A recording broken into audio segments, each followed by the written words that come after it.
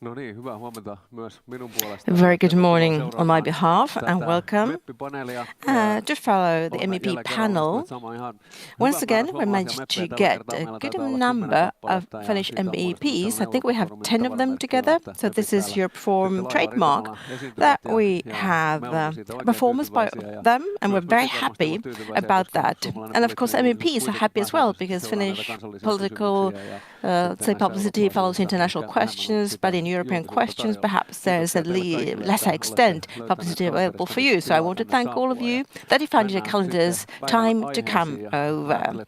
Let's see what is the topic of the day. Let's start with a lighter question, and then after that, you will get to tackle these things. So personal news first, and related to your own activities, tailor-made questions will be following after that. But then you will all get the chance to reply to the same questions. But let's start first with you, MEP Ville Niinistö, you're closest to me. Welcome to the MEP panel discussion. And the big news for you this summer was that you have been elected in the EU-Russia delegation as the chair of that delegation. Have you already started that? What does that entail? Yeah, head of the Russia delegation. I've been there for a year already by now. But the new task that I received was that it's the industrial committee that are the main rapporteur in that committee, the detachment of the gas of Russia, so all legislation related to that, and that started immediately. Head of the Russian delegation or the Russia delegation, I promote the dialogue with human rights and with the opposition of Russia and sanction against Russia so that we support Ukraine, the aggression will start and the threat to Europe will stop. And actually the gas legislation is one of the most concrete steps in legislation, and it's internal policy, the internal market, so it's majority decision-making process. If there's majority decision by the Parliament or Commission, so it will go through, and therefore no more fossil dependency on Russian gas anymore. So that's a historic decision, and therefore we'll start to negotiate that right when the term starts, so by October more or less, and the member state negotiations by November, and the legislation will enter into force at the turn of the year. Okay, very topical, important task. All the best and luck for you. It's not a light start, is it, as a first question, but it's a question of opinion. But yes, it was a good question. And also moderator did an error here, so that's quite good. Nice that you corrected that. But now we're on the map, and then our Sala. We actually have followed one PhD thesis together at the University of Turku, Center of Parliamentary Studies. You my students, and now you're in charge of the European Commission during Eurocrisis 2010, 2014, during Barroso Commission way back then. And one of the conclusions that you drew in the PhD thesis was that during the Eurocrisis, the political role of the Commission was reinforced very much. And you also raised the question related to democratic legitimacy, because the European Commission by nature is quite different from national member states' governments. Therefore, alongside with that experience, what would you say what has now happened with Ursula von Leyen's two commissions here? How has Commission changed? I'm sure the political nature has not diminished. That is Markus' understandable personal light questions to begin with. Right. Yes, it is visible.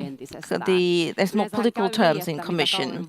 Quite often it happens the longer you remain the power, there's focusing and centralization of power, and for the line 2 is showing that, I would say. We can see that from Berlaymont, so that's main building Commission, 13th floor, there's a dictation of things. Only budget, on trade negotiations, and the European commissioners, of course, do march in front of the media. But I would say that budget proposal was quite of a von der Leyen's effort. I'm concerned in particular about that is still relying very much on the old framework, from cohesion to agriculture. And it's also packaged in a new wrapping, saying that member states will send money to Brussels and you will get an envelope back to Finland, and then you will distribute the funds. I'm concerned about this. I think we see more and more that the European Commission is holding everything in their hands, and there is no democratic legitimacy given to it. So the Parliament and the Member States must take this thing into hands so that we reinforce competitiveness and also our ground with new tools, with private funding, defense that is strong. And if you think of the US power, we will detach ourselves from that, and Europe will take its own sovereignty in its own hands. Okay, Aurasala, that's a light start from you, right? Your understanding, almost actually next question in your answer. Let's move forward. Eero Heinäluoma, you have a long history in politics yourself, and also in relation between Finland and Russia. You have been even target of critical discussion yourself with the certain views you expressed on Soviet Union, but also you have changed afterwards. Things have changed. Don't fear, I'm not going to accuse you here. No, but I'm talking about recent activities in European Parliament. You have been speaking about the eastern border should be reinforced here in Finland. You also have been spoken for the fact that European budget, you need to have funds directly to the border areas to be guaranteed. 1.6 billion, wasn't that the amount of money allocated to Finland? And it's interesting, I reviewed that after Brexit. I think it's Ireland that received similar crisis funding. It was not war, it was 3 billion. So therefore my question to you is that are you happy with the European Union view on the eastern border and the resources that are going to be provided for Finland? And to what extent do you think, when you were having discussions with your colleagues in the European Parliament, so how much did you need to enlighten them, to explain the situation here in Finland? Because we have this common borderline with Russia. Well, yes, about Nord Stream, a word on that. As Nord Stream 1 decision was made, I was in opposition myself. And then in the government, you had the Kokoomus and Centre Party and the Greens and Finnish Swedish Party. Nord Stream 2 decision was made. I was in opposition. And then the government had Kokoomus Party, the Coalition Party, Centre Party, and the Finnish Party and their predecessor. And then about the Eastern question, broadly speaking. I'm disappointed by the proposal made by the Commission. I'm disappointed that related to Finnish view and also other border countries. I was there to see when Brexit Fund was made available. Brexit was such a big question that there was a specific special facility created, those countries who will suffer from trade because Britain left Europe. And thus, that was part of funding given to Finland as well. But there's no specific facility to be created right now to help out the countries who are now heavily suffering from the aggression by Russia in Ukraine and the war. And this is a defeat to Finland because we are one of those who suffer the most. The government has been here rather, well, having low ambition level. They have not tried to apply special tools in order to get to the other funds, but they have had the starting point as to think of the current programs and to find criteria within the current programs to get funds through the current additional funds. But the outcome for Finland is quite modest, I would say, compared to the financial cost created here. Brexit for 5 billion, so this bill or invoice for the first countries in Europe in the front line is tenfolds as for the impact compared to Brexit, because trade is still continuing. My wish is to get some improvement, find the will by the member states and also the European Parliament.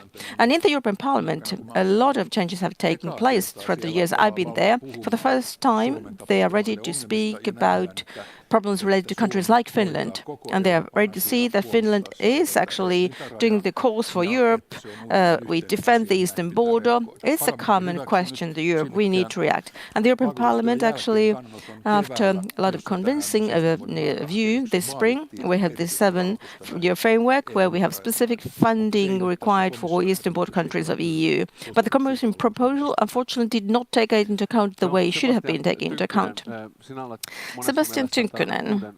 In many regards, you're a new generation political decision maker who in political communication has made an innovation, and you're present in the media and public differently compared to others. So very active on social media platforms yourself, and you create content. And when you're in the Finnish Parliament and now also in the European Parliament, and I have to ask you, as in Finland we have had this debate on you having 10 people assisting you, 9 in Brussels and 1 here in Finland. So first question to you, you need to defend all MEPs, because that is a question that is raised by Finns, because the standard in the Finnish Parliament is that one Parliament has 1 assistant. That's a maximum. And then you have somebody who is sharing 1 assistant. I think in the European Parliament, the average number for Finnish MEPs is 5 assistants, 4, or 4, is it? Okay. But Sebastian, I said you have 10. What do all these assistants do? And why in the European Parliament there are so many employees in your cabinet? What do you need more than in Finland? If you think of the work in the European Parliament, or I call it really the representation body in Europe, it's more work than you can ever do. We are 15 MEPs only from Finland, and we do that work for our country. We defend our country's interests. That's therefore, I would say, very little. And 1 MEP is almost like a minister plus a member of the parliament, if I simplify the role. When I was a member of the Finnish Parliament, ministers brought from government the proposals, and then we had a debate on that and a vote on that. But in the European Parliament, MEP might receive responsibilities to do reporting, a lot of responsibility, and you need to build that file yourself. And once it's finished, there will be a debate on that, and there will be a vote, and you're involved in that. So it's different. It's a double role if I compare to the task of a Finnish member of parliament, and therefore you have plenty of work. A lot of meetings, much more meetings, because everybody wants to meet. We're only 15 MEPs, and we need to do touring, so endless work. But if I go now to the size of the cabinet, each MEP has per month about 30,000 euros to hire people, and it's up to the MEP themselves how to distribute that fund. I personally have considered that in this work, as I said, there's plenty of the work, we will use taxpayer money so that we get much resources as possible. Many people might say, but you can't have qualified assistants with that money, but all the assistants I have higher wages that those who assist Finnish members of parliament. Also, the recruitment process that I use is such that all Finns have the possibility to apply for a job, no matter what the political parties they represent. I don't see that. I have an aptitude test for the best of the applicants, and then I try to get there this way to the cabinet the best people, the most competent ones. And many of them actually go forward. They go to traineeship. They have actually one of the persons who had the training is now a special advisor to a minister. So ever since you are having a traineeship, and these people work hard. Thank you for that. And then let's have another more informative round of questions, and let's then move on to questions where you might have differences in views. Well, the task of Europe Forum is to also, so to say, civilize people, explain about different things related to the European Union. And one important question that Finnish people need to know is that how are representatives in the European Parliament, what they do. So therefore, next round of a question is, could you briefly tell us in which committees you are? And of course, people are interested to know that as you can't be expert in all questions, you don't have the time to do everything. Which are the most important political sectors and questions where you use most of the energy and you try to do something about? So, Sebastian, could you start? You're first here. Go ahead. Well, in the Finnish Parliament, I was in the Foreign Affairs Committee, and that was also my task. I want to be there here as well. It has a lot of, I would say, older retired party leaders who be ministers of foreign affairs, and I was the only Finn, sort of basic MEP who got to that from our group. So there was a bit of a sort of a, can I enter it? Yes, I'm a member now of the Foreign Affairs Committee. So it's international global questions, geopolitics, supporting Ukraine, and enlargement of the EU. So these are on my agenda, and I really appreciate this. I'm in this committee. There's another committee as well, which is LIBE, which is the internal questions, and you might think of these questions, very important for me, civil liberties, justice and home affairs. If you think of third countries, a lot of people arriving to Finland from third countries, and we must tackle this. We need to have immigration policy that's more responsible on the European level. So I can do that work here. So I like these committees where I'm in. And then Eero, please. Yes, I'm in 3 committees myself, and there's one in the financial sector. So it is all about EU policy, funding policy, economic monetary affairs, and taxation matters as well, and bank legislation, and European Central Park oversight. And I've had several responsibilities in the money laundering legislation, questions over the rapporteur. I'm also in stock exchange legislation, representing the group and involved in negotiations. And the financial sector data handling, what type of data can be collected around about people, how the data is being used. I'm also there, one of the negotiators. And there are also a couple of other roles that are responsibilities I have.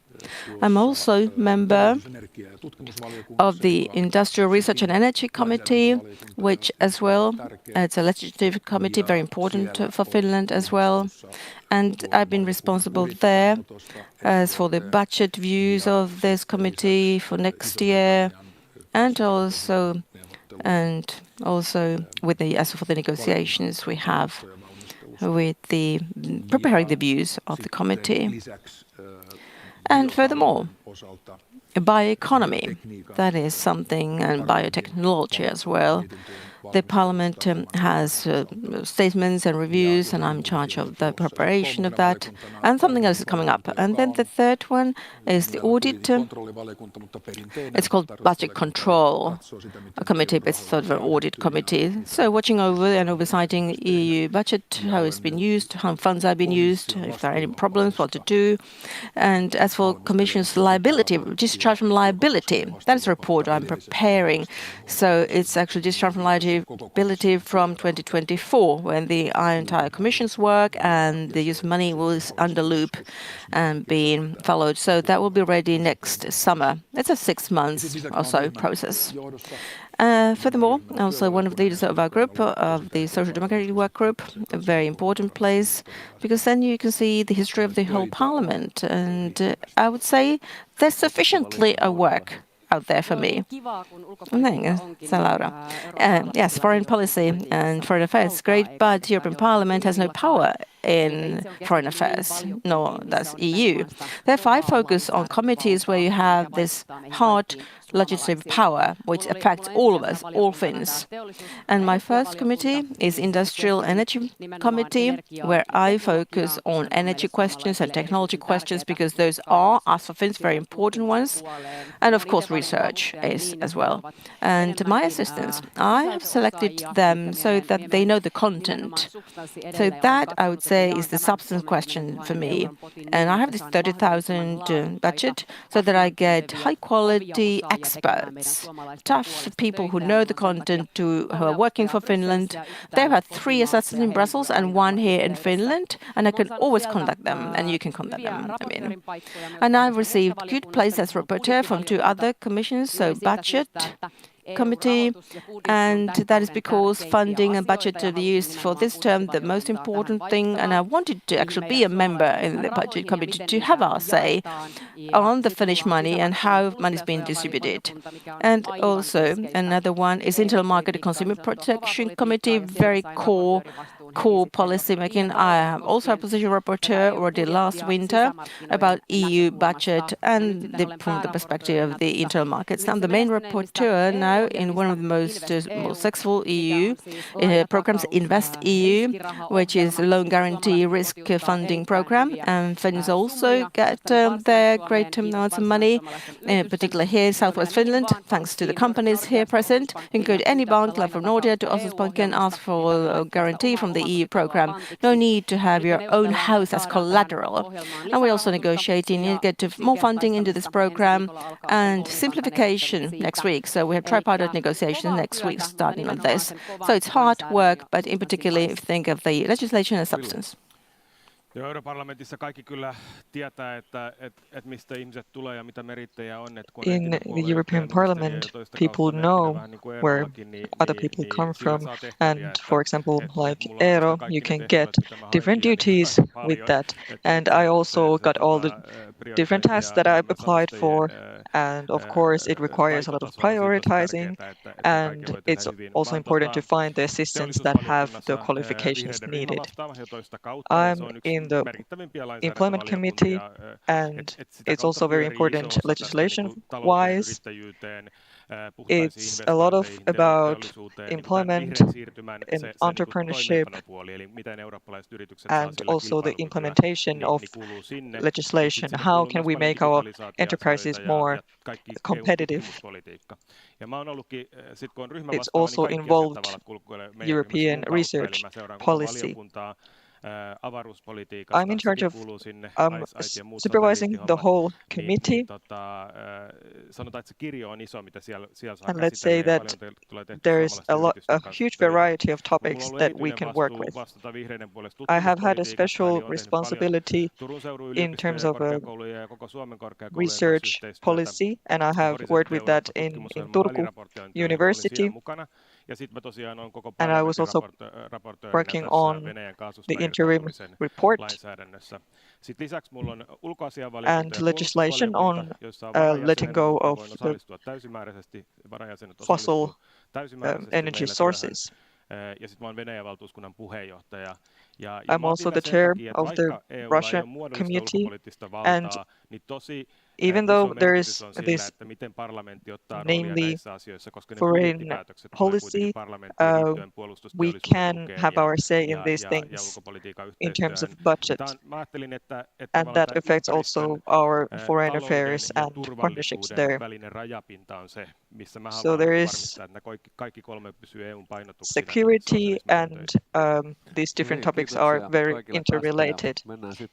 Okay, thank you everybody. Let's now move on to more questions of this more substance. Let's start with Ukraine. As long as we have had these forum, this is the 8th one. We have always been in some sort of a turning point. I think that's a very basic thing for the European Union, that there are these turning points. But now after war's aggression on Ukraine, I think the turning point is even more clear. When we're talking about war between Russia and Ukraine, what's the role of the EU and how can we deal with this conflict? That's very important also for the European future. So my question is related to this. How do you see the situation in terms of Ukraine? And I myself have thought that there's a lot of risks involved in this for EU, and especially when thinking about how can we make peace in Ukraine. We also need the kind of solution that would guarantee Ukraine's sovereignty and integrity. But then if we think about the other party, Russia, then they have very different goals. And since 2014, Crimea has been part of Russia, and they have basically already decided that they will also add other areas of Ukraine to Russia. and they would like to have connection also to Crimea. So how realistic is it to think that we would have the kind of peace agreement after which Ukraine would look the same as it did before 2013? And also when thinking about these different areas, what does this mean for the EU? If Ukraine needs to give up part of its lands, what would it mean? We, for example, have these coalitions of the willing, and the EU is also guaranteeing maybe the kind of peace that's decided by other actors, for example, Trump and Vladimir Putin. Let's start with Aura. Thank you. I'm also reflecting this from the EU point of view. It's very important for us that we have NATO, and then we have the EU, and then we have, of course, a collaboration between these two. In our committee, we want to emphasize that we need to ramp up the defense capacities of the EU. We need to take this into consideration in terms of budget. We also need more funding for the defense industry. We need ammo in different forms, especially the hard ones. We also need Germany and France to be active. We need the Great Britain, and we also need other European countries to strengthen the sovereignty of the EU. We cannot rely on the fact that the US would come and save Europe from this situation. We need to defend Ukraine without the help of the US. And we need to get there as fast as we can, even though we know it's not easy. And what the EU can do is to strengthen the mobility of the defense forces. And of course, these are things that happen in the long term. We need high tech, and we have seen that Ukraine is the leading country in terms of drone technology, unfortunately because of this war. But we need these things. Also, conventional threat and conventional war has not disappeared anywhere. Finland is really good at it, and we can also strengthen our own military forces. And as the last thing about the security guarantees, we can't really say anything about the security guarantees. They need to come from Europe. I would like to see Ukraine as part of NATO, but as long as Trump doesn't support it, I don't think we will see Ukraine in NATO. But I think Ukraine also should be part of the European Union, so that we can't really defend Ukraine maybe the same way as a military alliance, but we still need to back them up. And when the countries in the Balkan area are ready to enter EU, they should be let in as well. This is how we can secure whole Europe. I would also like to add that this situation is not seen the same in Spain, Italy, and Ireland, but we have the know-how here in Finland. And I think that's also what we try to express as MEPs. The European Union needs to support Ukraine in order to reach just peace. We can support Ukraine both directly and through the EU. We cannot sit on the table where the peace agreement will be made, because that's something between the parties that are in war. And of course, there Ukraine needs to define what it is that they want and need. And of course, we can support then Ukraine's approach. And of course, we need to take into consideration what are the terms that are acceptable for peace in Ukraine. From our point of view and from Ukraine's point of view, it would be good to reach peace as soon as possible. After the aggression started by Russia, we are in a situation where we talk about peace, but the war has been going on for 3 years, and for the first time now, we are talking about actually peace agreement for the first time this autumn. So the atmosphere is changing. At the same time, the situation is still very difficult. For example, this week, Russia has attacked Kyiv very hardly. There is a lot of civilian losses, and I think it tells quite a lot about the nature of this war. Then about the factors that affect this situation. First of all, Ukraine itself. How will Ukraine handle the situation? Will the Ukrainian men fight? That's one factor. And we hope that Ukraine still wants to defend itself. Another factor would be military capacity and military aid. The US policy on this has changed very radically in a very short time. Last autumn, we still had Finnish experts who said that there is no substantial difference between the president candidates in the US. It doesn't really matter whether it's Trump or a Democrat. The foreign affairs policy will remain the same, and we can now see that that's not the case. However, we cannot, not as Finland or as the EU, we cannot really replace what the US does. If they choose to just not take responsibility, there's not much we can do about that. So we can conclude that we cannot be as dependent of the US as we have been so far. We need to build a stronger economy and also a stronger defense capacity so that we can make sure that we can take care of ourselves, and in addition to that, we can support, for example, Ukraine.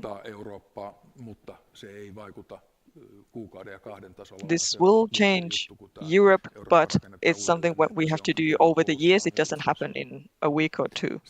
And Ukraine needs to be able to defend itself. Sebastian, this is actually my favorite topic.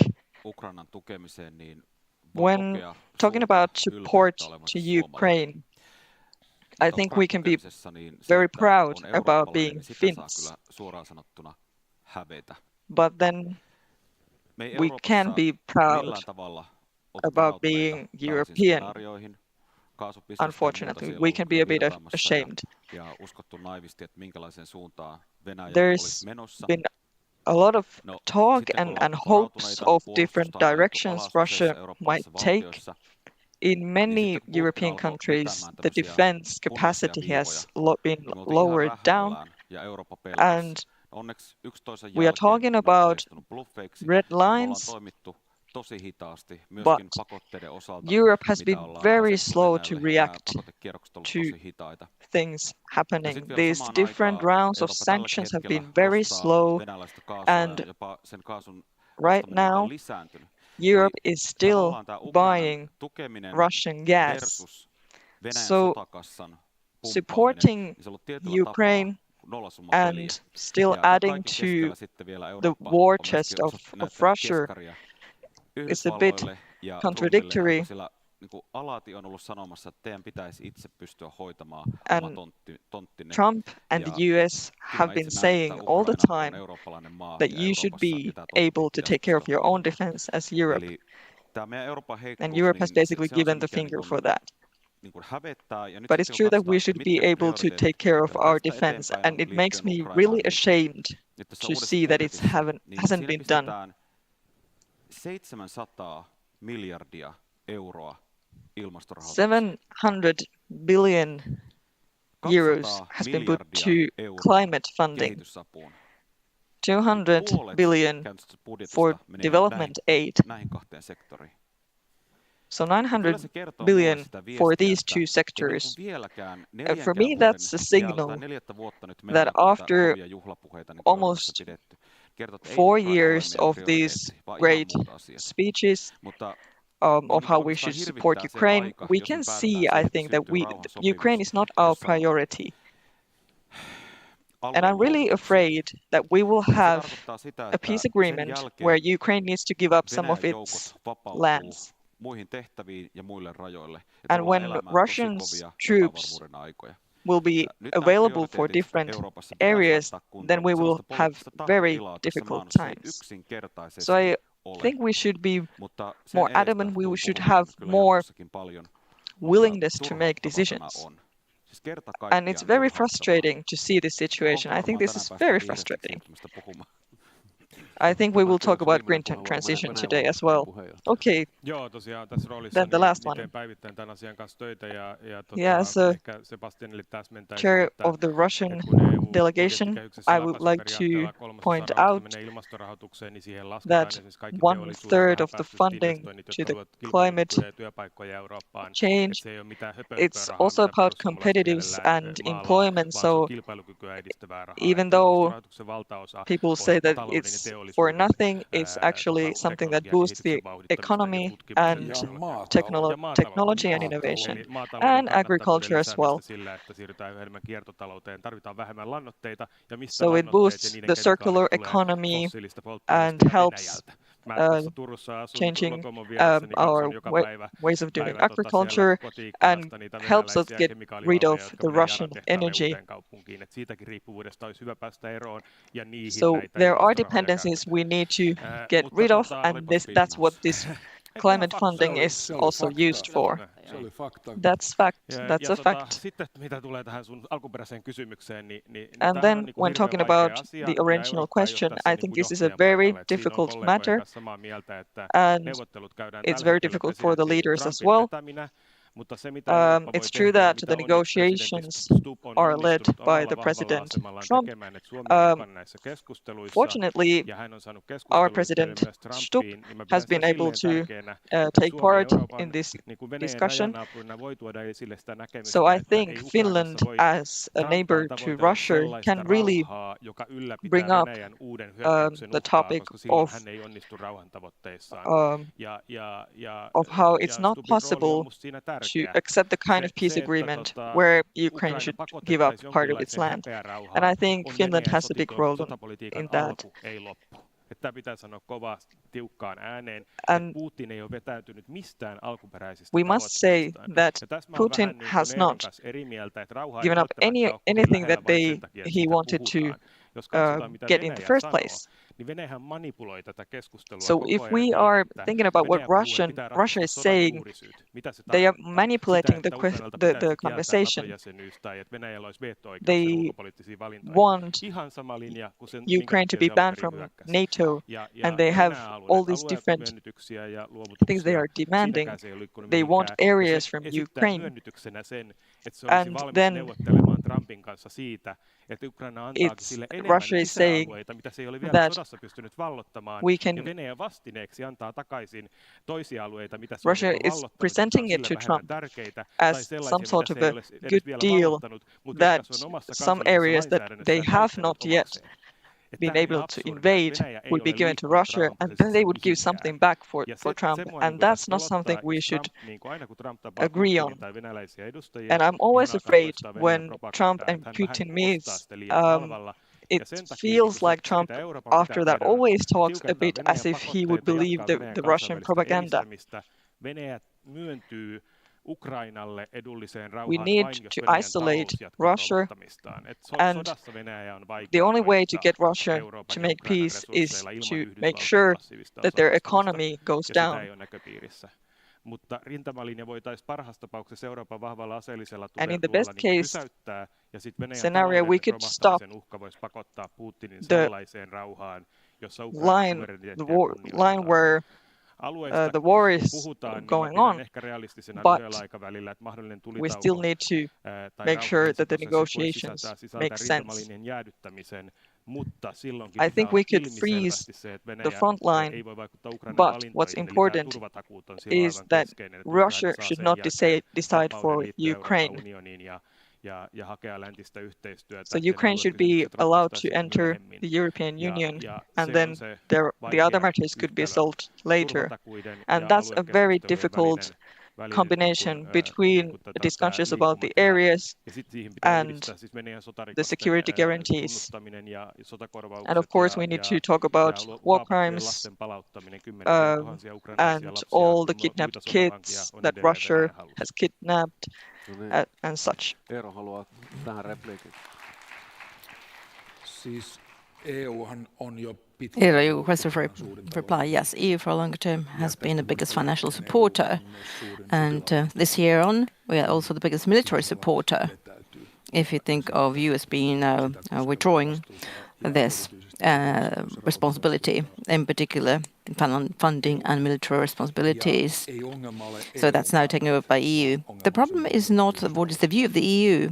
It is a change in the US. And there we have to think clearly about this.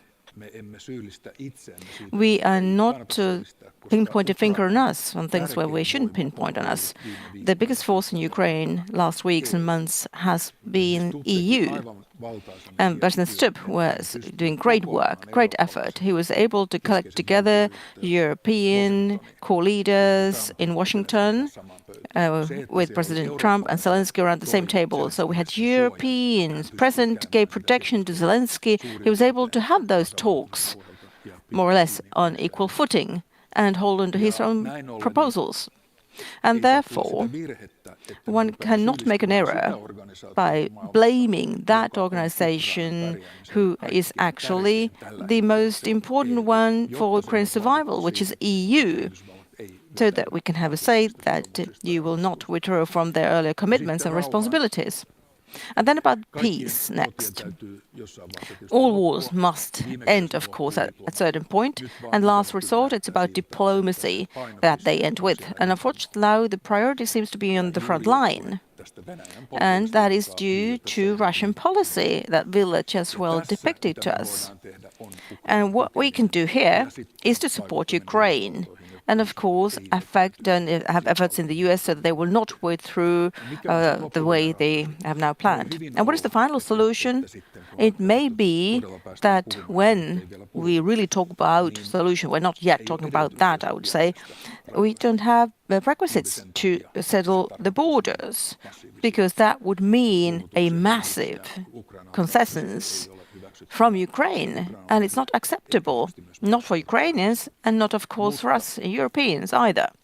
But even after that, there's still the question that remains.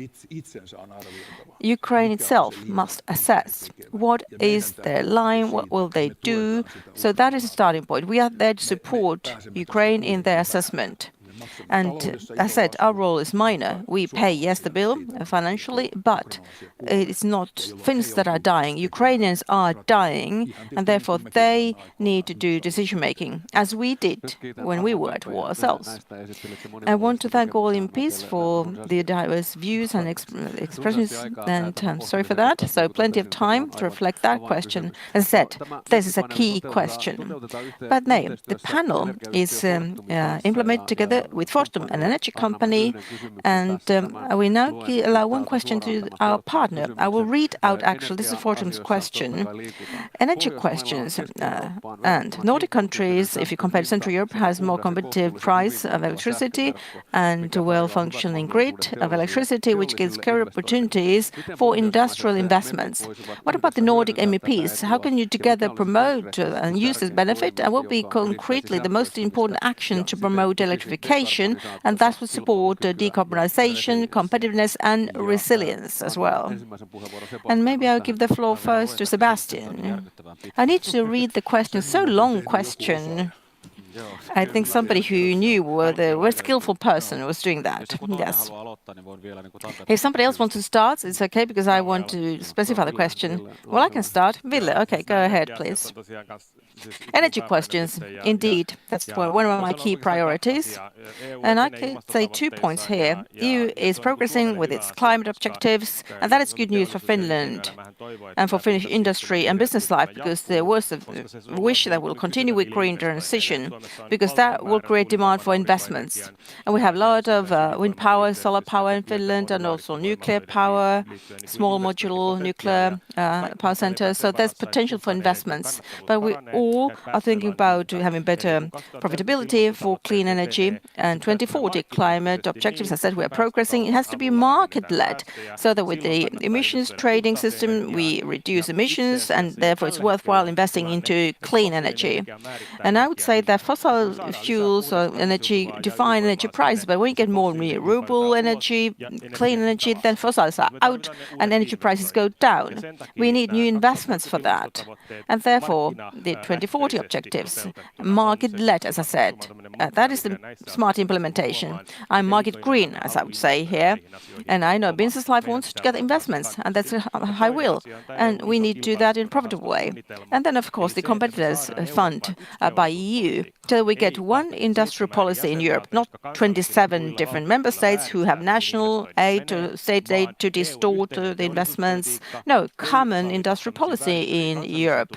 Don't give room for any distortion at the national level with aid, but that there are investments in energy that are a huge one with grids, distribution grids, speeding up processes that we don't have bottlenecks for new investments. And furthermore, you need to, let's say, see clusters that produce carbon neutral steel. That requires wind power investments. And thus you have electronic green hydrogen with that. So these are the clusters that need to be incentivized through this. And they should be, of course, tendered. Then I would say Finnish industry will do well.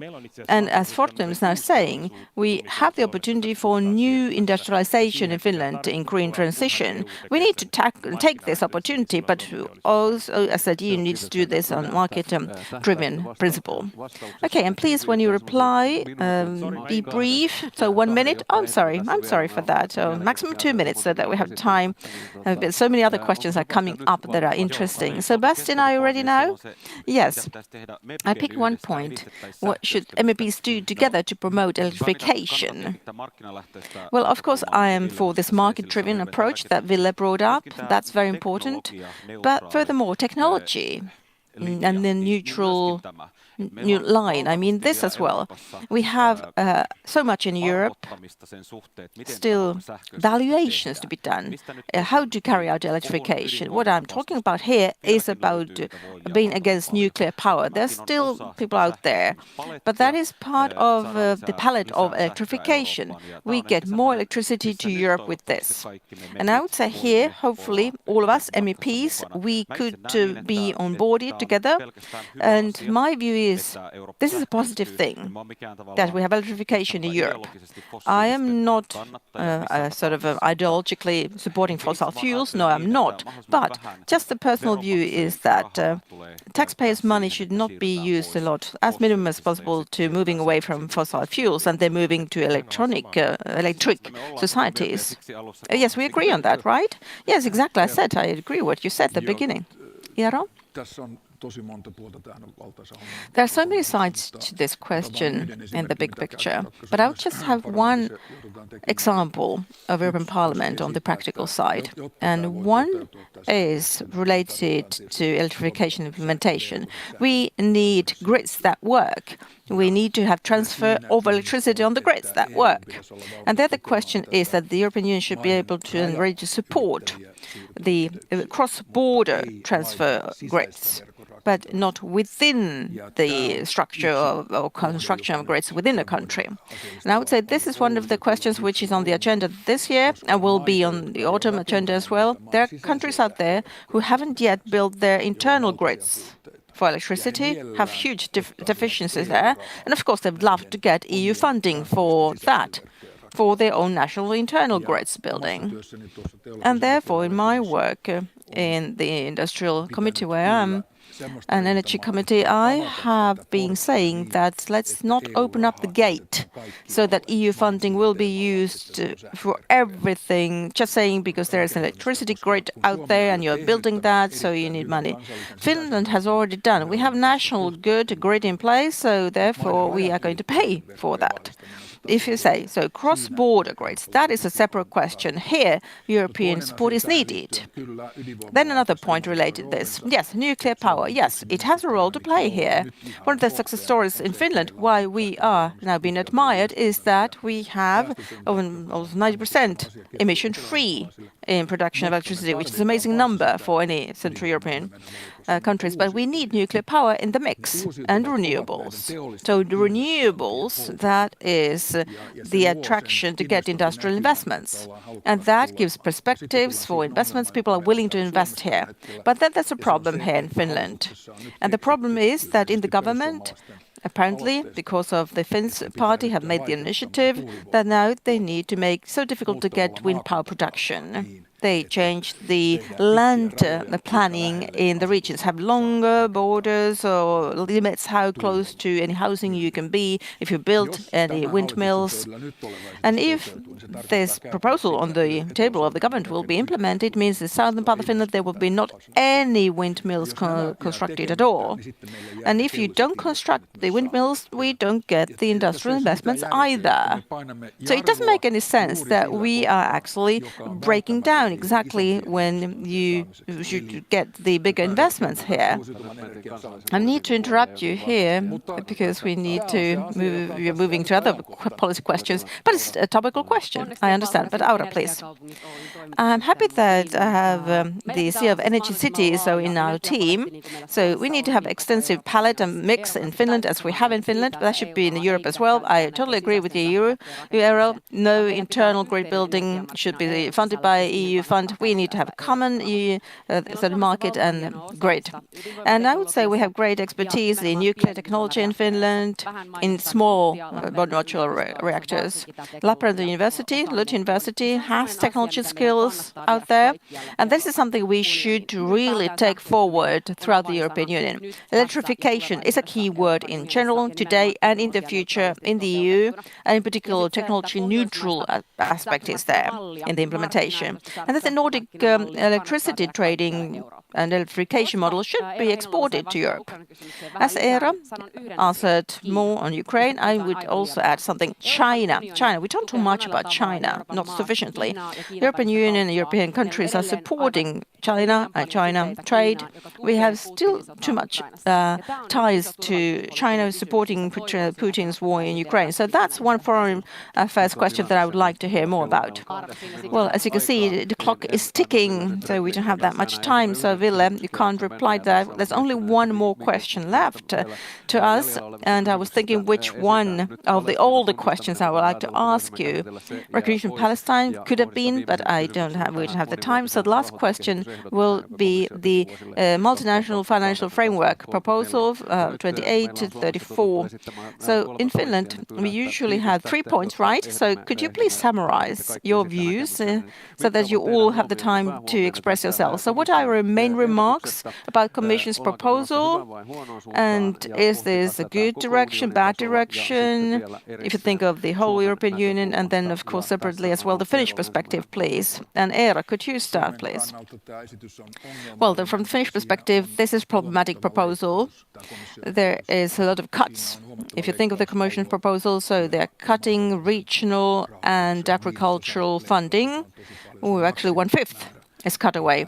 That's the maximum amount that the model can be actually cut off, so they're doing that. So there are a lot of risks involved.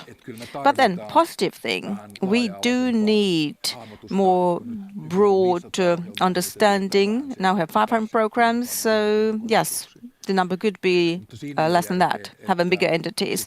But it does not make any sense to waive the common criteria. If you think you have European funding that exists, then you have to have common criteria how to use that funding. Now, the Commission is proposing that it's up to, well, sending the money to Brussels and the governments get back the money and then they can distribute the money they like. No, I don't think there will be any development taking place. But for us, it's the eastern border of Europe that's the main thing for us, the whole border. So absolutely we need take into account the difficulties we've seen because of the war. So we need eastern border program for the eastern border of the European Union. And it would make sense that the Finnish government will talk with the Baltic states and Poland and other EU border area countries so that this facility or support to think could be created. As we said, for Brexit, we saw one. So there was a program of 5 billion, as I said. But now, what the Commission is proposing is targeted money transfers within a certain framework. Of course, it has relevance to the border security, but it is still too small compared to the need we have. In Finland, nobody has said aloud what would it cost for us the war to continue. But it's not billions we're talking about. We're talking about here tens of billions. So therefore, as this is a community, there's a country that is in difficulty. But then, as said, we are doing things for everybody as we are. We just happen to be in the borderlines. Then the costs need to be common. We need to be brave and say this aloud. So that everybody has the floor. So I need to interrupt you. And Sebastian, could you please take the floor and say your reform, of course, will continue. Eero, you will still have the chance to specify your views. I'm sorry for that. I usually give the floor to government. I'm having the habit and the courage to also sometimes be quiet. I think, yes, it's an appalling proposal as for the budget. In practice, we have 1 billion of budget to 2,000, so that's 2,000 billion. It's huge, huge growth. And if you think of any person preferring that national states would have decision-making power. So this type of development is very concerning for us, alarming, because the money, the concrete money, there is also the power. And now funding will increase so much. From the Finnish perspective, yes, there were critical remarks made already, but I want to say that the EU budget, the great aid will be that Finland is also a net payer. So in the future, we will lose more money as well. So if this is the development, and that's the case right now, I'm concerned a lot about this. And within the budget, there are certain prioritizations as well. So security inputs, eastern border inputs, supporting Ukraine versus these secondary targets. So there's no balance here. And I said earlier some numbers, 35% climate funding, and Ville has been there, small parts of that are there to support also Ukraine. But these are small proportions. The total number is 700 billion. So priorities are not correct. And as they're not correct, there's massive budget there. So Finland, EU is not good news. Okay, we need to continue. And body language of Ville, I see you want to reply, but please just focus on your remarks. Well, general remark. Europe cannot be seen as a zero game if you think of the budget. We need to see what is happening around us in the world, how we promote our own values and well-being, democracy, human rights, sustainable development, economy, security in this world. And that means that EU budget has to grow. It has to have a priority on the future inputs, skills, knowledge, technology, instead of preserving funds. But if this is the way to go, Finland is going to get things from Europe directly. I mean, money flows. We get from research funding 70% more than compared to the payments we make. If we have increased their companies here in Finland, we'll get more money compared to the current level. Furthermore, it's also beneficial as that there's more competitiveness. We need to have competitiveness in Europe. Ukraine is supporting Ukraine, and efforts in research and development, and also more extensively we need to see defense industry and security inputs as well. And I would say that the EU budget is 1/15 of the US federal budget. So we're not going to federal approach, but it just explains you if you want to be in global competition with China and with USA. So research efforts must be out there. 2.2% of GDP in research, China's 4, US 4, South Korea 5. So how can we the forward in technology if we have 50% less funds? And then Aura, last person. And Aura actually is going to start in 2 minutes the next panel, so you can leave immediately after you have replied. Yes, this budget is not ambitious. A huge amount of it is for COVID to recovery interest payments. So the recovery of COVID pandemic interest has to be paid. It should be loan-based, not direct aids, but guarantees for loans, risk sharing for profitable technology green transition projects. And this budget should also focus on security and defense. And it's not enough what is seen now. And as I said, the national envelopes, that's very sad. Cohesion funds, agriculture funds therein. Finland was moved back money first to Finland and they give it back. And as I said, we need to distribute our own funds. No. This is a proposal by the Commission now. The negotiations start and the Finnish MEPs and ministers play a key role here in order to see that we get more inputs into technology, green transition and security and Ukraine.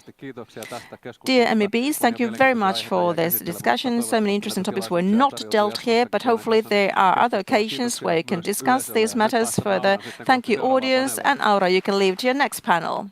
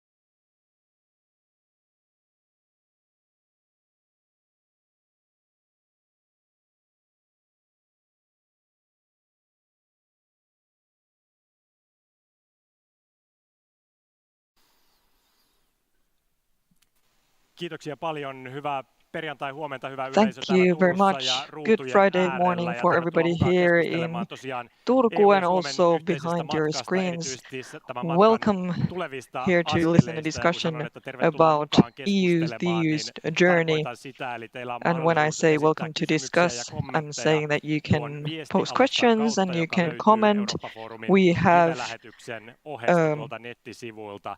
Tämä platform Slido- tai on Slido-alusta Yle siellä. Side. Seuraa It's the sitä alustaa Slideview ja platform, and poimin there sieltä you can kysymyksiä comment and mahdollisuuksien also mukaan. post questions. Kaikkia And I tuskin will ehditään, mutta also parhaani tietenkin teen. present these questions here as much as I can. Komission johtava varapuheenjohtaja Henna And Virkkunen, here we tervetuloa have minun puolestani. Hyvää the huomenta. Executive Vice President of Äskeisessä the paneelissa, European Commission, meppipaneelissa Henna lavalla Virkkunen. aloitettiin Welcome also on kevyemmällä my kysymyksellä, behalf. niin mitä kuuluu tänä perjantaina? So how are you? Ihan That would hyvä be the kuuluu first tietysti, question. kun saan olla täällä Turussa I'm ja doing quite perinteisessä well. Eurooppa-foorumissa, Now that I mikä can on be here in Suomessa varmasti Turku here, Eurooppa-keskustelun se taking kaikkein part in the tärkein Europe Forum, vuosittainen which is the most tapahtuma. Ja important todella nyt elokuussahan event for this Euroopan type of unionissa on discussions here in vietetty Finland. lomakautta, mutta ensi viikolla We sitten have kyllä had our taas holidays kokoukset in käyntiin the Brysselissä. EU, and next week we will have our meetings again. Great.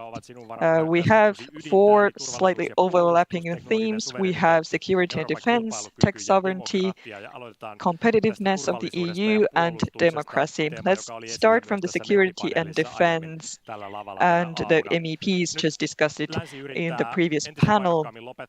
Now the West is trying to stop the war of aggression of Russia to Ukraine, but in all the scenarios it seems like Russia will take over some areas from Ukraine. So it looks like Putin will achieve his goals in Ukraine, at least to some level. and it seems to be the most dangerous situation for Ukraine and also for Finland and the EU. So if that would happen, what does it mean for Europe and the EU? For the EU, the Ukraine situation is, of course, the first priority of our defense policy. The most important thing is to create a strong situation from the Ukraine point of view. We need to support Ukraine in terms of military support, and we will need to give funding. But of course, Ukraine is the one to decide the terms of the peace in Ukraine. The situation is dangerous, and what's even more important is for the EU to improve their own defense. And at the same time as we support Ukraine, we need to ramp up our own defenses. Do you see a scenario where Ukraine would not lose part of its territory? We think it's Ukraine's decision, so that Ukraine should also make the decision from a very strong basis, and it should be up to Ukraine what are the terms of peace from their point of view. Ukraine is fighting for its independence, has been fighting for it for 3 years. People have lost lives, so of course from the Ukrainian point of view, it's important to make this decision on a strong basis.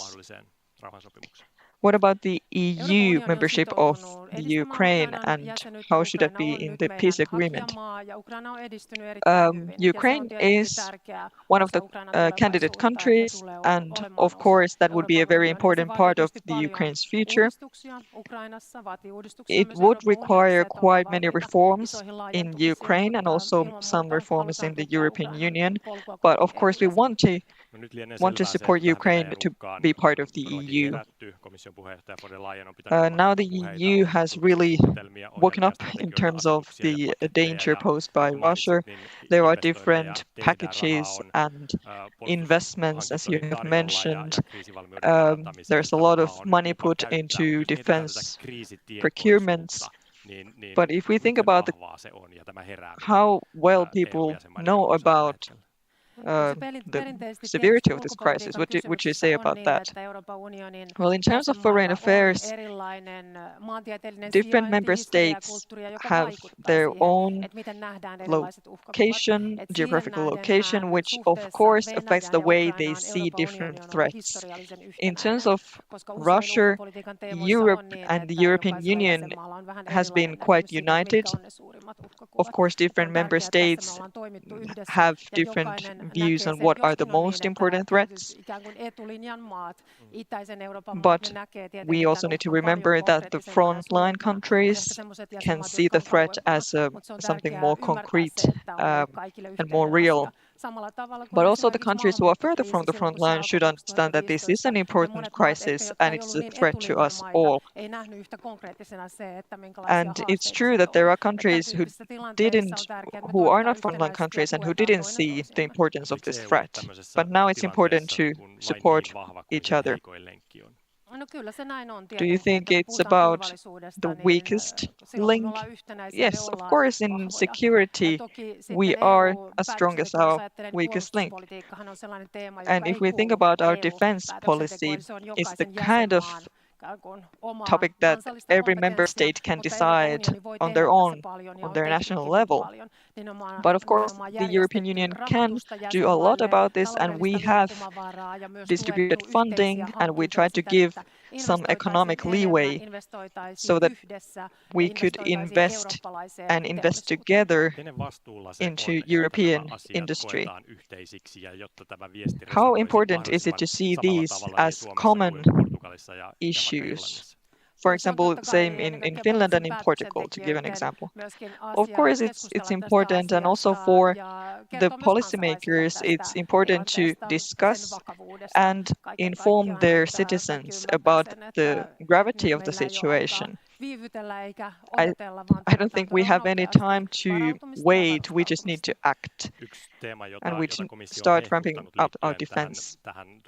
The Commission has said about defense, and one of the things they have prioritized is taking away all the bureaucracy that's unnecessary. What does that mean? We have two themes. We have this competitiveness of the EU, and then also strengthening our defense. And everything is connected to bureaucracy, and we are trying to decrease unnecessary bureaucracy. In terms of defense, we have presented this simplification package that would have to do with the investments of the defense.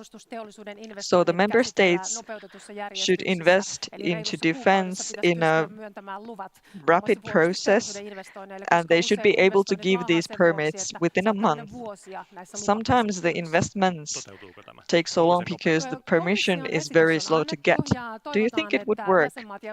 Well, we have given the proposal from the Commission, and now we hope that the member states will discuss it quickly. What else would you comment on the Commission actions to ramp up the defense? What has the Commission done and will do?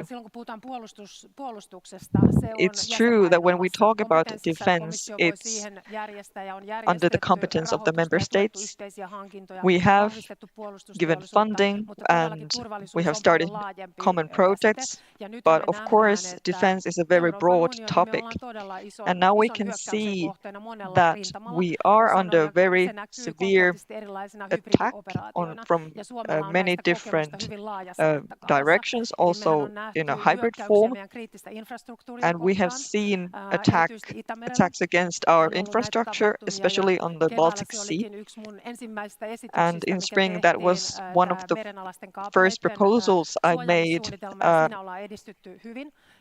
I proposed a plan to protect the undersea telecommunications cables, and that has progressed quite nicely. We also need more collaboration in terms of interchanging information. And we need to create a common idea of the situation and protect our infrastructure. Also, migrants have been used to pressure different states. For example, Finland has been targeted like this. And we are facing very massive cyber attacks all the time. So we have also enhanced our collaboration in terms of cybersecurity. So we see that the European Union is under a massive attack in many ways, and many things can be used against it. Not to mention the democratic processes. I think we will get back to that. But during elections, the member states are under very heavy attacks of disinformation, which is targeted to manipulate the elections. So there are different measures that have also benefited Finland. Eero Heinäluoma said in the panel that there's no special instrument that would support member states that have suffered from the war of aggression of Russia, for example, these hybrid attacks targeted to Finland. What would you say about this disappointment? Well, this is one of the reasons why, now that we have made a proposal for the 7-year financial framework, we want more flexibility for this financial framework because it's quite tight. The budget is made always for 7 years. It was adopted in 2020. Then we didn't know that there would be a pandemic. We didn't know about the war of aggression, and there's a lot of new crises piling up, and there's really no flexibility in the financial framework. And that's why the budget of the Commission for the next 7 years is much more flexible for these type of situations. Because it might be that in 2030 we will have needs that we cannot even see today. Actually, von der Leyen is in Finland today to meet Prime Minister Orpo. What's the message that the European Commission wants to send to Finland? Finland, in many ways, is an example on the European level when we talk about security and defense. People want to see the Finnish model. Here, the authorities collaborate, police, customs, and different authorities work together in defense. So the whole society participates in defense, and that's a great strength for Finland. It's also the kind of model other countries of the Europe appreciate. We also need daily reports on what kind of measures have been taken in different states. Finland has a long border with Russia, and of course that's also one of the reasons why Finland is important to defense. We have also increased the budget in order to support the countries that have a long border or a border with Russia. And the message that the Prime Minister Orpo wants to send to Commission is security at eastern border, infrastructure, and so on. Is this recognized in the European Commission?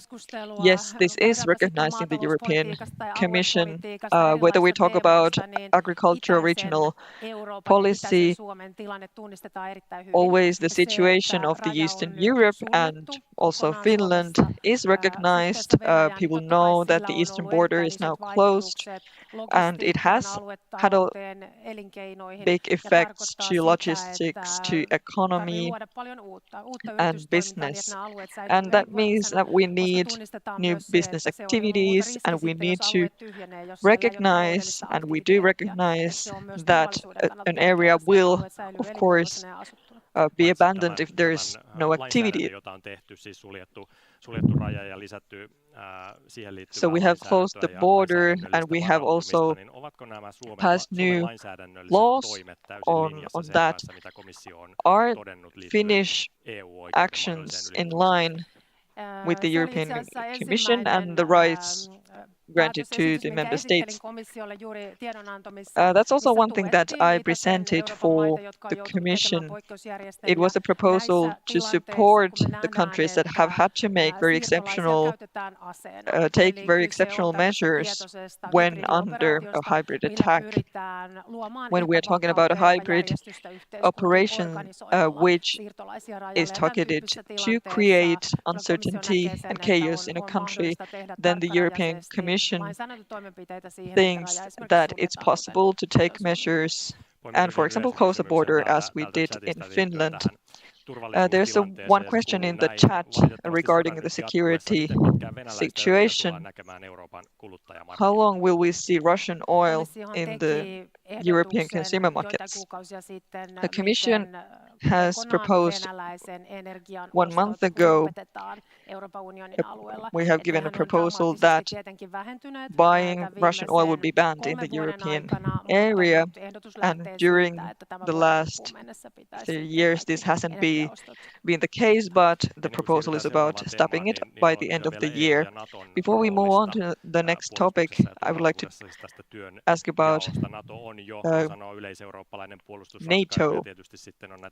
NATO is one of the solutions to defend Europe.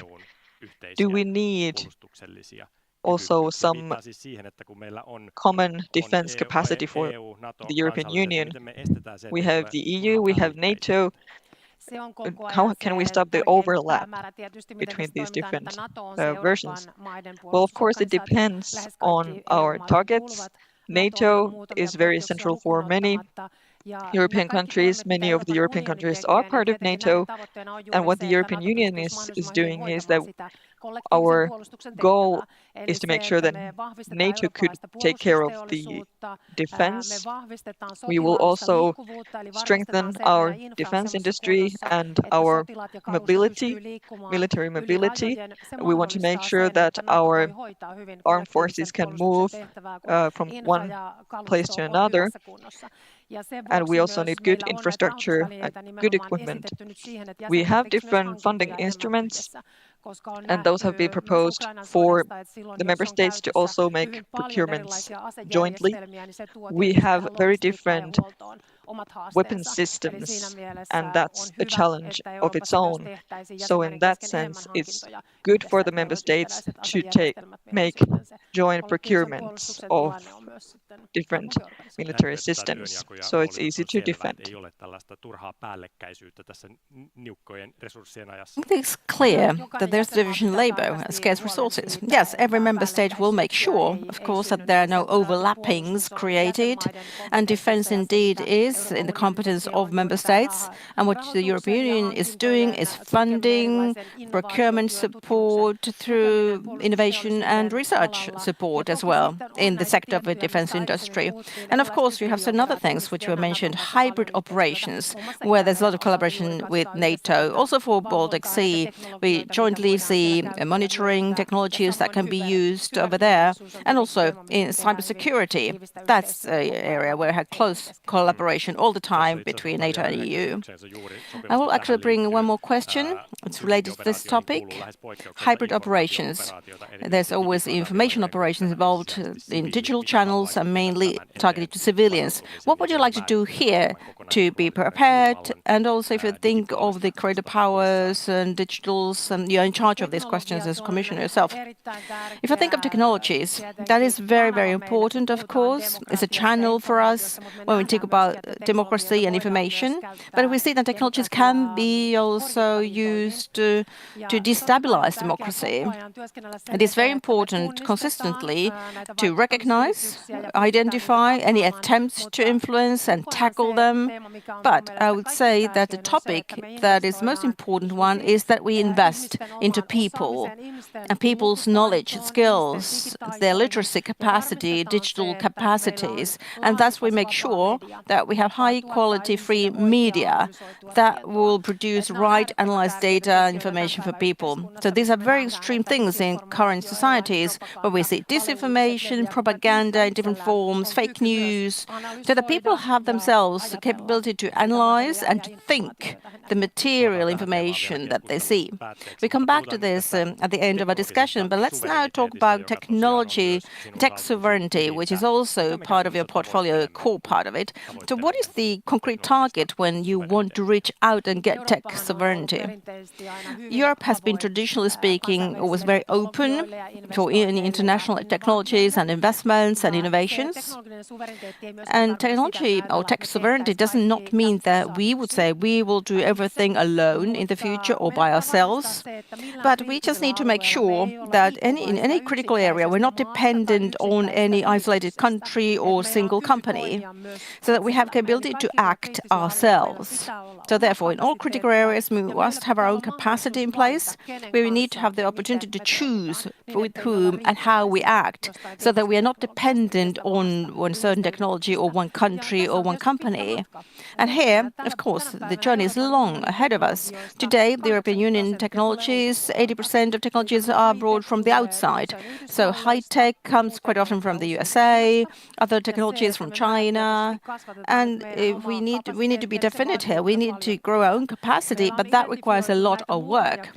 We have identified certain critical technology areas which are highly critical, where it's important for us to have our own skills and capabilities. That's AI, quantum technology, and microchips. And here, there is in particular work carried out. That there's an assessment going on all operations from the security perspective, and financial security being part of it. I'm sure here many people work in offices, and if you open up your laptop made in China in the morning, you pick US software, and tech sovereignty does not mean that in the future it's a European laptop and you have European Word or PowerPoint on it. Nearly all operations are not critical operations, so to say, in the same way, but you always need to have the opportunity to choose from and the opportunity also to get options and alternatives. And currently we're doing assessment work on which are the critical systems, but it is important as well to give more visibility to European options. We quite often do have European companies working in the same sectors, but they are not just that known. In particular, there is now work to do for public sector, European Commission, municipalities. When you do procurement in technology sphere, also promote European innovations through procurement, because we are large unities that procure a lot with billions of euros annually. Different IT services are procured, and where you purchase all that matters for the future competitiveness. We already referred that Finland has its own strengths also in this sector. So how would you describe the Commission's view of the knowledge and role of Finland? Whenever we talk about technologies, of course, Finland is in Europe and globally also in the top in many sectors. Within the EU, quite often, Finland, Sweden, and Denmark are differentiated for the fact that we have very highly digitalized societies. It means that we have a lot of ICT professionals, and also citizens have great skills in technology, and that is very important in today's world, in corporate life, so that also public sector can change these services into more electronic services, and people have capacity to use these services and further develop the services. So all critical areas that I mentioned before, microchips and quantum technology, AI, in all these sectors in Finland we have plenty of high quality expertise. If you think about a common denominator here, so Finland being 30 years in the EU, so therefore it's part of this path that we have seen the top of our technology development being Nokia, and those great years we lived, we had a glorious past. Is that a pro or a con if you think of the future world and how we can prepare and respond to the future? Yes, of course, Nokia's growth led Finland forward, in particular if you think of technologies and ICT skills, number of skilled people who were trained in the sector, but also that means the skill level of citizens as well, how technologies became part of our everyday life in Finland, and we use that daily. So yes, it did promote Finland and made it progress, and it's also a good foundation for future innovations. If I think about, for example, microchips, the next important step in Europe will be the fact that we are able to design and produce AI-required developed microchips here within the European Union. And of course, Finland and Sweden being two countries where you can find majority of the skilled people who are able to design such advanced microchips. So that's related to mobile technology background. One more topic related to tech sovereignty. Paying and e-payments, is that part of a priority? Currently, we are evaluating all of the sectors from the perspective of seeing the risks involved. And we assess also security aspect, but also financial security aspect is taken into consideration. And being prepared, we need to prepare in all sectors. We see that quite quickly, if ever there's a crisis, so payment transfers is a very critical area. How can you handle that, arrange things? Because everything is so electronic today. One potential thing that could be for an ordinary EU citizen is DigiEuro. It's a project has been going on for a long time, and you have worked on that. So when do we have digital euro? Hopefully as soon as possible. The negotiations are ongoing still. The European Commission has made its proposal years ago on that, and the legislator, the European Parliament and member states are handling the question, and hopefully we get progress. Let's then move to European competitiveness, and let's start from the same approach that we already had last. So euro, how attractive is euro and Europe as investment area to reinforce the competitiveness here and ensure funding and make sure that Europe is an attractive area for investors. Now, in the US with President Trump, there have been different political and financial economic policy movements that have to perhaps debate on weaker dollar, and now that investors have more will to invest somewhere else than in the US. Of course, no fundamental things have not yet happened at all, but there's a tariff policy in place. The independency of the federal bank is being tested. Apparently, members of the board, or there's one member of the board who they want to terminate. So there is a budget to debate on. So a lot of things are happening right now that at least causes reflection for investors. So if you think of this bubbling under and these reflections, can that have an impact on euro and status of euro for investors? And if you're a bit shellfish here, do we get a chance here? Europe is quite often seen very boring and slow and bureaucratic. And that is partially true. It is important here in Europe to make it faster, more agile from the corporate business perspective. But on the other hand, we also see that being stable and predictable, these are very important factors in today's world, but there are so many uncertainties out there. So the European Commission considers we need to see how active all world countries want to have trade agreements with Europe, because we see that European Union is reliable and stable trading partner. So also from the perspective of the investors, Europe is quite a bit slow, I said too slow, but if you think about investments, but it's stable and predictable at the same time with democratic institutions in place, and also for the investors, you also have certain protection for investors that is in place. So these are all very important factors, and we feel that Europe has its strengths here. But if you talk about how in Europe we have for investments available funding, here there's a lot to be done in Europe for funding. This spring has made this even more visible, that is my opinion, that Europe has everything it takes to be strong and competitiveness. We talk about new technologies. So here we are creating startup companies, actually more per year than in the US. But if you think about scale-up, 8% of scale-ups are in Europe and 60% in North America. So that shows to you that in Europe we have top research, very strong science knowledge. A lot of promising startups are created, but far too often when you want to grow your company business, you have to move over to USA to get the funding over there to grow fast. And that is where the European Union needs to be working hard so that we get better prerequisites for the companies to grow. If you think furthermore from the investor perspective, stability and predictability are important, but there needs to be something to invest into. So European Commission has on the agenda some creation of new investment instruments. What are you doing there?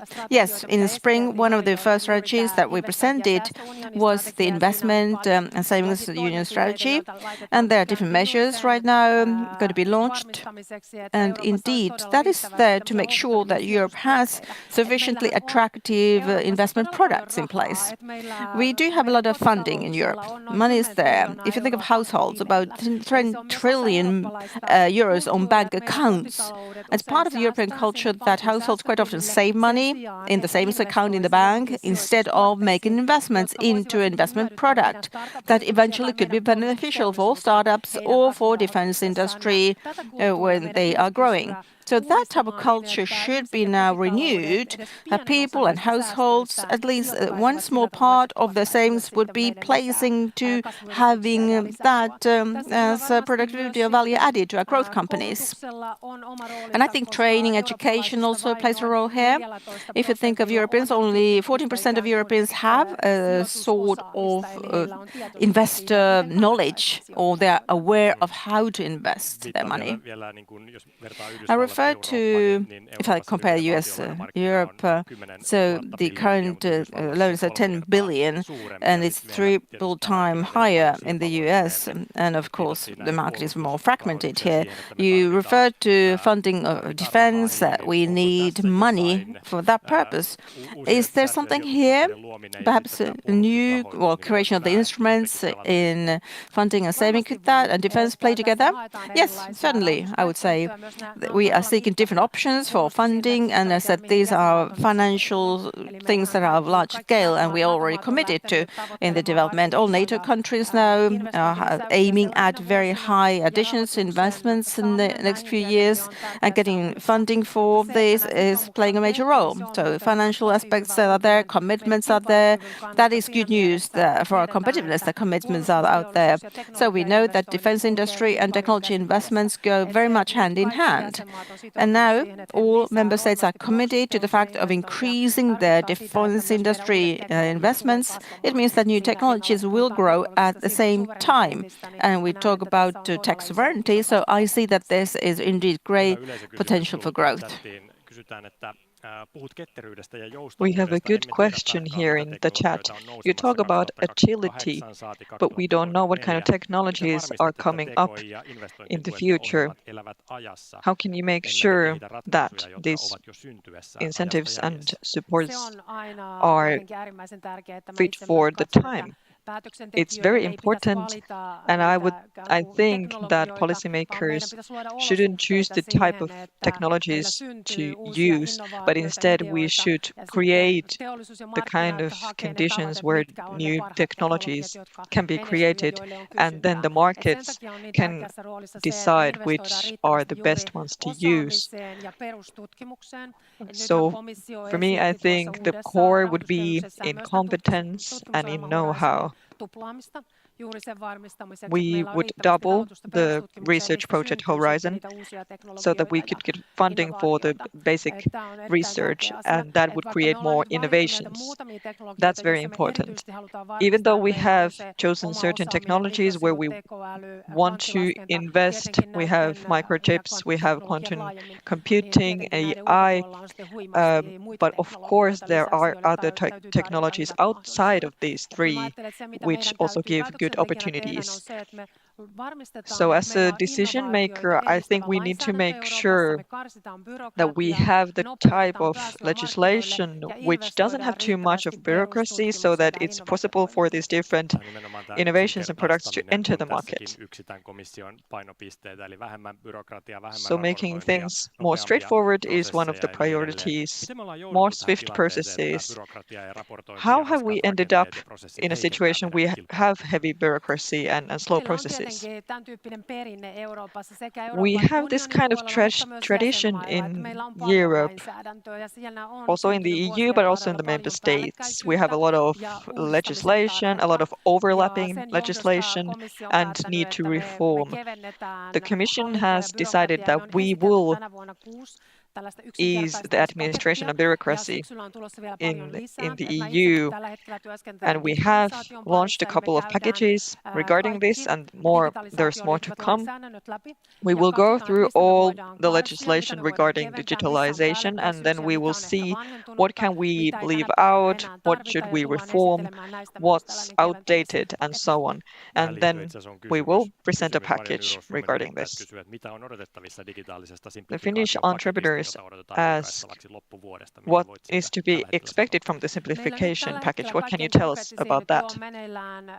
The most concrete part of the work is ongoing in terms of cyber security. There are certain different types of reporting obligations, so we will try to simplify those and join them together, connect some of these together. Also on the data legislation, we need to simplify it and make it more clear. And there are also other types of legislation that we will go through. When we talk about, for example, AI legislation, we need to also compare it to other regulations and make sure that they are in line. Often these things are connected to funding, and then in funding and investments there's other regulations that apply. So we also need to look into those and see whether there's anything overlapping. So if we bring this discussion more to Finland, one of the interesting things for Finland are quantum strategy of the Commission. So that would be research for quantum technology, which is also very important here in Finland. What does it mean for Finland there's a quantum strategy? What does it mean in real life? Yes, in July we launched our first European quantum strategy. And some member states have also made their own quantum strategies. It's a very important time to create a common quantum strategy. We often have the danger with these different technologies that it's too fragmented. We are not working together, and then we cannot create a common European market. Finland is very small on its own, so we cannot really invest in this type of technology on our own. We need help from others. So we're trying to create a pool of Europeans. And when we think of quantum technology, we often say that Europe is lagging behind when compared to China or the US. But quantum technology is something where we are not lagging behind. If we see all the scientific research publications that we have, Europe is the leading area in those. And we also have these computers and that type of technology. We have a lot of know-how, but the most important thing is that we gather all this know-how together. So we have different initiatives and proposals and strategies for quantum technology, but standard European citizens doesn't always understand what do we need this for, what are priorities and what are less important. So what kind of easy instructions would you give for this strategy? These are connected to these two topics. So the most important priorities are improving the defense capacities. We talk about cyber security, infrastructure, energy, water supply, etc.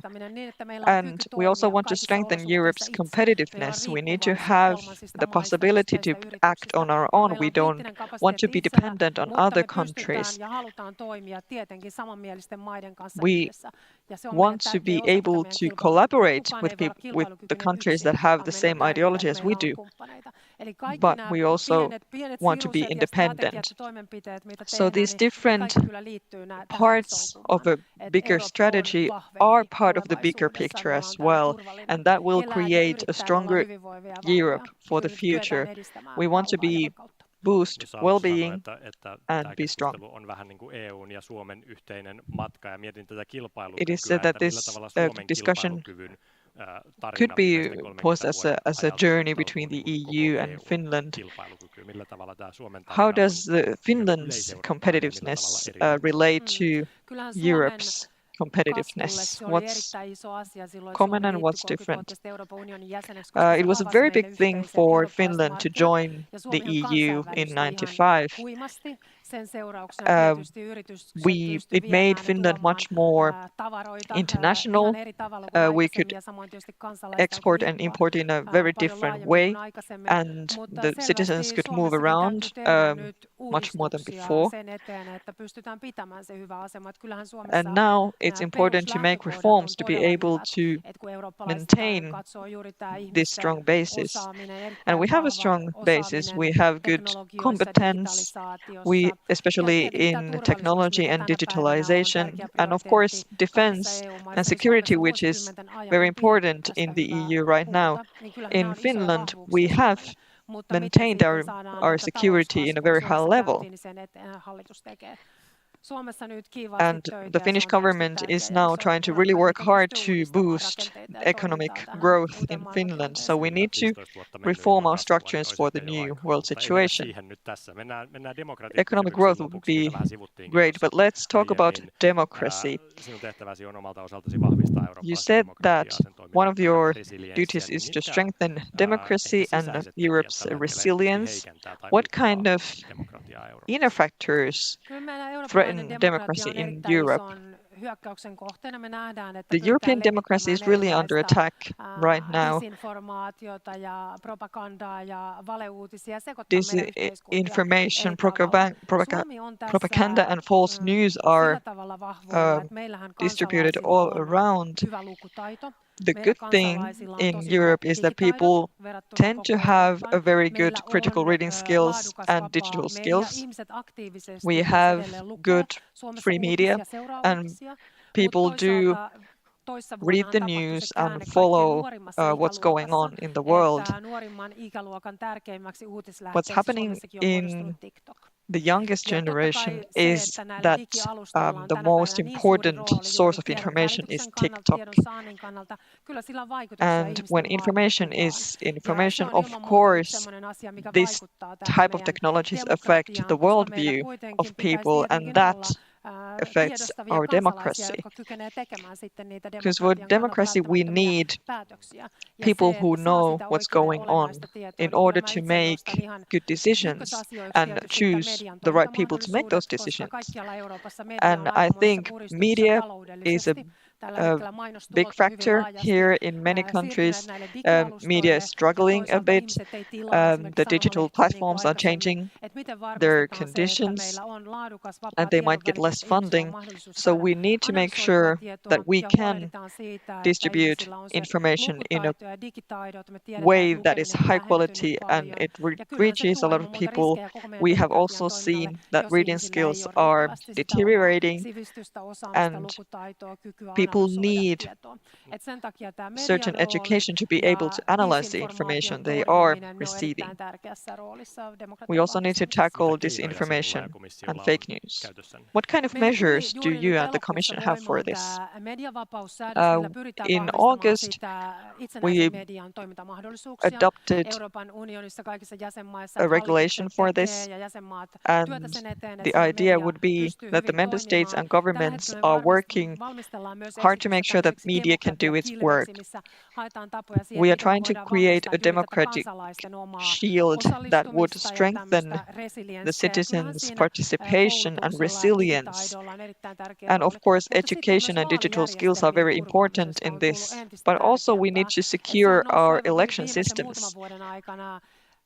During the last years, we have seen very clearly, also in the European Commission, that in many member states, when we have elections, we need to prepare for them and also prepare for them with the digital platforms. If we talk about Facebook, Instagram, X, they play a very vital role in the elections as well. And when we have elections in a certain country, we can see that there's a lot of influence targeted to that state, which might affect the situation. And therefore, before elections in different member states, we have discussions with the digital platforms and we ask how have they prepared for these different scenarios so that these platforms couldn't be abused to manipulate elections. And we have had cancelled elections because of the manipulation of elections. And we really need to look into this in every member state. You mentioned that there's been a break during the summer and now the autumn season is starting. What do you feel excited about in your work when you think about autumn? What is something that you are really looking forward to? Well, I'm looking forward to being able to really work on these investment plans. Quantum technology and AI and also the microchips are very exciting. I really like to boost innovation and research, but also these objectives in terms of defense are important. I would like the member states to use all the funding they are receiving and take into consideration the defense situation.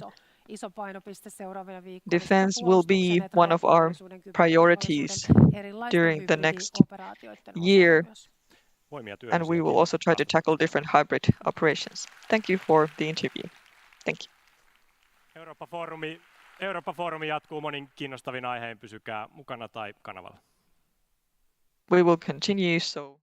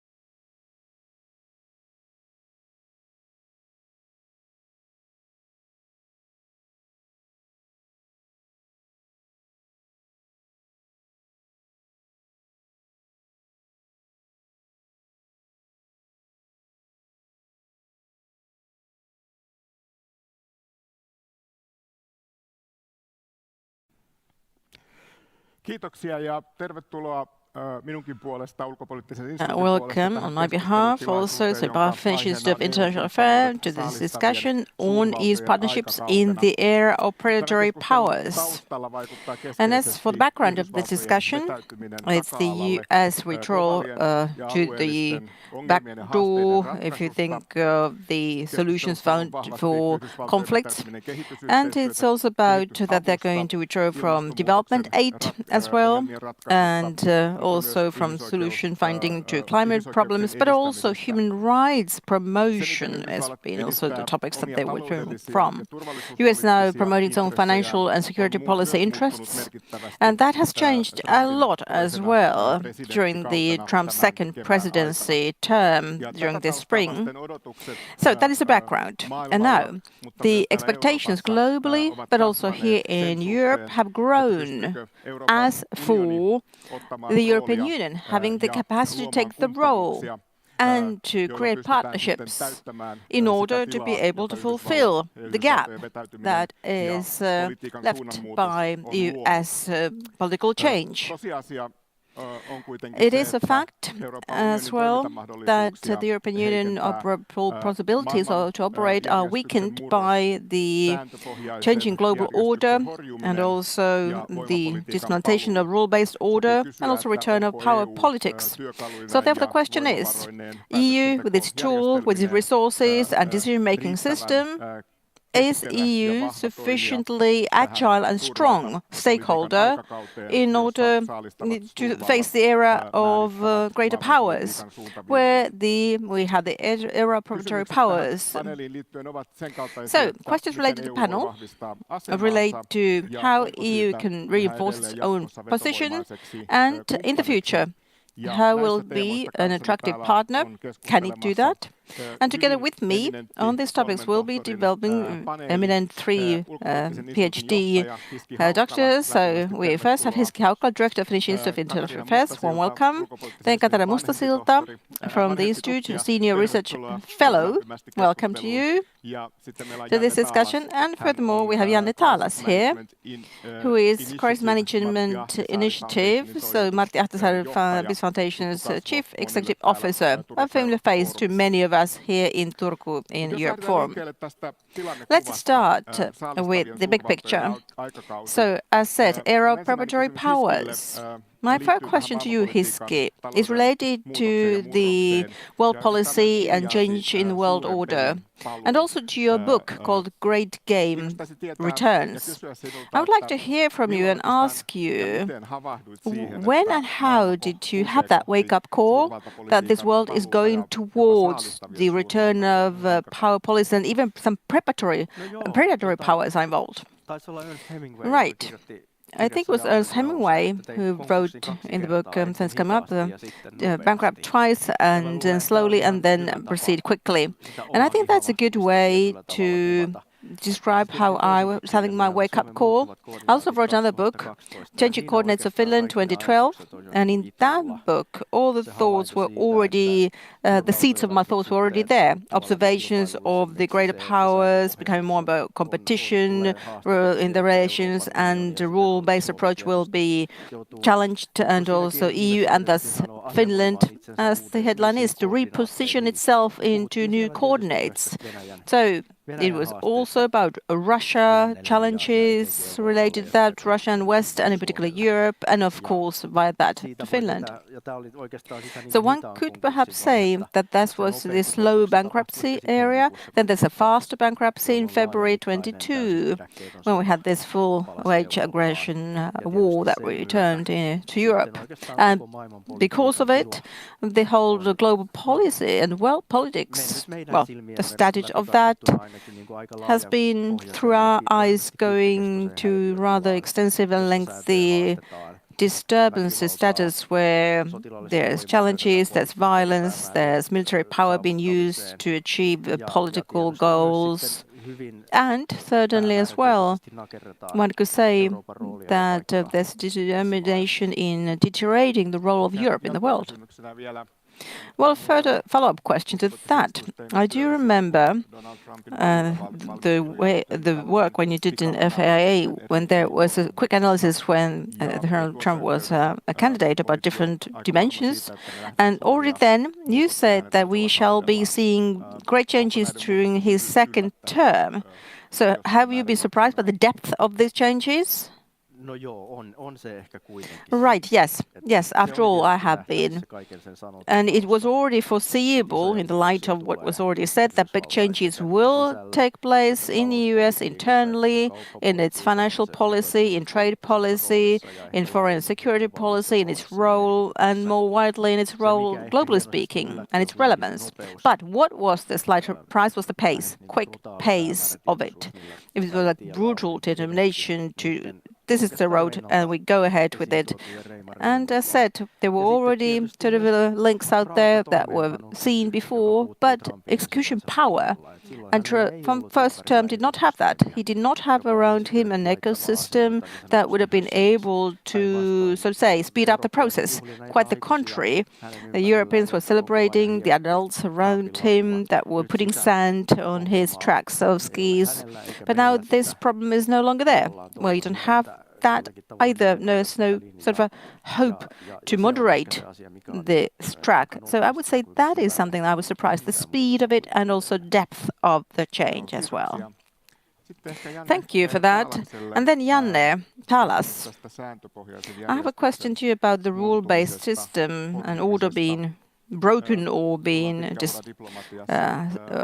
dressed. You have a long career in diplomacy yourself from the past, and you have been in OSCE, in the Finnish Secretary, the head of the Secretariat, when last time Finland was the chairing country of OSCE 2008, when there was an attack by Russia to Georgia, and also in the United States representation of Finland in New York, we've been working there. So, is there something actually, so to say, left of the rule-based system? Or is the only game in the global policy that, or power politics? Juha, thank you for the invitation. First of all, it is great to be here with smart people from FIAA. It's a privilege for me to be here. And why CMI is involved in the EU discussion. Perhaps a brief footnote on that. EU is currently, so CME, Marta Peace Foundation, the biggest funder. So half of the funding comes from the EU. So we have close cooperation with the EU ourselves. But going back to Juha's question, this is a slogan, rule-based breakdown. We hear about that. We hear that. But we have to support rule-based approach. You should have a closer look at this. The starting point is the rule-based system for the last 20 years. If you think of International Crime Court or others, there's a deterioration taking place as for the rule-based approach. But there are two remarks, practical remarks. It is very sectorial. If you say that rule-based approach is vanishing, yes, that's true, but that takes place at different speeds in different areas. If you think of trade of goods, that has been very in good shape until all of a sudden we now have this year tariffs, and that deteriorates the whole system. But if you have a look at, say, sea legislation, maritime legislation, or technology from the previous panel, so in those areas, quite a lot of rules are still in place. So the point I want to make here is that it's okay, rule-based approach is deteriorating, but be specific, see sector per sector, see what is happening in that particular sector. The second point, which is related to this as well, perhaps the other perspective, the same question.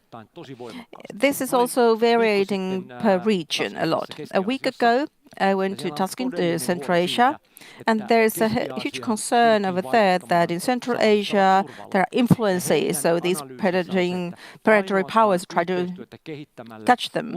But they said that only when developing cooperation and also having rule-based common norms, they can limit and restrict the invasion or the powers that try to get involved. If you think of Taiwan, Cambodia, there has been also a conflict, and well, ASEAN took clear role for the very first time, saying in the background there is a fear that the greater powers that are doing the predatory work, they are going to get to their area. So therefore, regionally, rule-based approach may be increasing. Therefore, we have to be very smart. If you want to be a stakeholder, you need to know what and where you can act, and then you can do multiple things that are of higher relevance. Thank you. A very important observation that you made.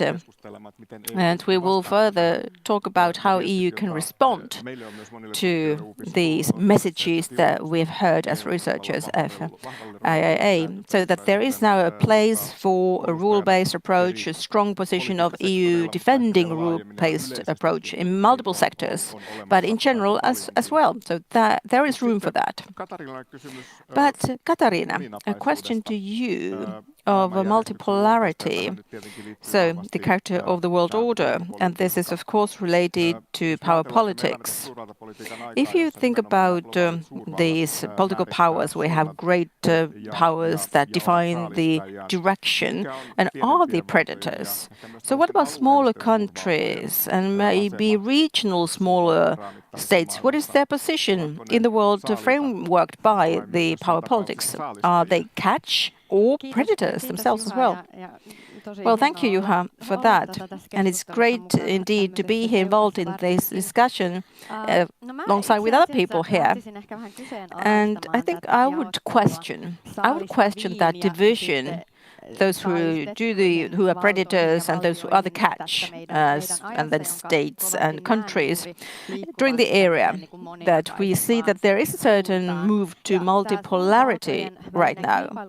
But the power politics and competition between the greater powers is very much defining the situation, yes, and it affects other stakeholders. But I would say that what is typical for our era is the fact that we have also other regional powers, medium-sized powers.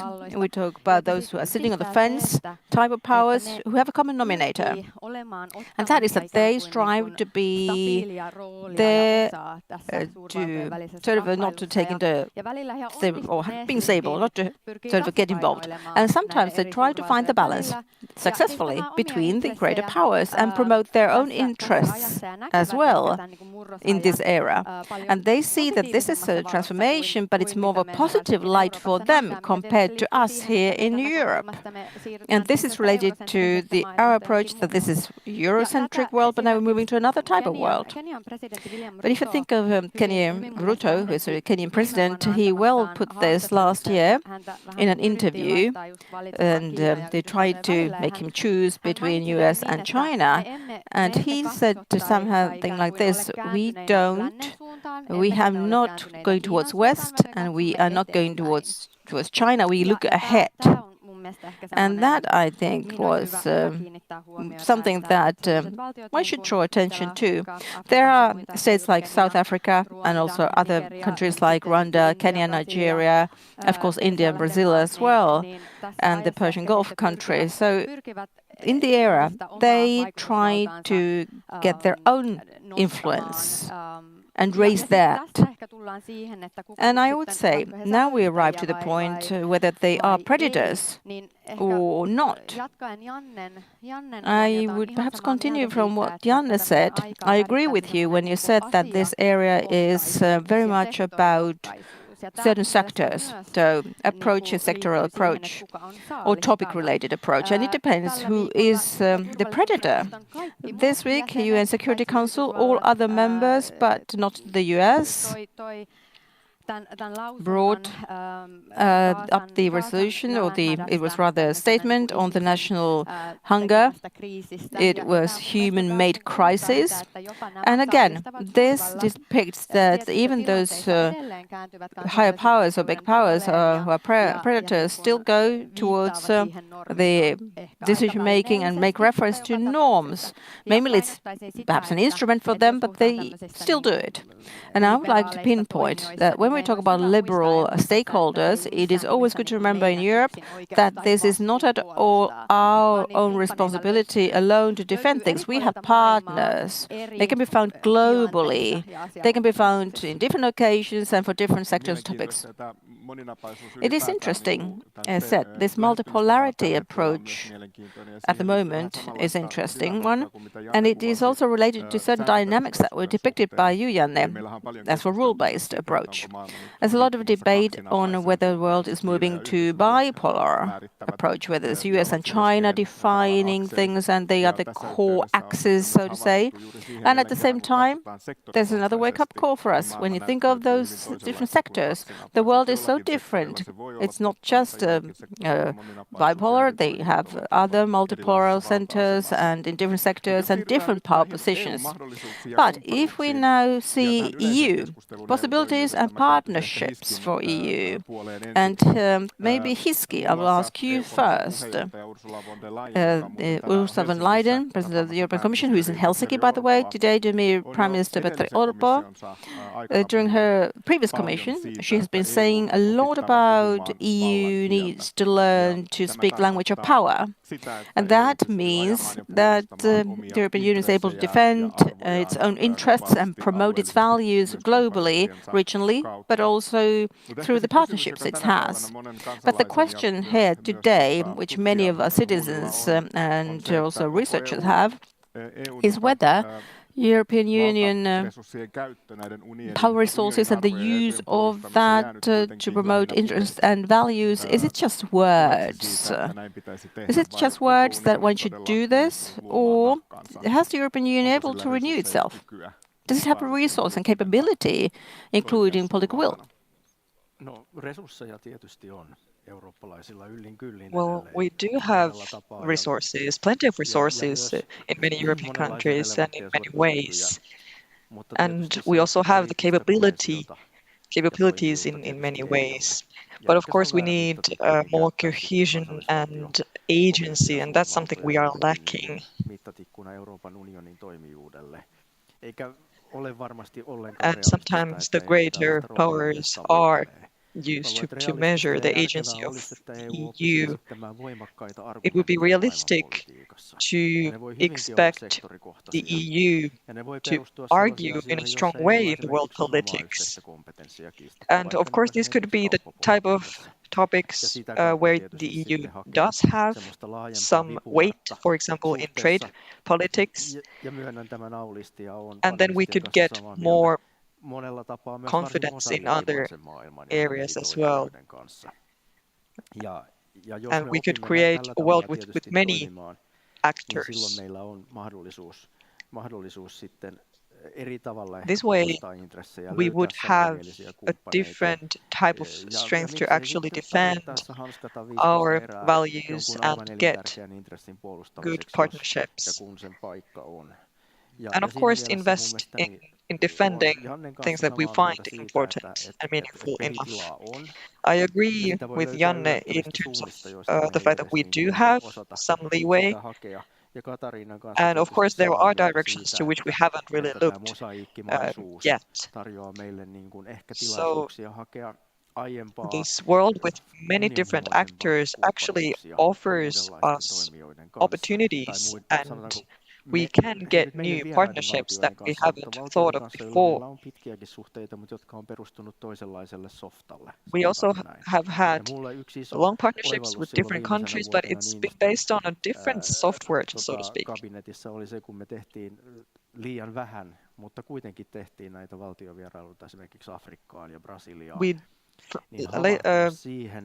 Before we did some visits to Africa, not enough, but I think that showed that we could have long-term partnerships with different countries, and it cannot be based on us pushing our values on other countries. We should have open discussion, and we should think, what things do we want to promote together?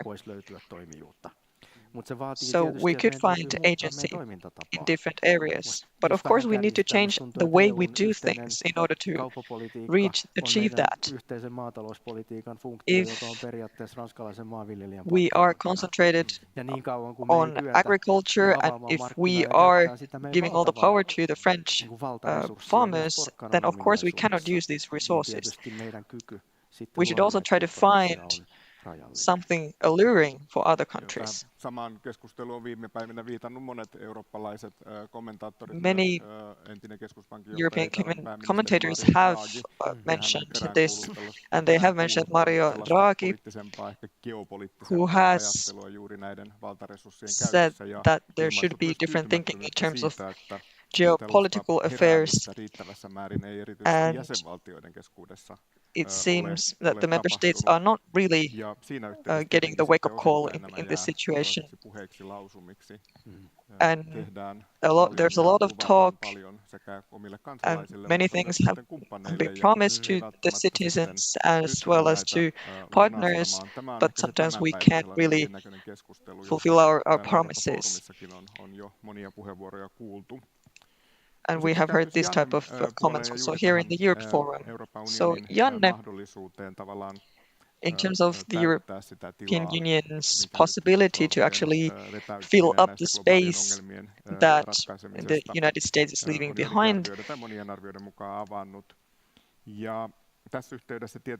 at least there are many opinions that the EU could actually take a bigger role in the world politics in terms of partnerships and also in terms of taking responsibility. Can this be seen in the EU partnerships today and how they are developing? For example, if we think about what's happened during this commission, does it really meet the current needs, or do other actors come to fill up the space? I do agree with Hiski, and I would like to talk about resources that he mentioned. If we talk about taking responsibility, I think the EU is asked to be the one to pay. So the co-pilot seat in the taxi is free and somebody needs to be the one to go and pay. So the question is, what should we do? And of course, we need to pay for our security in the future. That's obvious. We have taken the security for granted for quite a long time. And I think it should be equally clear that it doesn't and it cannot mean only military security. It has to be a broader view of security. So we need to invest money into securing our position in a world where our current status is smaller. So we shouldn't only maintain the current structures and ask for funding for that. We have different organizations who are asking for more money, but of course we need to think what are the important things that we should fund. We shouldn't be the one to pay, we should be the one to create something new. We are saying that, oh no, our agency is decreasing, and we can see other actors in the global picture who are better able to work. Now that we are living in this era of predatory powers, we need to do something. We need to be active. You can see what's happening between China and India at the moment. The EU needs to be similarly able to evaluate the situation and take into consideration the changes in the US policy. We should look into Balkan. What opportunities do we have there? Or in some other part of the country? We need to take these opportunities. What's the EU's role? And I would say that we need to be agile to reform. We should see the opportunities not only close by, but also further away. So it wouldn't be just the EU paying our taxi journey. Thank you, Janne. So an agile reform, that's a good point and an important observation. Often, as researchers, when we talk about partnerships, we think that there should be an overarching strategy, and that's kind of lacking at the moment. Katarina, you have talked in a critical tone about the development of the partnerships in the EU. Different measures have been taken in order to promote development policy, and the trend of development aid, for example, has been decreasing quite clearly.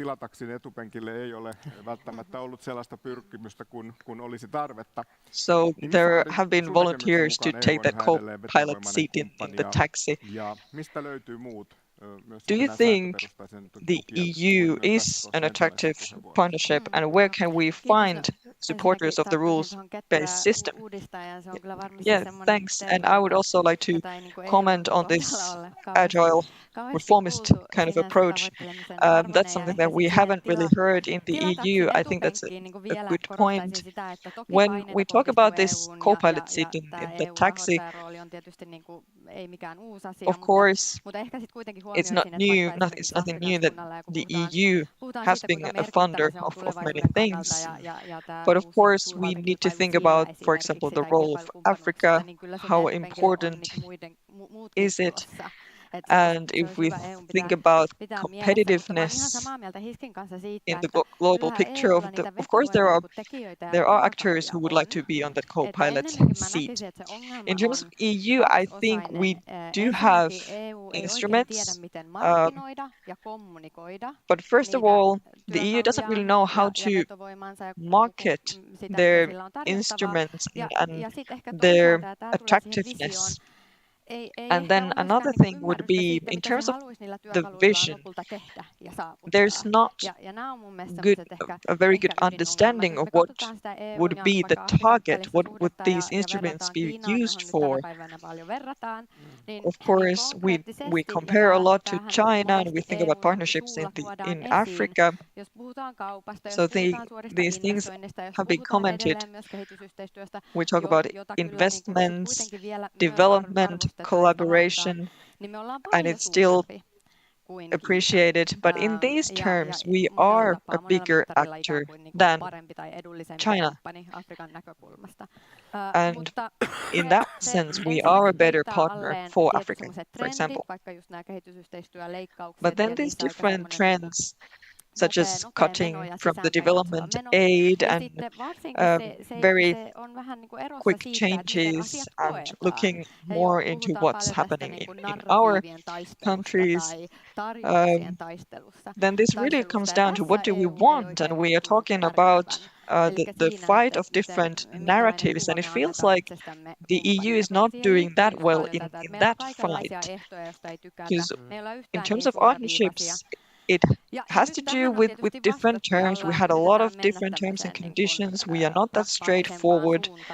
And even though we are trying to go into a more pragmatic direction, I would think that in the current situation and when trying to construct our way of working, it's a bit reactive. We are answering the Belt and Road Initiative from China, and we are trying to react to more straightforward funding from, for example, Russia or other countries with a more straightforward funding from us, and it doesn't necessarily meet the needs. And I'm not saying it's only a bad thing, but I do think that we are thinking too much about our competitors.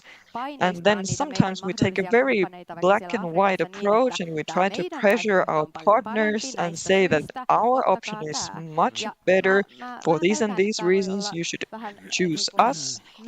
And I think this might not be actually the best approach from our point of view. I don't think our partners want to make decisions between two partners. They want to have several options. So maybe we should think, what is our value and what do we want with our global partnerships? Thank you, Katarina, for this comment. We also try to have some discussion with our audience, and I would like to ask the audience, do you have any questions, any comments that you would like to pose to our panelists? We have microphones here, and if you could shortly present yourself and then ask your question. There.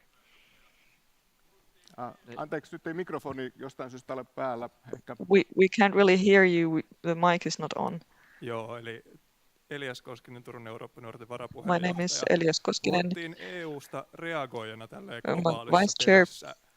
Mitkä on sellaisia aloja, joissa talk about the EU in a global game and different sectors. What are the sectors where the EU could take control of the innovation and take the initiative and not only react to China and the US? Thank you, Elias, for this question. And now I'm looking around whether there are any other hands up. This is a good chance to ask questions. Here from the front row. Very good conversation. I'm from the technology industry. There is this interesting situation where we have technology and a lot of high tech is coming from the US, but then in raw materials, China is a very important operator. And then we have the green transition. So if we think about the strengths of the EU, I think this is a very interesting thing, and I would like the panelists to discuss this.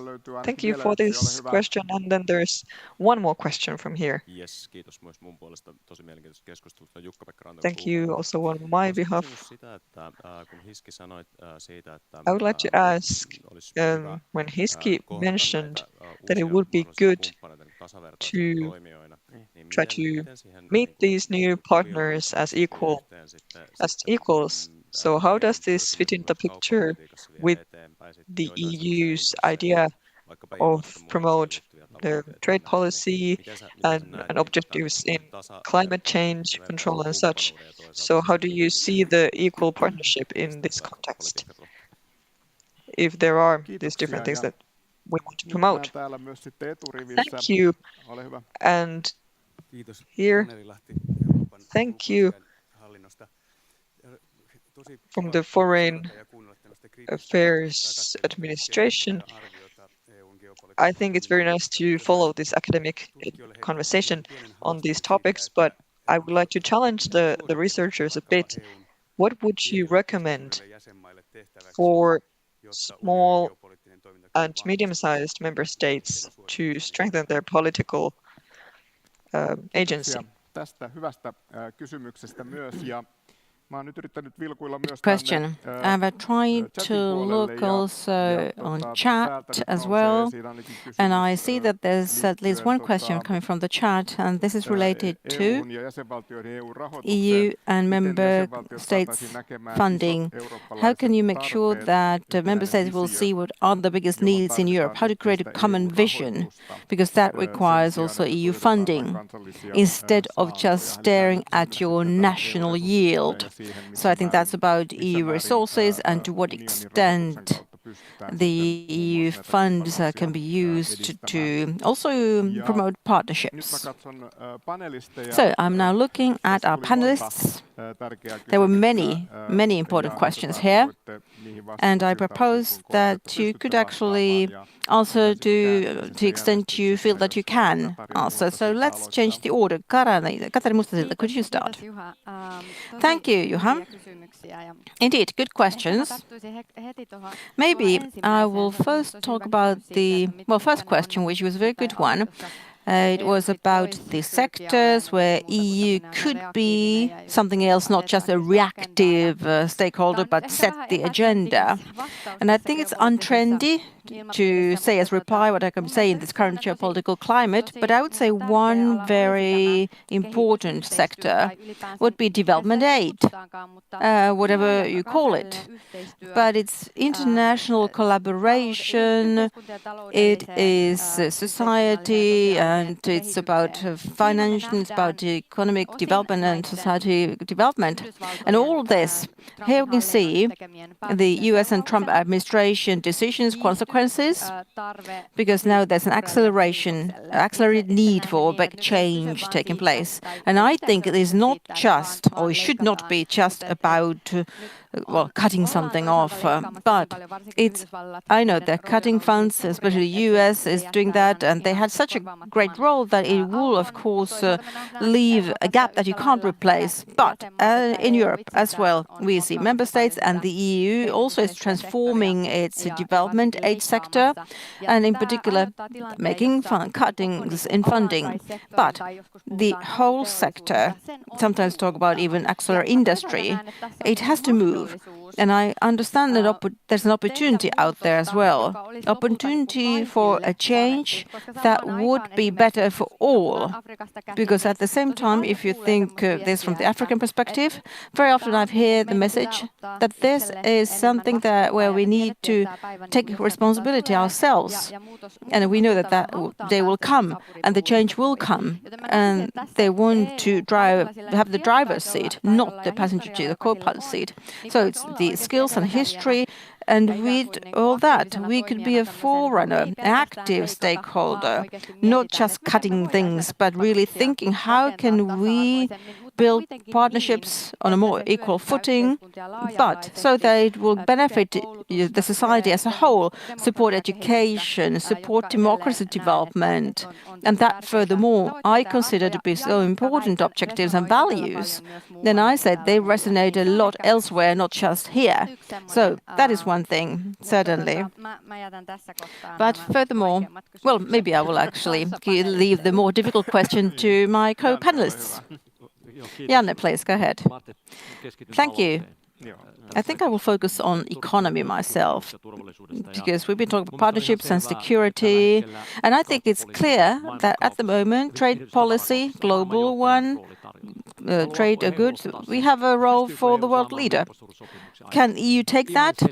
Can we get a Mercosur agreement in place? That's a clear sector. If EU wants, now it is the time you can get that role and to set the pace in trade around the world, because the Americans have taken a step back. So are we ready? Is there the capability to take this project, which is a very important one? And I remember we started with you about 30 years ago in the trade policy department. So this is what we need to do now. And then internal markets. If the Italian banks cannot purchase German banks, so we can't do anything. So this is something we need. We need to have the capital marketing, Draghi report, read that and tick Draghi report, do things.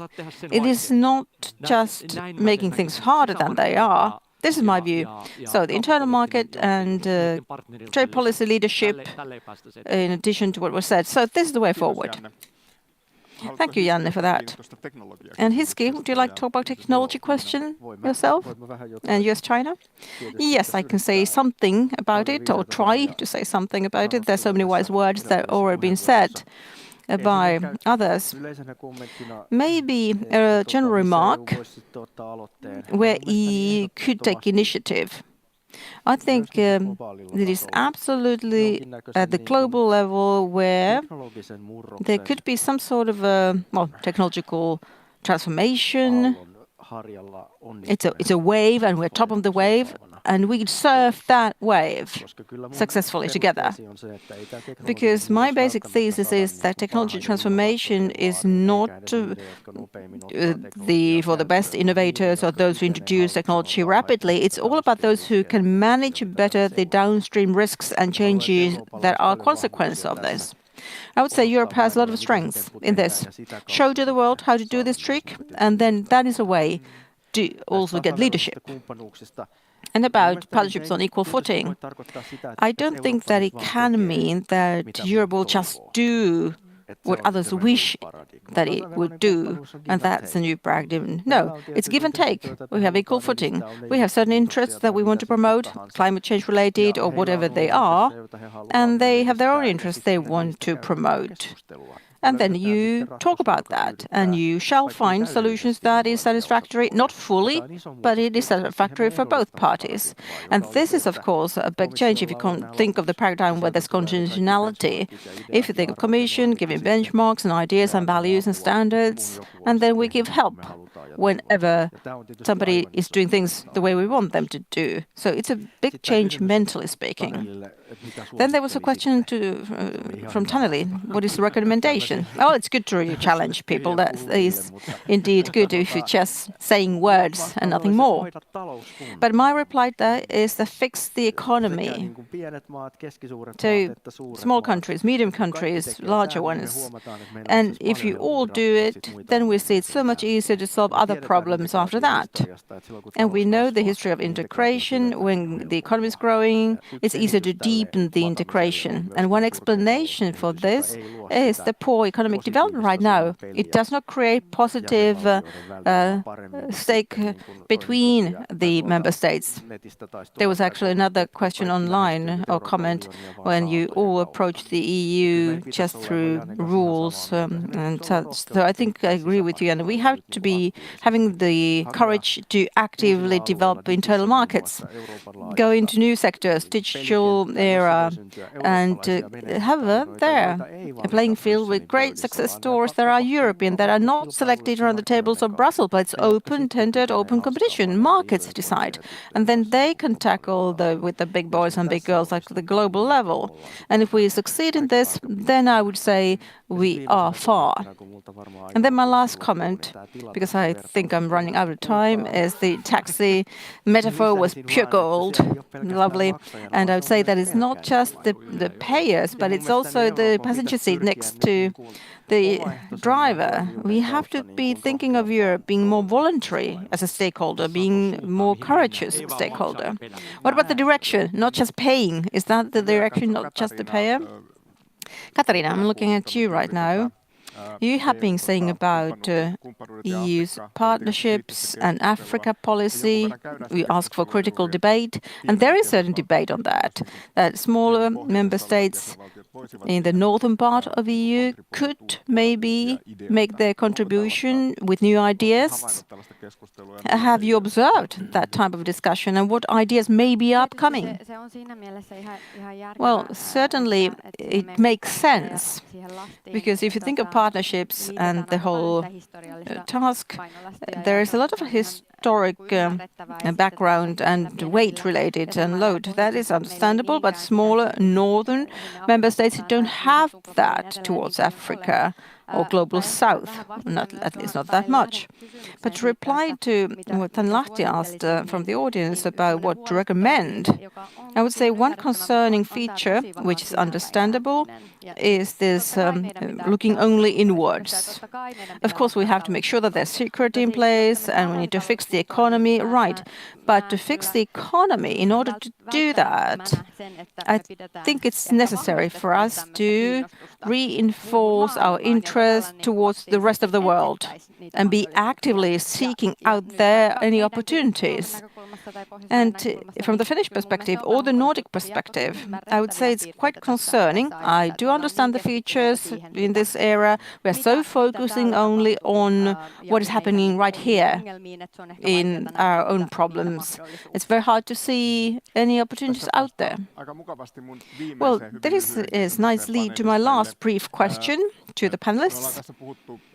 We have been talking about global environment, and it is very understandable that in the northern area, in the EU, political energy and attention is on European security and the war of aggression of Russia against Ukraine. Also in Middle East as well, we've seen lately there some regional or local conflicts can transform into regional, potentially even great wars. That is understandable. But you experts here, I would like to ask you, what else? What are other core security policy challenges that you see in the world? If you think that we are now just focusing on the big questions, but what keeps you awake at night that was not said yet in the public debate? And what can EU do within the framework of partnerships to promote peace? And if you could just summarize your thoughts and we can conclude then. Hiski, let's start with you. Thank you. I'm awake at night by climate change and loss of biodiversity. That is tragic that in this era they are put aside and we are not able to jointly manage those questions, but we should. And this is a humanity case. We should all, as humankind, see this question. So instead of that, we have even huge common challenges we have to tackle together. Thank you. Katarina? I agree with Hiski, but as a concrete thing, Sudan situation keeps me awake at night, and that reflects a lot what we have said today. Of course, EU has humanitarian aid in Sudan, has imposed sanctions, But at the same time, that also reflects our political non-activity. And there is also a long list of neighboring countries, the Gulf area countries, which find this to be a very important strategic context. And I think we should find it important here as well, because there's a systemic competition. And then, Janne, I was thinking about 10 years ago. I was the new ambassador to Italy, but Robert was the Minister of Interior. We went to Sicily. That was 2015. And the fact that are we ready to understand? Do we understand the biggest threats towards Europe come from that region, from Sudan, from Sahel area? And this is possible, but are we ready for that? It's a long-term problem. I'm concerned about that. Thank you, Janne. And the time says 000, so it means that the time is up for us. We need to conclude here, and I hope that the audience will give applause to our great panelists.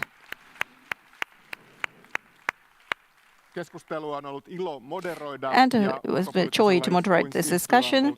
And Finnish Institute of International Affairs has been a great honor once again to be involved in Europe Forum in these discussions. They will continue. Thank you.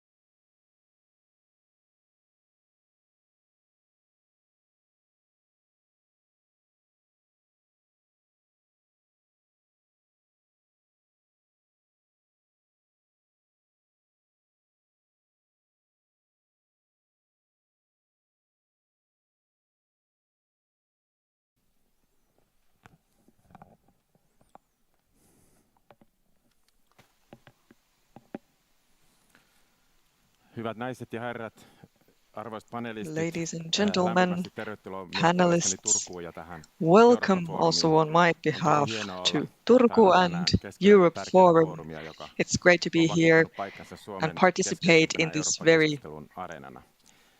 Tämän nice paneelin event aiheena that's on a very Euroopan central talous- ja rahaliiton place tulevaisuus. for discussion Pohjana on tälle Europe. kohta alkavalle keskustelulle Today we will talk about on entisen Europe's kollegani future, ja nykyisen and emeritusneuvonantaja the Jarmo basis Kontulaisen for our kanssa discussion will kirjoittamamme be artikkeli an article Elämää that rahaliitossa. we wrote together with Artikkeli Jarmo keskustelee Kontulainen, my varsin colleague and laajasti Euroopan emeritus rahaliiton advisor. historiasta, sen tulevaisuudesta, ja se The tullaan article julkaisemaan tämän discusses the syksyn history aikana. of European Economic and Kirjoituksen Monetary Union, and innoittajana it on will ollut be toisaalta meidän published intohimomme this rahapolitiikka autumn. ja pitkä kokemus siitä, mutta toki We have myös been rahapolitiikan inspired toimintaympäristön raju muutos, by our jota on expertise ajanut niin maailmantalouden in isot these trendit, topics kuten väestön and also ikääntyminen, these drastic maailmankaupan kasvu ja changes ilmastonmuutos, in mutta myös the Euroopan monetary kohtaamat policy, useat vakavat kriisit, also the jotka ovat challenges muokanneet such as Euroopan aging unionin. and climate change Olemme have been saaneet part tänne of panelisteiksi our inspiration, Jarmo Kontulaisen as well as lisäksi other 3 tunnettua, crises. voisi kutsua Eurooppa-ajattelijaa, We have Päivi Puonti Etlasta, very Juhana well-known Aunesluoma Helsingin panelists yliopistosta here, ja Jussi Päivi Lindgren Ponti from Etla Economic Research, valtiovarainministeriöstä. Juhana Aunesluoma from the Ennen University tätä of Helsinki, and keskustelua Jussi niin muutama Lindgren from the pohjustava Ministry sana of ja Finance. tämän artikkelin Before our välitysten discussion, keskustelun siivittämiseksi. just a couple of words Euroopan about rahaliitto our synnytettiin article. noin 30 vuotta The sitten. European Monetary Se ajattui Union was kansainvälisen created talouden ajanjaksolle, 30 years ago, jolle oli ominaista and vakaa that was kasvu, during a vakaa time inflaatio, when voimakas the growth maailmantalouksien was steady, yhdentyminen inflation ja was maiden strong, keskinäisten and the world pääomavirtojen economies lisääntyminen. were connected. Tämä kehitys tuki Also, the merkittävästi capital flows rahaliittoa between sen countries alkutaivaalla. increased. Voi This sanoa, että ensimmäiset 10 supported the vuotta oli development of this monetary menestystarina. union. Inflaatio pysyi And we could kurissa, say that the rahaliiton first jäsenmaiden 10 years were a talouksien erot success. kaventuivat, The ja inflation was erityisesti held at pienet bay, maat, Suomi the mukaan differences lukien, between hyötyivät different economies yhteismarkkinoista ja decreased, rahaliiton tuomista and for vakaista example, small makrotalouden countries like Finland oloista. benefited from the common Tämä market hyvän sään and the järjestelmä, steady kuten me sitä artikkelissa conditions kutsumme, that ei ollut the union kuitenkaan valmis created. tuleviin myrskyihin. Globaali But this finanssikriisi, union euroalueen was not ready velkakriisi, for the storms to come. pandemia ja tietenkin The viimeksi global Venäjän finance aloittama järjetön crisis, sota Ukrainassa pandemic, paljastivat and rahaliiton ja as EU-rakenteelliset the heikkoudet. latest event, the insane Yhteinen war started rahapolitiikka by yhdistettynä kansallisen Russia finanssipolitiikan rajoitteisiin revealed on tehnyt the weaknesses of the rahaliiton union. jäsenmaiden tilanteen kriiseissä tukalaksi.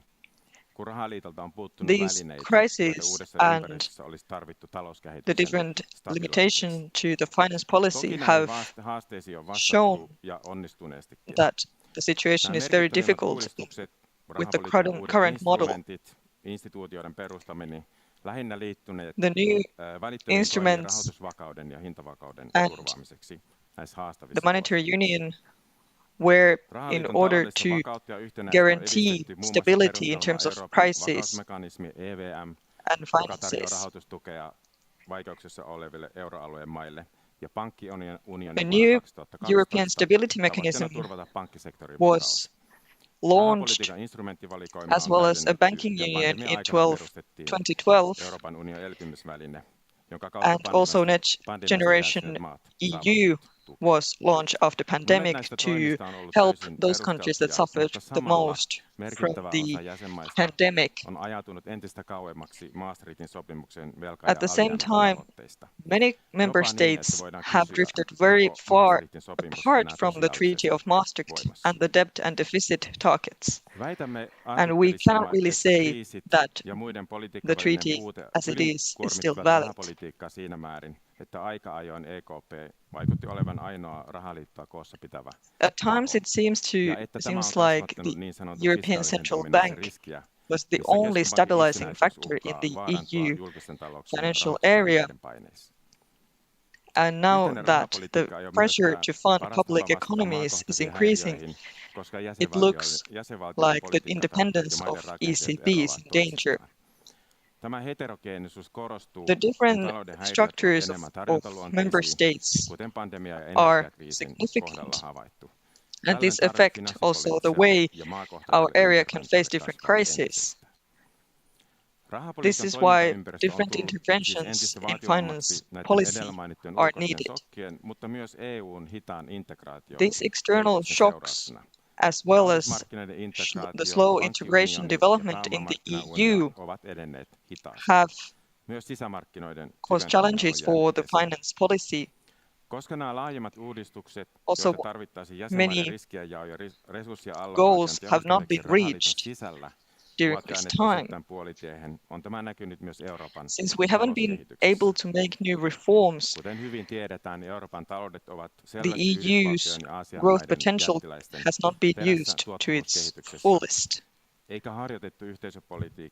European economies are lagging behind the US and Asia in productivity development.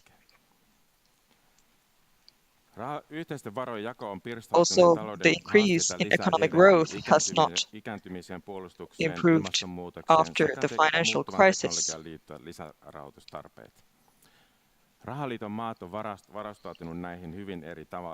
The countries in the monetary union have prepared for different challenges in very different ways, even though their concerns are very similar.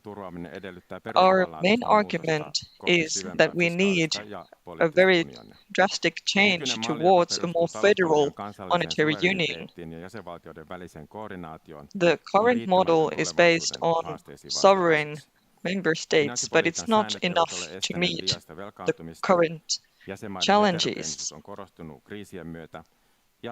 The heterogeneous nature of the member states has been emphasized by the latest events, and we cannot really see that we could go back to the different criteria in the Maastricht Treaty. But what would we need? We would need 4 things to deepen the monetary union. We would need a big enough budget, which could work as a risk-sharing mechanism during the slumps. And we could invest in things like defense and green transition. This way, we would have automatic stabilizers during economic slumps. We also should have common taxation in the EU. This way, we could create the similar system as in the US federal state.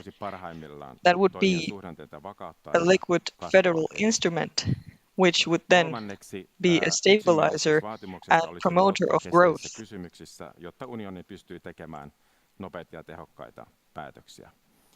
We should also be able to make swift decisions when needed. Also, the division of labor should be reformed. The member states should have more independence in their national economic policy as long as they follow the principles of the balanced budget. This federalist development is not easy, but it's necessary.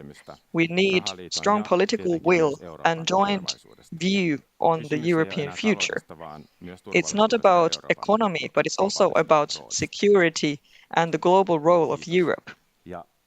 Thank you. Now we can move on to the panel discussion. The idea would be to discuss 4 themes on the basis of this article: EU budget, growth, fiscal dominance, and then this federalist development and its possibilities and challenges. And thank you for the panelists for coming. We had lunch together yesterday and we already had a very nice discussion. Maybe we can replicate it here. But let's start from the EU budget. If you could choose, what changes would you make to the European Union budget so that it would meet the current and future needs? Or what kind of functions should be given to this budget? How big should it be? Päivi, do you want to start? Thank you for inviting me and thank you for this question.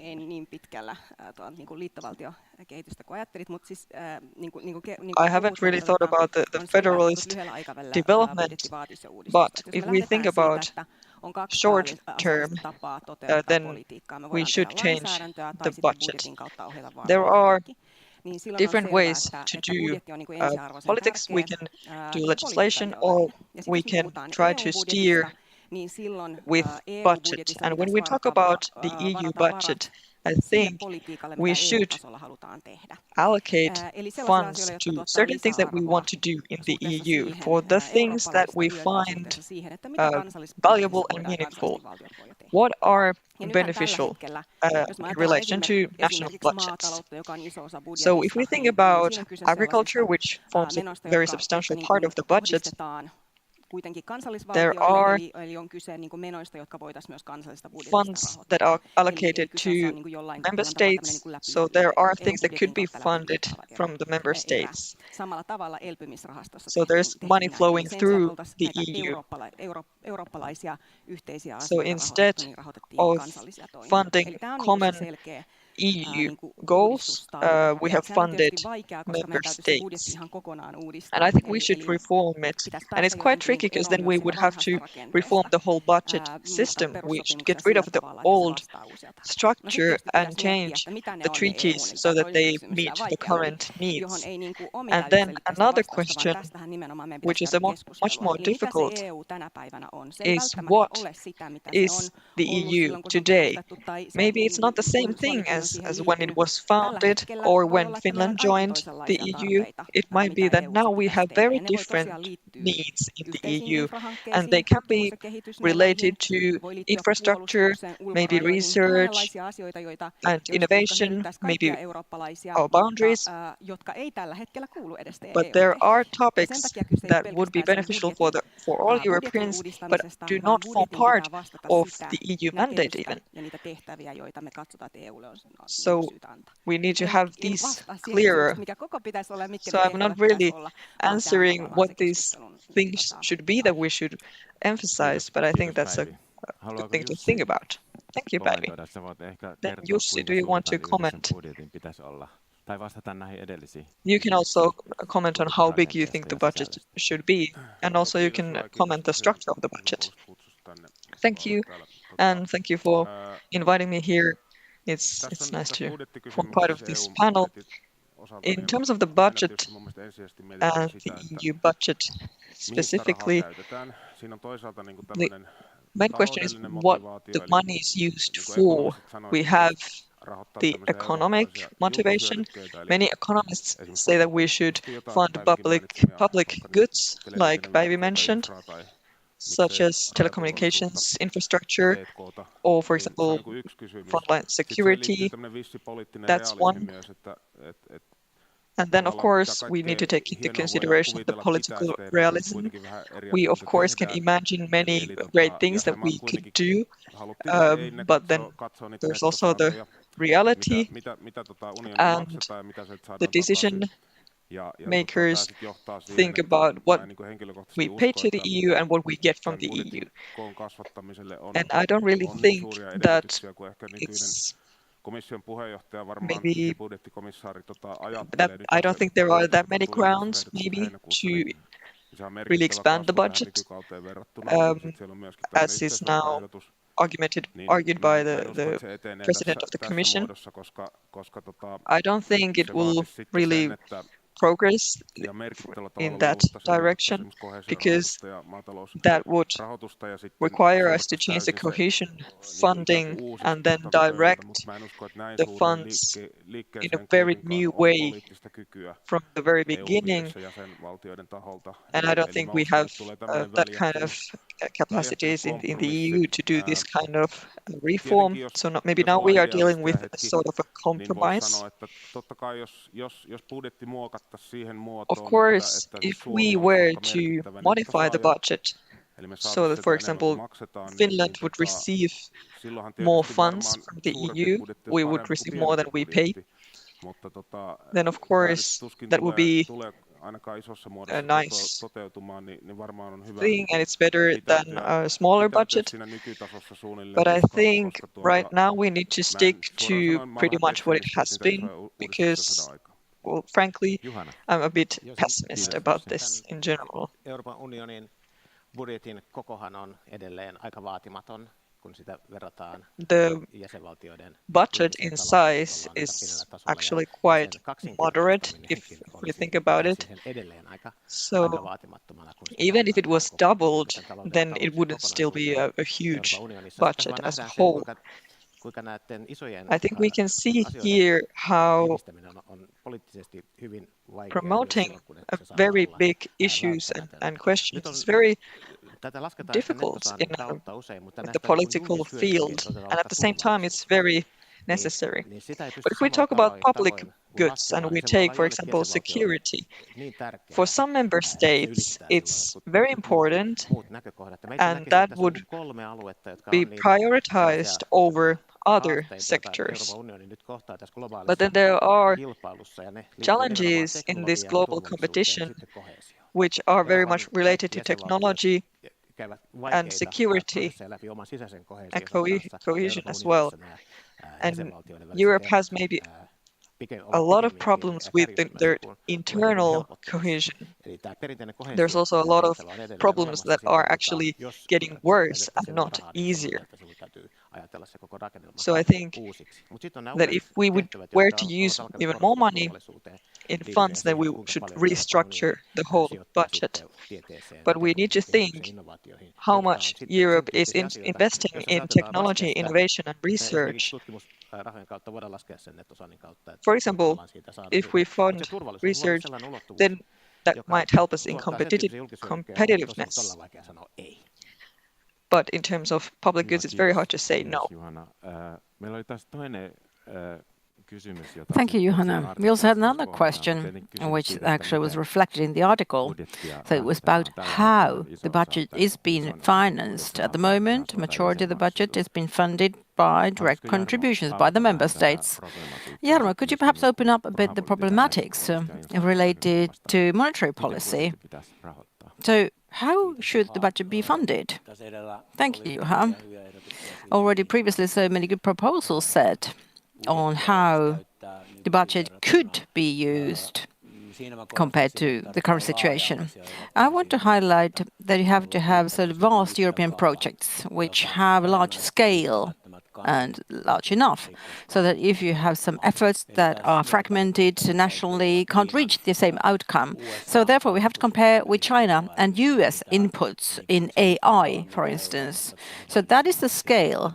If what we do here in Europe is insufficient, we need to keep up with the competition.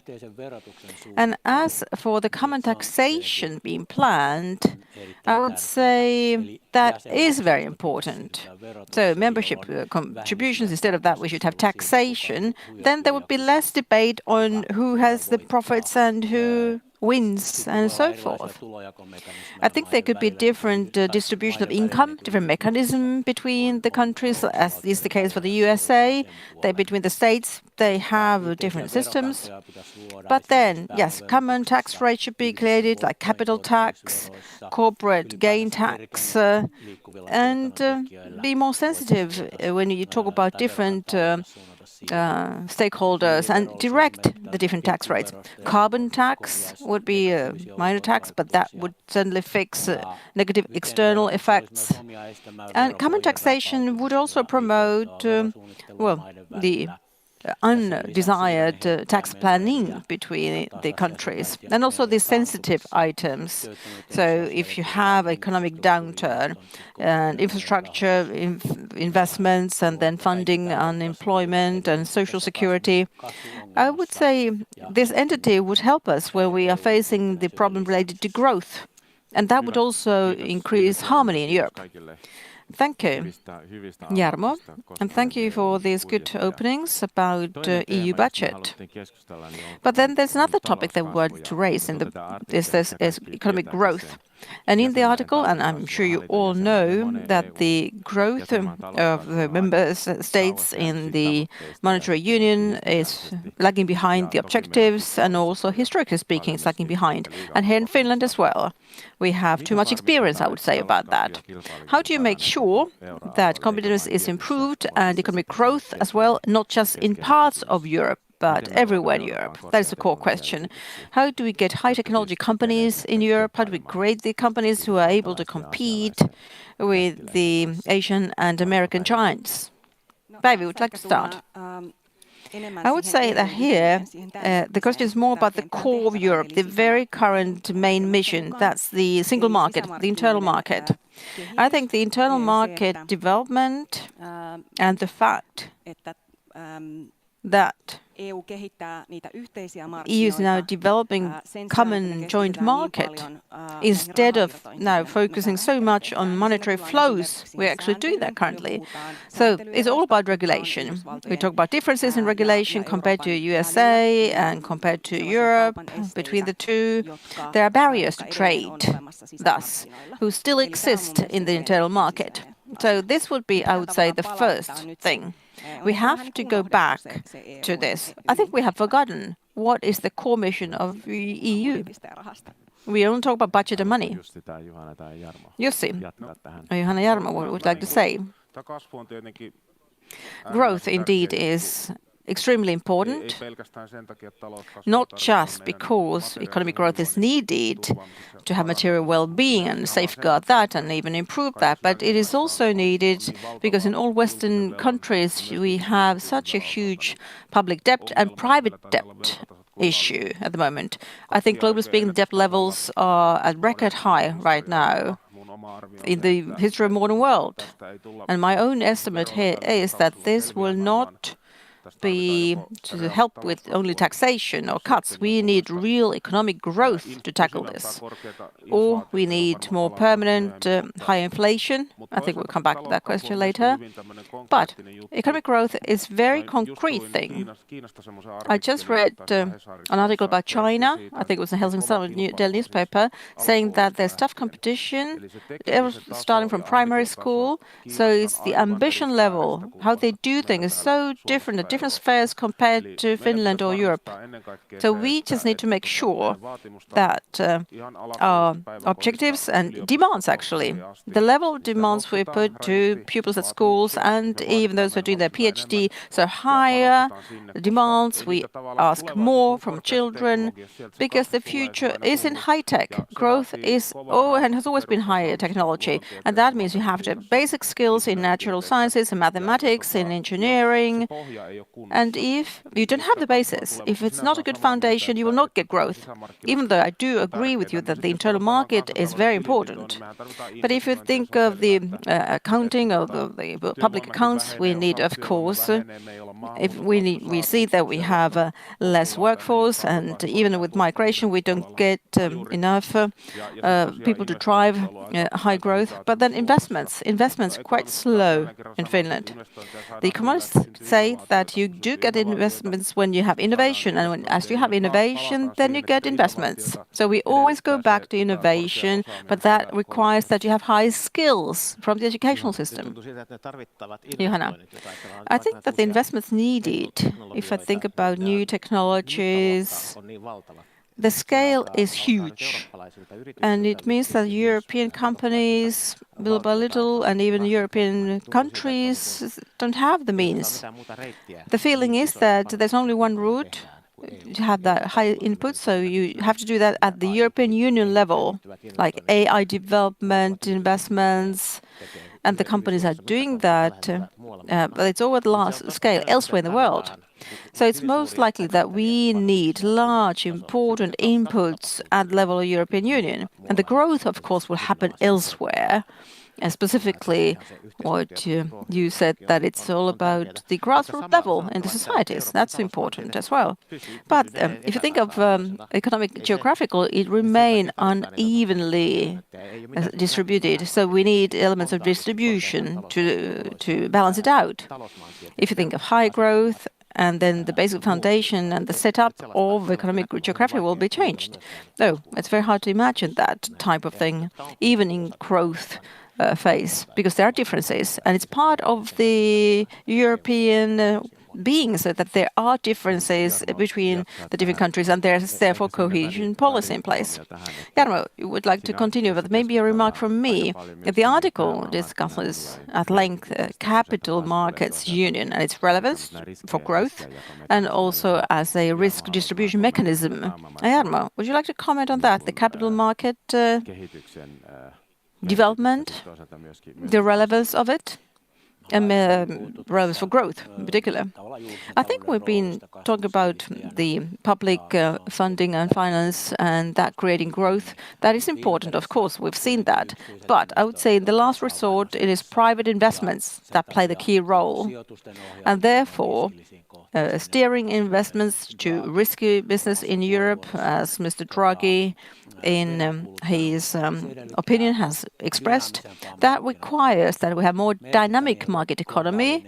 It means that we have a global European group of companies being created, and hopefully thus European companies will get investments, and thus the yield will also increase.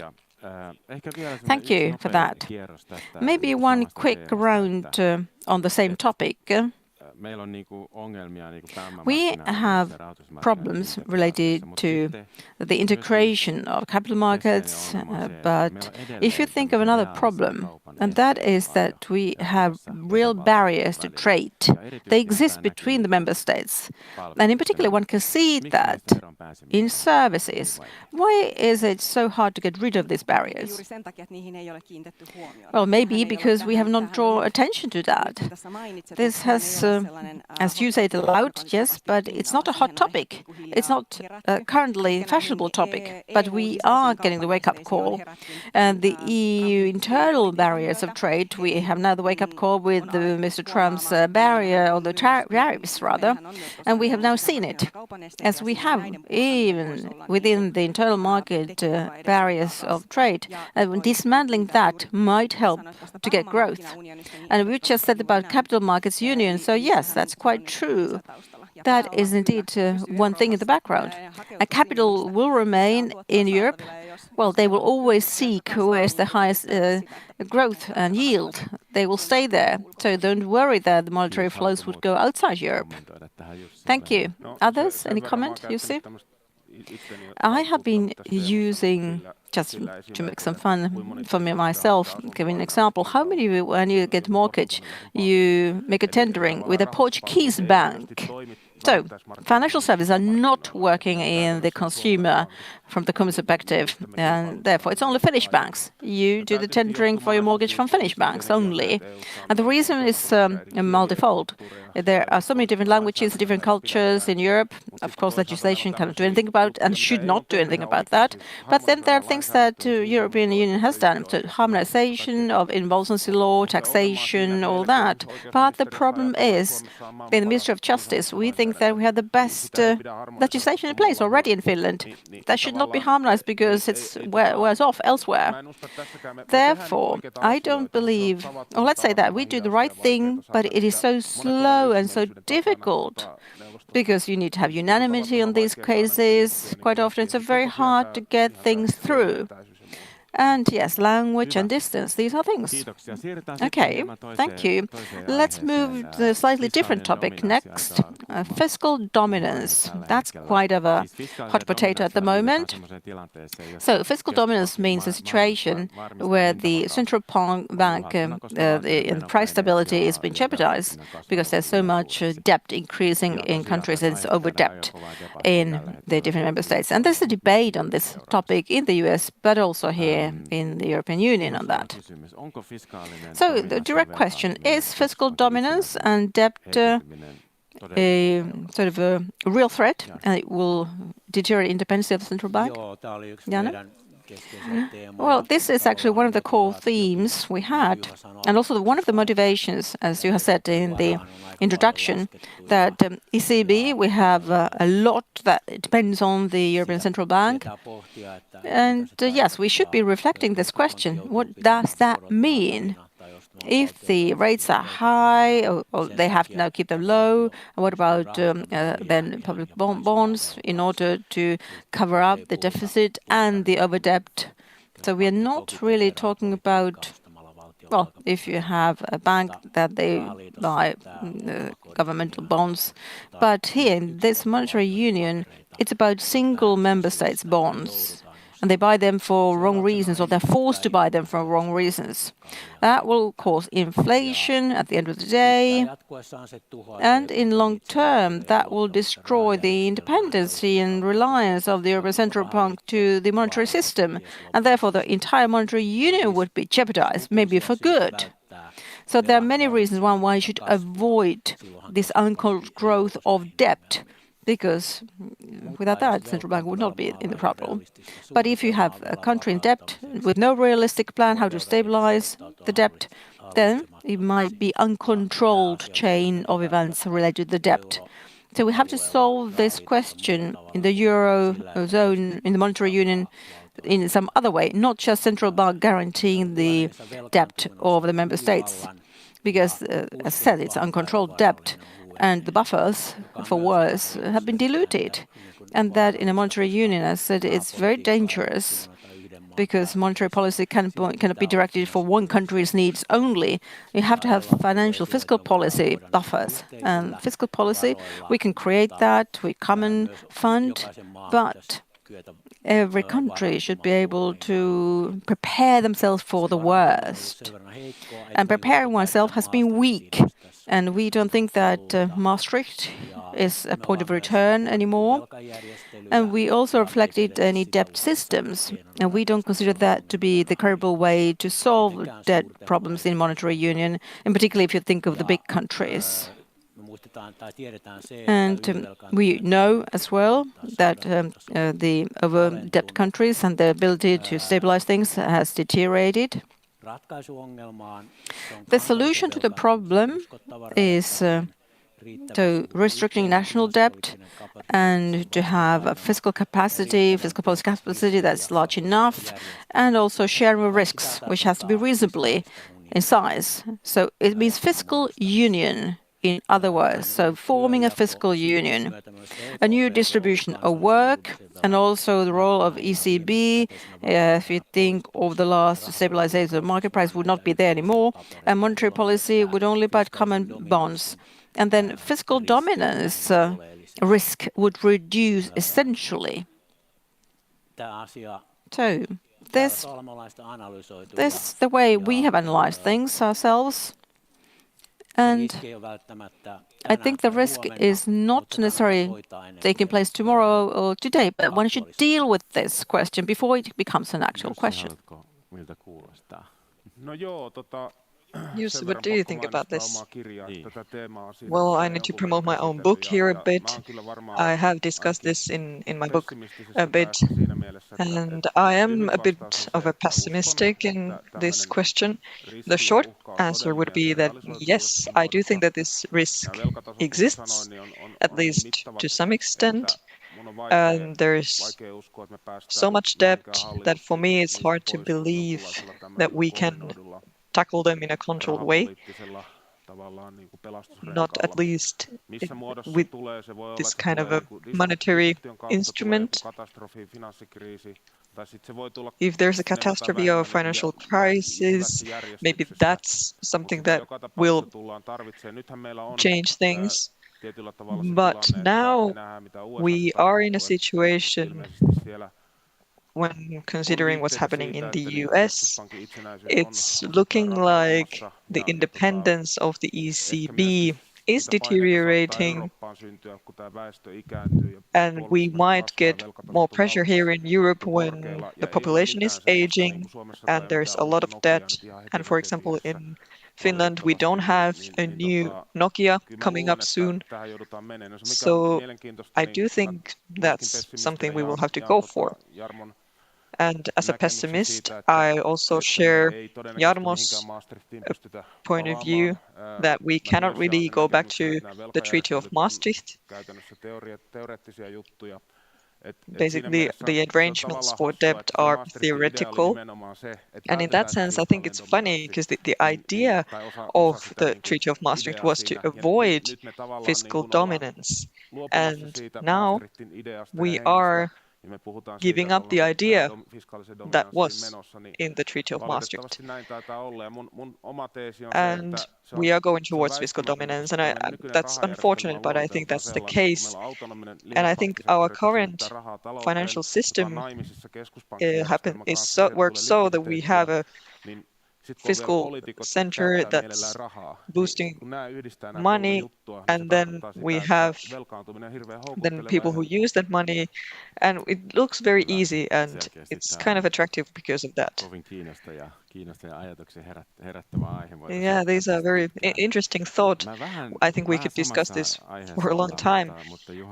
We continue with the same topic, but Juhana, during our lunch, you told about the history of the monetary union, and you have also studied the history of the European Union and monetary union. Can the monetary union fall apart? I have a short answer and then a longer answer. The short one is yes. Or yes, absolutely yes.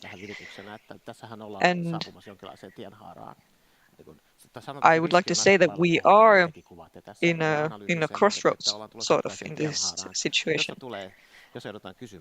I think we need to ask ourselves, as a political question, what do we do with the monetary union? According to the history of economy, monetary unions have always fallen apart, or they have been dissolved in some other way. Maybe sometimes the economies have just separated from each other, or there has been such external shocks that the collaboration hasn't been possible anymore. That could be one reason. And in the cases where it's been a phase towards forming a state, such was the case in Germany, for example, it can be a federal state or a unitary state, but Alan Millwood visited Finland some years ago, and he was very interested in what will happen with the EU, because if there will be no federal state, then how could it really be maintained? And he was very interested in how long can the monetary union stand on its own without a federal state. Is it 25 years? Is it more or less? And it does look like a temporary solution for a person who knows about history of monetary unions. Päivi can continue, but please be brief, because we want to talk about the federal development. Okay, just a brief answer to this. Well, I think it's interesting that the EU didn't fall apart with the Brexit. So we might have this idea that it's easy to solve a problem by just getting out of the monetary union. And maybe there could be a better consensus about what the monetary union is. Okay, thank you, Päivi, and thank you, Juhana. That was very interesting. But now maybe we can move on to the last topic. So in our article, we present an idea of a more united fiscal union that's very close to a federal state. And of course, there are very different forms of federal states. So the question is, what could Europe learn from other federal states? And how to keep the balance between national self-determination and the joint decision-making? How could it be defined if we think about Europe and the monetary union within the European Union? And of course, if you want to comment on which would be the biggest obstacles for this kind of development, how could we tackle the obstacles? We have some minutes for this question. I think we could move to the European Union, where this monetary union would be kind of also given to the European Union itself. So maybe it could have some tasks like just joint defense, common defense or something. So I think we're talking about a development that's very important, but of course it's only one step.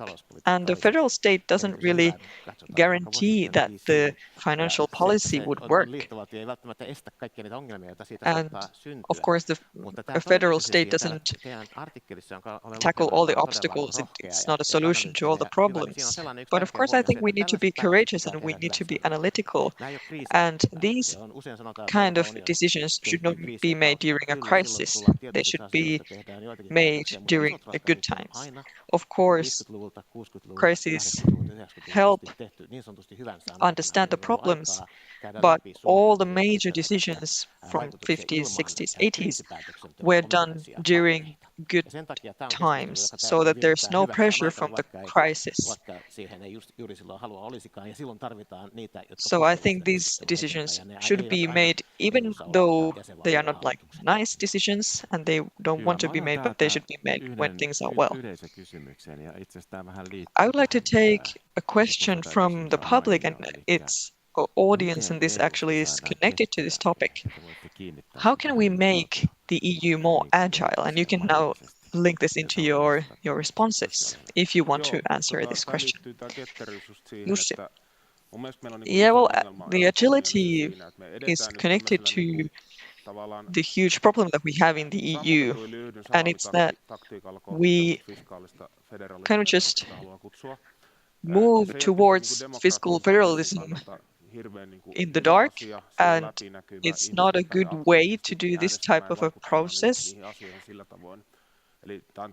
I think people should be able to vote and participate in that way. I think what we really should do in a modern state with the rule of law is that we should have a conference between governments, and we should have the conversation what the member states should be deciding about and what would be under the European Union mandate. The Union has a mandate in the things that it's better at, right? So I think it would be a good start to just create new agreements for mandates. But now it looks like the Commission and the big member states are pushing for this type of funding, and then we have a lot of countries who have a lot of debt, and then it kind of becomes just a necessity to join that federal state. So I think that needs to be discussed. Thank you, Päivi. Yeah, this is how we can start the discussion. Thank you. I think this article reflects that there's this contradiction that if countries are not, or states are not willing to make decisions, if we are not willing to make national decisions, then the federal development continues. And we have institutions in the EU, we have these different mechanisms, and of course they affect the situation and they make some solutions impossible. Jarmo, do you want to comment? Thank you for these nice words about our article. And of course, this has to do with all these different obstacles we have. And if we talk about EU becoming a federal state, like the United States, for example, I think we have problems with debt. And if we think how could we form a federal state from there, it's possible. yrittämällä lisätä velanhoitokapasiteettia, niin kuin nyt näyttää olevan we shouldn't maybe try to increase our capacity to deal with debt, but maybe we should ensure that we can pay the debt back. And as we have seen before, we have a lot of challenges. So we also need public funding and a lot of planning. And I myself am an optimist in this respect, and I think that we need to take a big step at some point. And of course, we have many reasons. For example, the global world politics affects these decisions. We have 1 more minute. Does someone have a question from the audience? A quick one? No.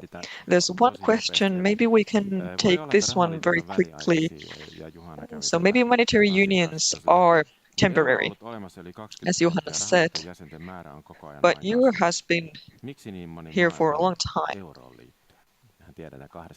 Why do so many countries want to join Euro? Because we have already 20 countries who have joined EU.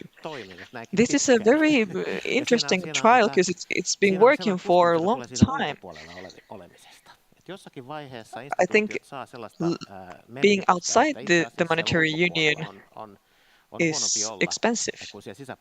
So it's worse to stay out of the union, even when there's a lot to improve within the monetary union. So this is a very interesting phenomenon.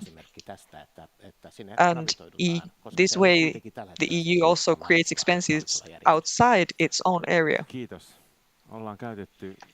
Thank you. We have used the whole 45 minutes.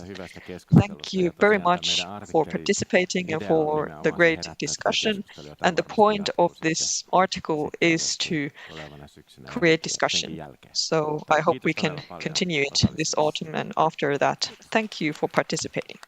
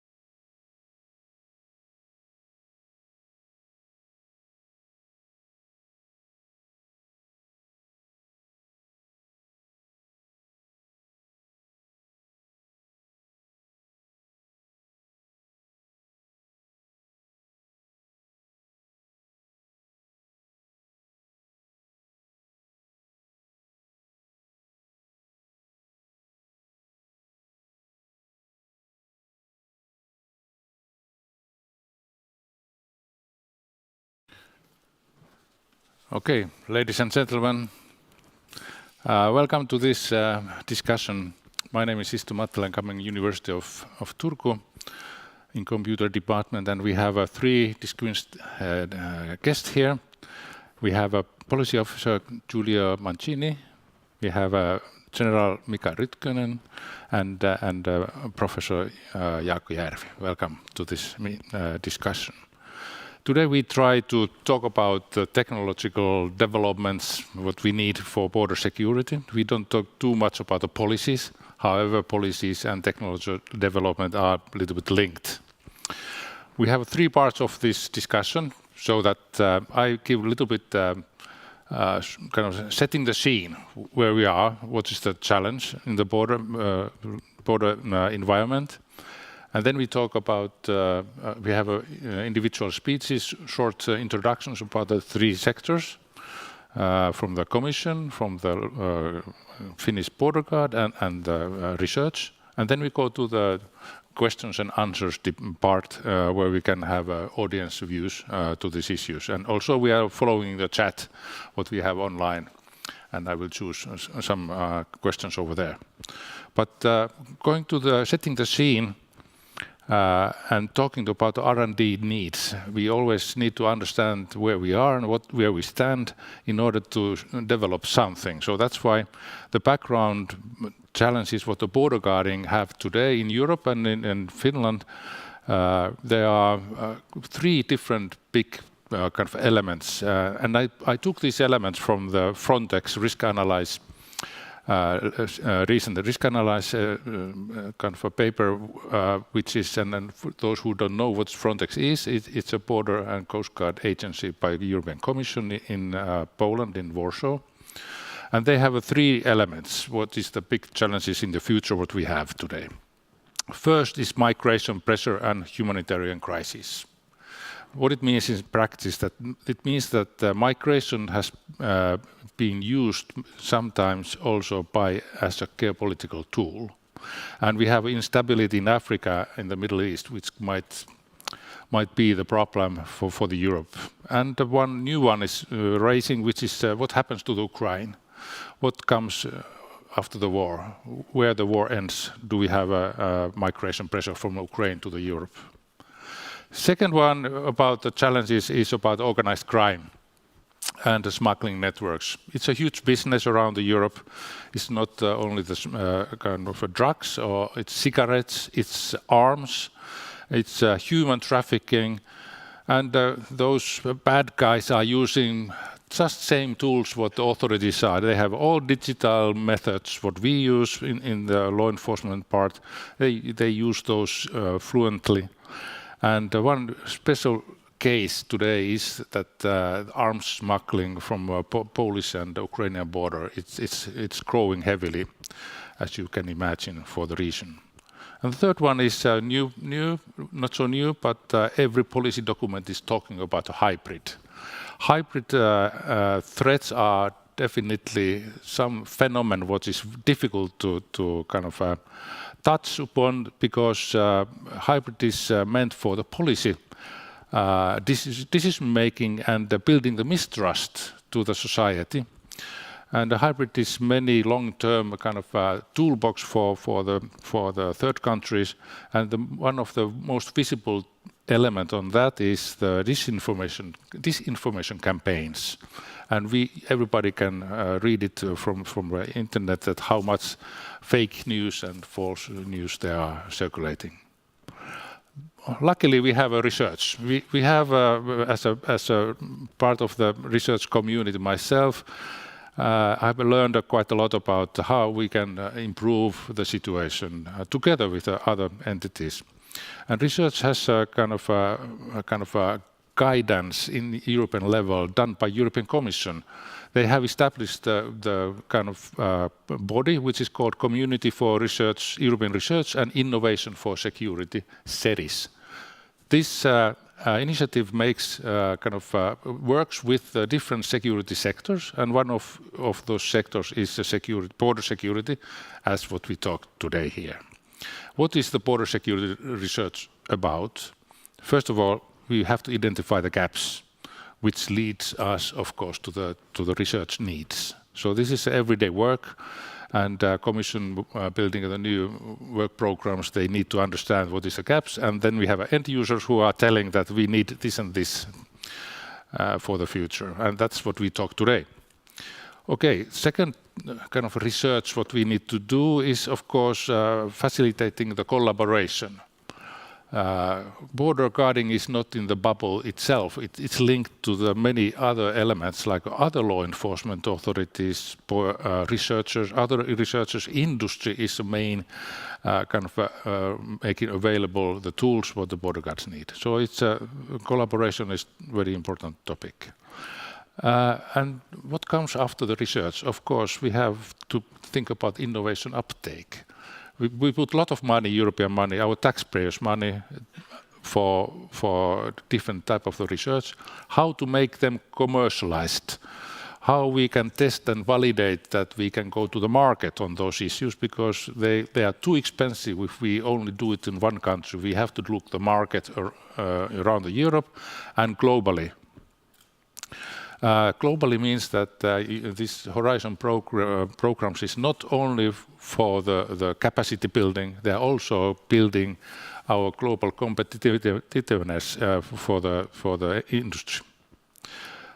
And of course, we need to look about how different tools are developing in the IT means, which means use of AI. That will come to the authorities. If not yet, it's tomorrow, and it's a big animal what we need to understand. And the last, of course, is standardization and certification. Sounds not so important, but actually when we go to the market and we want to understand that how we can sell these products to the third countries, Asia and the US, we need to have a certification and standardization elements fully fledged done. So this is a kind of a background, and we are now understanding the situation about the same way. And now we have introductory short speeches about our guests here, and how we can see these issues for EU level, national level, and of course the professional research level. So I give the first floor to the Giulia Mancini, please. Thank you very much. Thank you, Professor Mattila and colleagues. And let me thank also the Europe Forum for hosting this panel and for giving the opportunity of bringing the perspective of the European Commission on European research and innovation for border security. As you said, border security innovation is maybe one of the best examples of where European collaboration and integration is both needed and impactful. Our European users, border guards, coast guards, customs authorities, need European solutions, technologies, available in Europe, by Europe, today and tomorrow. And so what does the EU do on this? So the EU has, since 2004, a dedicated program on research and development for civil security that includes border management, but also law enforcement, civil protection, protection of infrastructures. This is a program that in just over 20 years invested over 4 billion euros in over 800 research projects, each being an applied thematic R&D project bringing together on thematic-based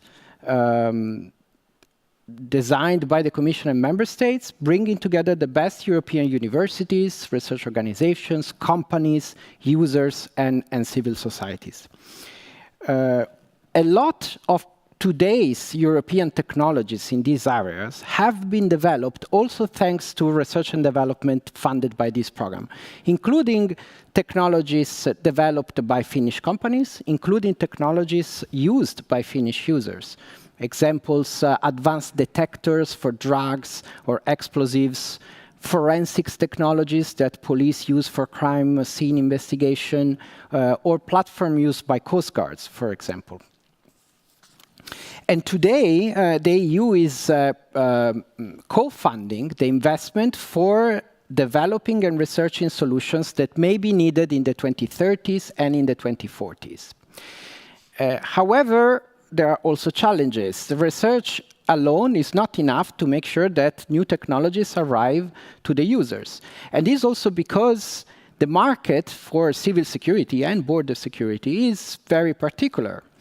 It's different from other civilian commercial markets, and is also different from the defense market. It's highly regulated, understandably so. It's highly demand-driven by the users, and in Europe is also quite fragmented. And this is also why the EU puts in place methods and instruments and facilitations to link better research to deployment, procurement, testing and validation, etc., as well as networking initiatives like the CERIS one that you just mentioned. Compared to other areas also of European security, European border management is quite capability-based and increasingly integrated at European level. The EU is a customs union. The Schengen area is the largest free movement area in the world, which means that the external borders of Finland are also the external borders of Belgium, Spain, Greece, and vice versa. And this is also why we have the European Border and Coast Guard, which is made by the national authorities and by Frontex working together in one system under EU law. And part of the European Border and Coast Guard are also the Standing Corps, which is the first uniformed EU staff, up to 10,000 officers by 2027, which help member states. The Technical Equipment Pool, which is a pool of shared assets, quickly and easily deployable for rapid operations, and the Capability Roadmap. And for research, this last point is particularly important because it's an integrated planning tool for capabilities made together by member states and Frontex, planning capability needs also in the long term, right now until 2037, which means planning together procurement, but also planning together research needs, which the EU then takes as input. Another crucial point is strategic autonomy and technology sovereignty. It's also been mentioned earlier today by my vice president. We need European solutions. We cannot afford, as Europe, to rely too much, to be dependent too much on non-European technologies for critical aspects like border security. because these technologies may not be completely reliable, or because they may be designed and developed not exactly aligned by European values. And this is another reason why European research on border security is needed, to make sure that there will be European technologies and knowledge also tomorrow. I also wanted to mention that many border security technologies are so-called dual use, which means that they can be applied both in the civilian area and in the military area. And by the way, they can also be applied in various civilian security aspects, not only border security, also protection of infrastructures or civil protection, for example. So this creates opportunities for efficiency that may be underexploited, and where the EU is introducing tools to be more efficient. For example, the Strategic Technologies for Europe platform that funds across the board areas like digital technologies and space technologies. But we also need safeguards on dual use, especially in the civilian application part, to make sure that civilian applications only have civilian characteristics, to respond to the needs of civilian users. And for example, research, our program on civilian border security research, only funds civilian applications, also of dual-use technologies. So where do we go from there from the EU perspective? So right now we are continuing funding research and development in Europe for European border security of the future. Right now we have calls open that fund the research on the future surveillance technology, the future technologies for the security of identities and facilitating the travel across borders, and the future technologies for security of goods and trade, scanners, for example, and also on interoperability of different systems. But looking even more ahead, just last month, the Commission presented the proposal for the new multi-annual financial framework until 2035. And this will be a game changer on many aspects, both quantitative and qualitative, on how EU funds are programmed and spent by and in member states. One of the aspects that interests our discussion that have been introduced is the continuation of Horizon, the research instrument, and expansion, more funding to Horizon, but also the introduction of the new European Competitiveness Fund that does have also a window on security and resilience, and that promises to integrate and facilitate the movement between research and innovation to upscale, uptake, and competitiveness and industry. So the EU is providing sustained investment on research for border security, a strong European border and coast guard, a commitment to technology sovereignty in critical areas, as well as a careful approach to technologies that often are very sensitive and applications that are very sensitive. This is all very important for the European security of the future, but also for its competitiveness and its resilience in general. And the three things are very much connected to each other. Thank you. Thank you, Julian. All seems to be quite nice in the Commission side or from Brussels' point of view, but how does it look like in the Finnish eastern border? Mika, please. Thank you. Thank you very much. I bring a national and the Finnish border guard perspective for this discussion. First, about the border security in Finland. The border security situation in Finland, it has changed a lot during recent years. At the eastern border, all our border crossing points are closed now, have been since 2023. Situation itself, today it's calm, but it's hard to predict what it will be tomorrow, next week, or next month. If I look at the situation from the perspective of the Finnish border guard, the current main threats for the border security and internal security is instrumentalized or weaponized migration, other hybrid threats such as damaging critical underwater infrastructure, and then environmental disaster at maritime domain, accidental or man-made. One big risk is shadow fleet, which is navigating at Finnish Gulf area. There are several vessels delivering oil products to non-sanction compliant buyers. These vessels are lacking flag state, or it's unclear what kind of insurance policy they have. Sometimes they are in bad condition. Also spoofing of vessels identity and routing is problem.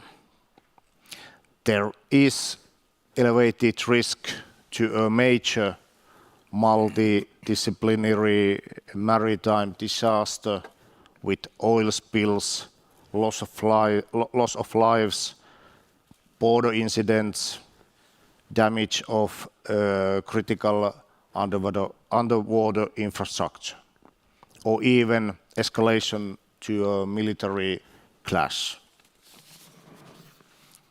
Well, EU member states, they have competencies to respond for threats at their borders.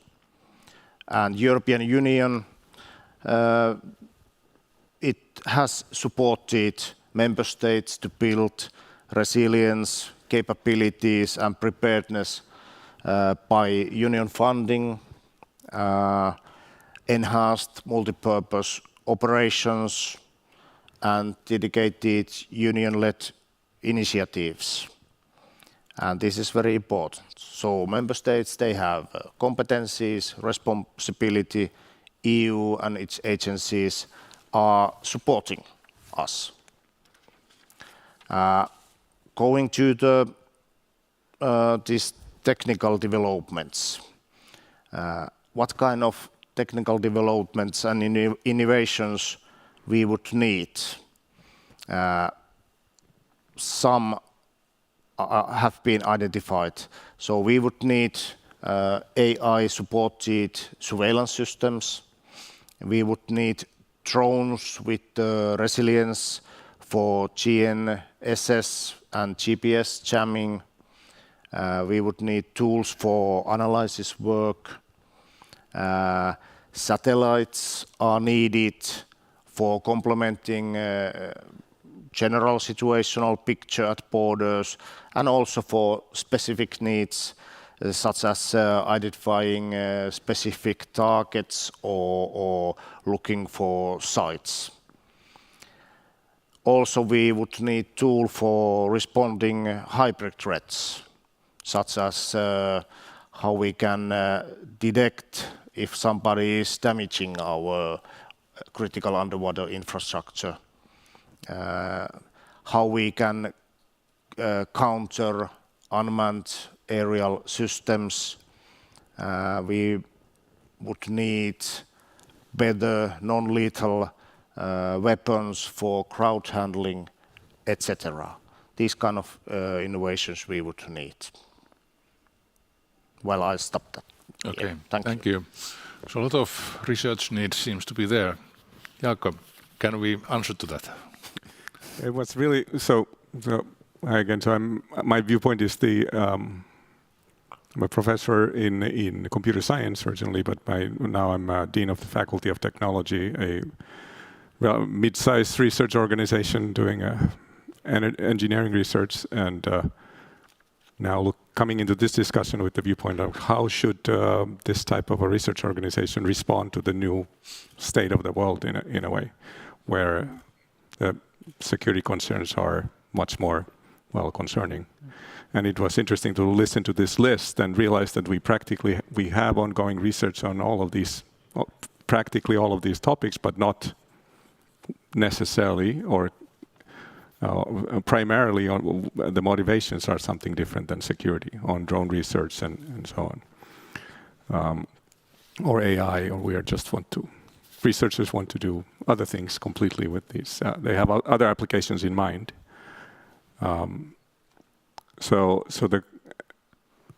But the reality is that these new technologies that are, powerful AI is only a couple of years old.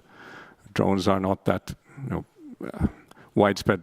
Drones are not old. Just when we are starting to have applications that are supposed to do good to people, I don't know, deliver parcels and so on. A couple of weeks later, we are seeing drones used to smuggling and all kinds of smuggling weapons and cigarettes and whatnot.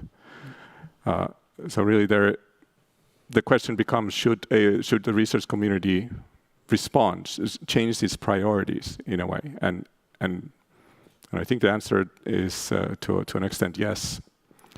And then it becomes a question: how should the researchers take it into use what they're working already on, and maybe retarget or take on new application areas and start to answer new research questions. In a way, it's easy. Research is pretty self-guided. Researchers, in a way, do what they want. But they are guided by, people tend to be guided by relevance, and they want to answer questions that are relevant, that are meaningful in their research. And I think we live in a world where what is relevant has changed. In a purely safe society, in a very safe society, we could start from the top of the Maslow's hierarchy of needs, and research is guided by our need for self-actualization. But unfortunately, nowadays, the need for security is much more relevant, and this will guide researchers. So then it's up to the societies. European Union has a big role in that, to make it so that if people focus their attention on security research, it is possible to have an academic career, a researcher career this way, that there's funding available so that you can sustain research in this area. So yeah, it's interesting. I think we should target more research to this area, and it's what has been the situation already in say cybersecurity for many years. It's a big race. New exploits. People find ways to do harmful things, and then the research community has to respond. And there's a pretty rapid cycle already in the cybersecurity, but now that's coming to the physical world as well. New technologies, drones, AIs, and so on come up, and then bad ways of using them come up very fast. And we have to get this same kind of response cycle into this area as well. Thank you. It seems that we are in the middle of the complex world. We will talk on the border security, and this border security research needs to be organized better in the future, I guess. And it's not only the will; it has to be some purpose on this. So we maybe talk about that later. This because this is not only the talking heads. We want to talk about the audience. What kind of questions may come from these introductory speeches? I think we could give the floor for questions and answers time. But if you may, I start with the one so people can think about their own questions. So I start with the one about the timing. So we have a research programs. We have programs from the Commission side, and they are written today, but implementation starts next year, and they are final after 3 years. In the same time, development of the different technologies are kind of booming, and they are coming kind of much faster. How we can keep this research in the right time to the right target and to the right people? How to organize it faster, because the world is running ahead, and we need to do faster research as well. Anyone who wants to take this one? Well, I could try. It's not an easy one, this question, but somehow, if the aim of this kind of like a work programs could be threat-based, like that you describe a threat like GNS, GPS jamming, for example, and then the researchers try to find the best solution for that using the latest state-of-art technology for that. Maybe not trying to find specific technology or because it will be outdated quite soon, but describe a threat or some kind of capability and then try to find and get the newest innovation. Could be. That's a good idea. Julia, this the division of the different topics in the work program is done a bit differently today. How does it sound if we start to talk about threat-based research? Well, first, I couldn't agree more. And I also have to say that our is one research program, is the EU research program in this aspect. There are also national programs. There's also private research investments, even if in this area, of course, it has to be demand-driven. So not necessarily our model works for everyone. It is true that we are trying more and more to move towards a capability-based approach, also on how we write the topics for research, which means trying to, together with the users in Europe, to say, okay, we need to invest in research and studying on, for example, being able to minimize the false positive and false negatives in detection. So that on the sea, for example, for a vessel or for a container, that you have, you open all the bad containers and you let go all the good containers. But you don't have to check to know. How can you do that? That's the capability. And then the researchers may come with great ideas on using software, maybe AI, using blockchain, using new sensors. And then it's also a matter of the science part and the scientific part to make sure that we are investing taxpayers' money on something that's actually worth investing because it will be ahead of the curve. And it wouldn't happen if we don't invest to have European innovation there.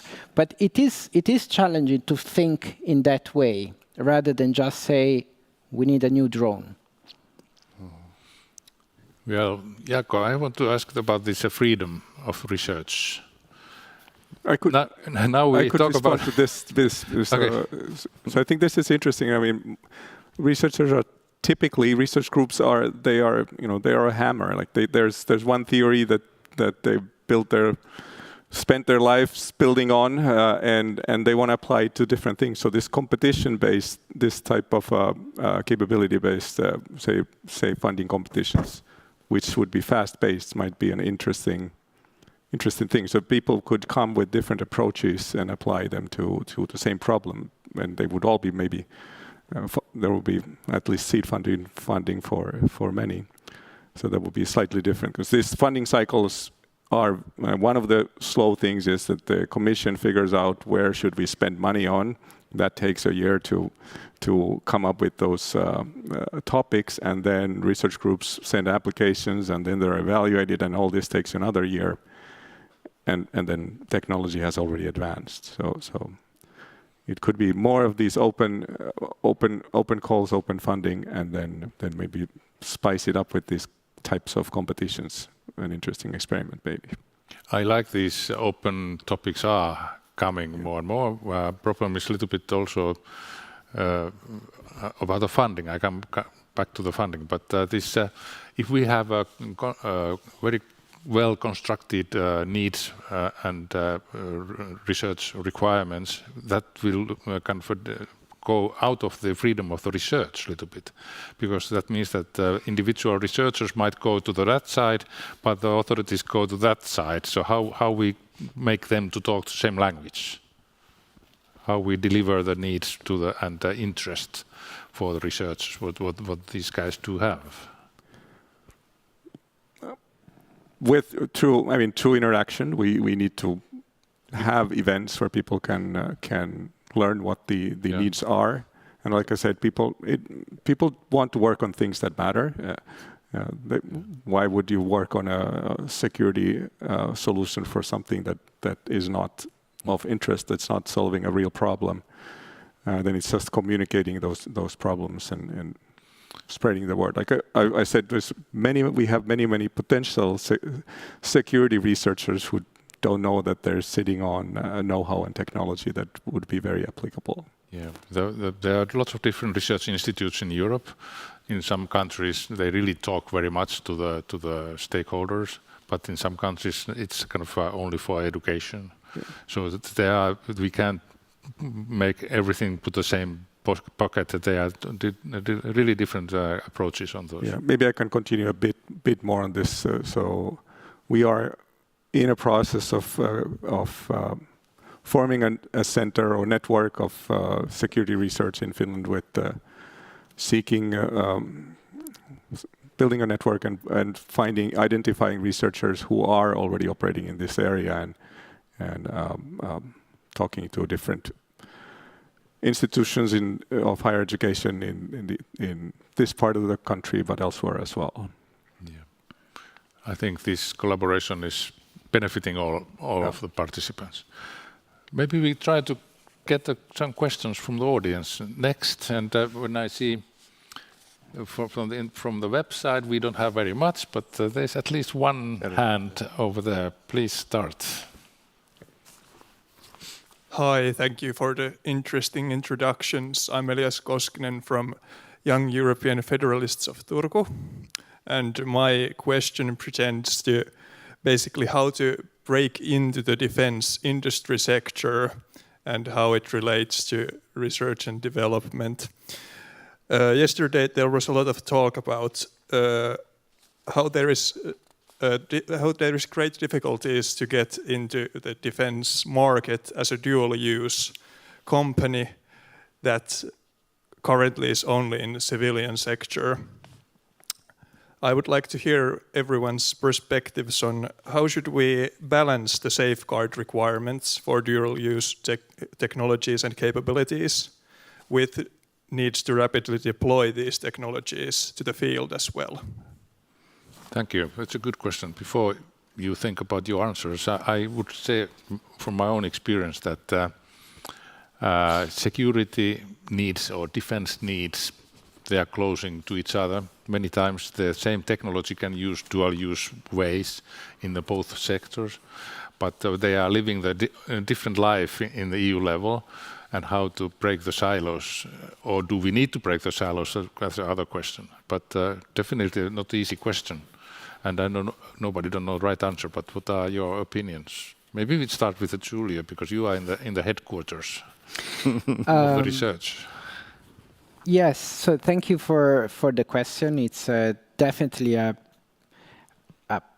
big question. So the EU, since more recent years, compared to civil security innovation investments, also started a common European defense research and development funding and industrial complex funding and cooperation. The European Defence Fund also has a window on research and innovation. And that's separate from the innovation policy and research investments and a lot of the discussion on the civilian aspects. It's different because they are in different programs, also because there are different characteristics, because the civilian application have different safeguards as well as different needs in terms of applications. Performance safeguards, including ethical safeguards, etc., for the civilian applications. Now, the synergies that are needed and the dual-use aspects are especially at the relatively lower technological development levels, where technologies are more neutral in terms of application. And that's where we should improve how potential for applications should be identified and facilitated. So I made two examples earlier, digital aspects and space technologies. Space technologies were also mentioned earlier as examples that can be useful and should be useful for border surveillance, which is a civilian task, like satellites. And of course, there are many needed applications also in the defense and the military tasks. So that's a good example, and that's somewhere where we're trying to invest and facilitate more. We also have examples of European companies which tested moving some products from the purely civilian aspects to the military applications, but certainly they are still less than the other way around, which is more classical, let's say. But as technologies also become more accessible, examples of AI and autonomous systems are good examples, we could see a bit more of these facilitated synergies between civilian and defense. What about, Mika, Finnish Border Guard has defense tasks as well. So in Finland, I think we have very used to think about in the two hats in your organization. How you feel inside your organization about these two funding environments? Is it too heavy for you, or can you be part of both? How it looks in practice? Yeah, and unfortunately, I do not have a clear answer for your question, but we as authority which is carrying out tasks, civilian side, law enforcement, maritime security, and also hard defense tasks, because since we are part of the Finnish defense system, we are using both, and we are like maybe mix using those, but yeah. This is, maybe it's easier to us than for defense forces, which are mainly focusing these hard military tasks. Yeah. You are kind of broken the silos in the way inside your own organization. Jaakko, this dual use civil military research requires different demand from the researcher when they apply applications goes, and every application has a different requirements. It makes it difficult to university to handle all those things because there are no common coordination in EU level. Well, certainly, like, I mean, there's enough bureaucracy and enough things to get through, sending just ordinary research applications, funding applications, and then having the extra compliance to all these rules is a lot of work, and typical universities do not have the competencies to deal with these. Yeah, so it's easy to say that it just apply, but the reality is difficult because you have to learn about a background and documentation. It's difficult for the in practice level. Good. Some answers we got. In the middle, Caroline.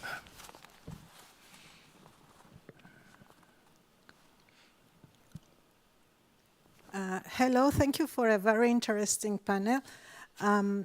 My question is more focusing into the civil security. I'm kind of curious because in the introduction we talk about, you mentioned the problematics that trafficking, organized crime, hybrid, disinformation.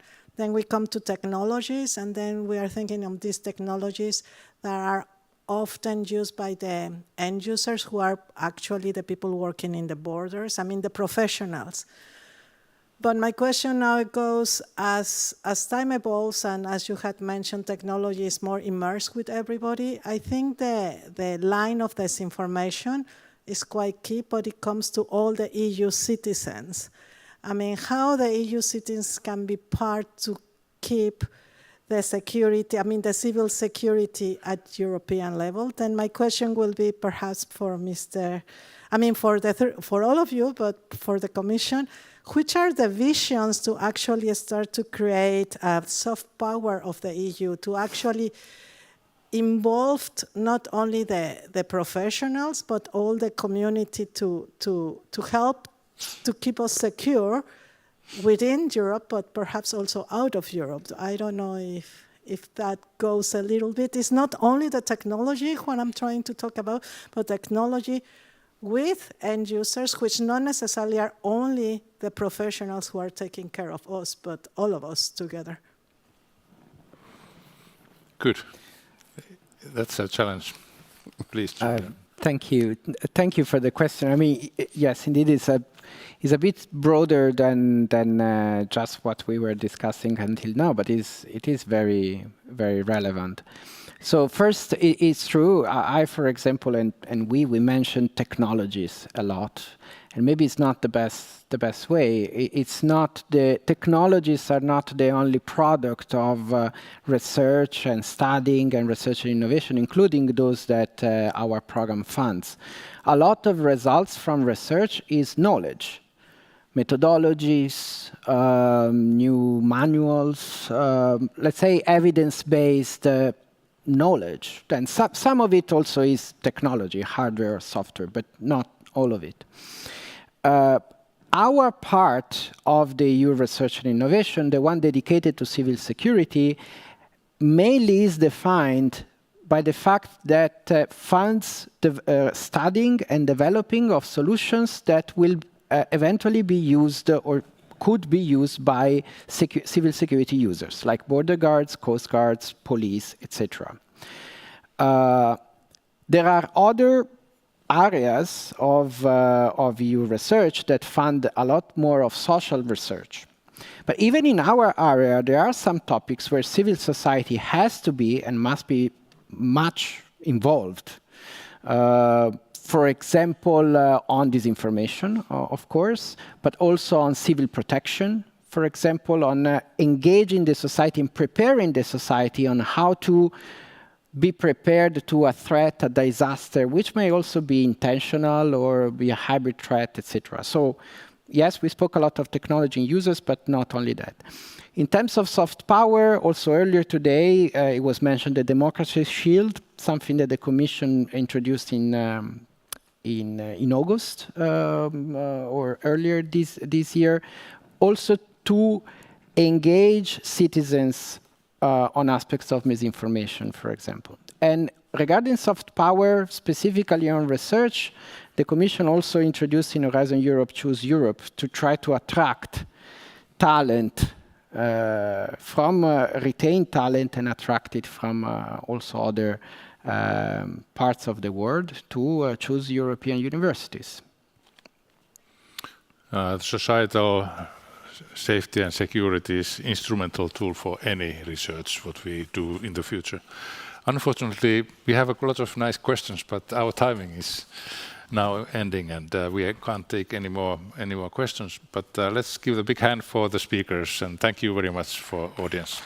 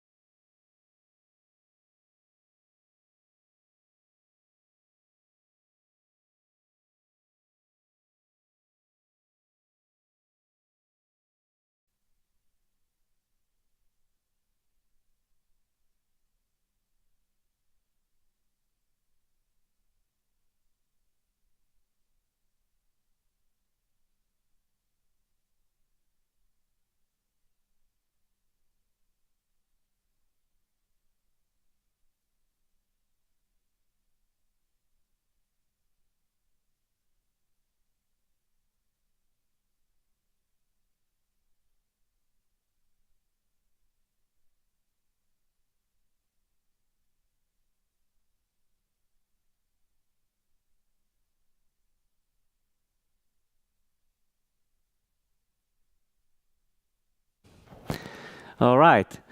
Welcome to the final and the most awesome panel conversation about culture and defense, how they are combined together in this beautiful Friday afternoon here in this one of the most amazing towns in Finland, which is Turku. And my name is Mikko-Pekka Hanski. I'm a facilitator of this panel, and I'm also a founder of a Solovei music program that is actually a practical activity related using culture and art in changing the world and society to a better place. And today is actually a world premiere in Turku in Lokomo, so find your way there at 7 p.m. for the amazing concert. I'm using amazing like one of the persons across the Atlantic in order to amplify the message. The Russia's full-scale invasion in spring 2022 reminded us, and all actually the activities from the Russian side throughout the decades has actually shown that how important culture is. And I have to say that, of course we have to invest into the defense technology and military spending. That's kind of like obvious thing apparently, but we should also consider that why we are actually doing that. What is the reason of all defending the democracy? What is the reason of trying to figure out the security in the borders? What is the meaning of all this? And there comes the idea of art. But before we go into the conversation, I think we have to look at a little bit from the practical side. So there's a song in Ukraine called Oi Luisi Servona Kalina. This is from the 18th century, and nowadays it's been used as a very patriotic song about what does it mean to go to a frontier. Many of Lukas Tasevski has been playing this song in the front line. Anders Adlercreutz played this song in the House of Parliament. And now today we have a version of the song in Finnish language by Lilli Loiri, the lyrics. And we have a really brave young Helka here to perform the song for us with a very interesting message about the whole art thing. So Helka, come over to the stage, and the stage is yours, please.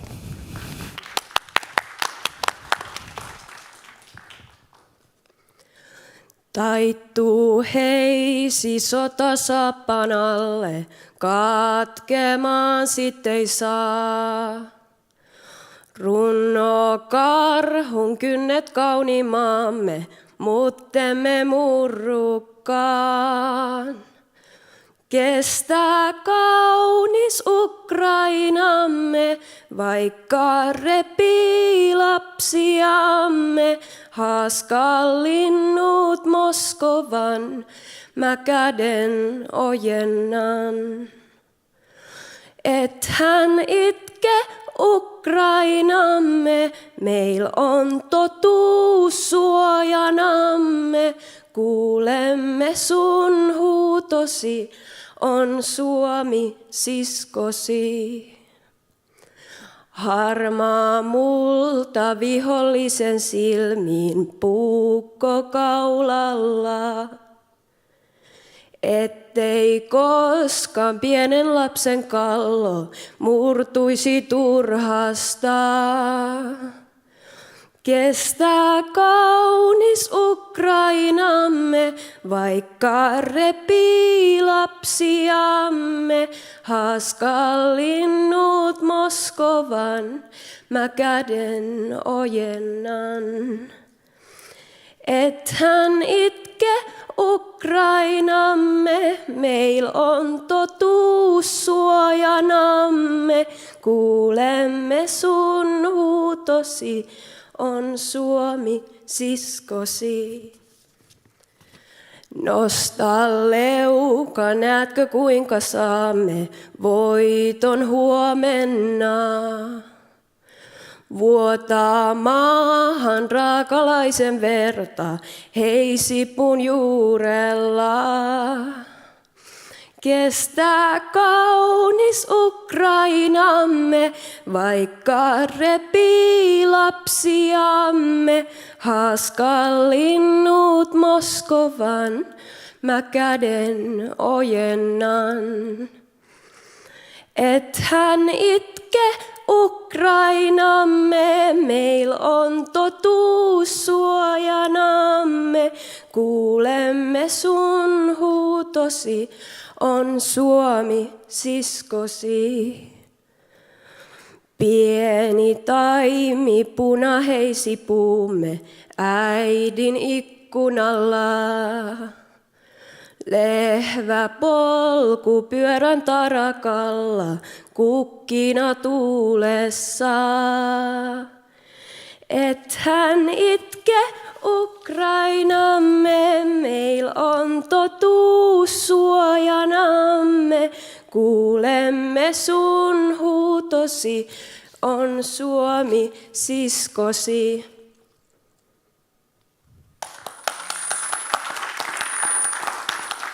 Hyvä Ilkka.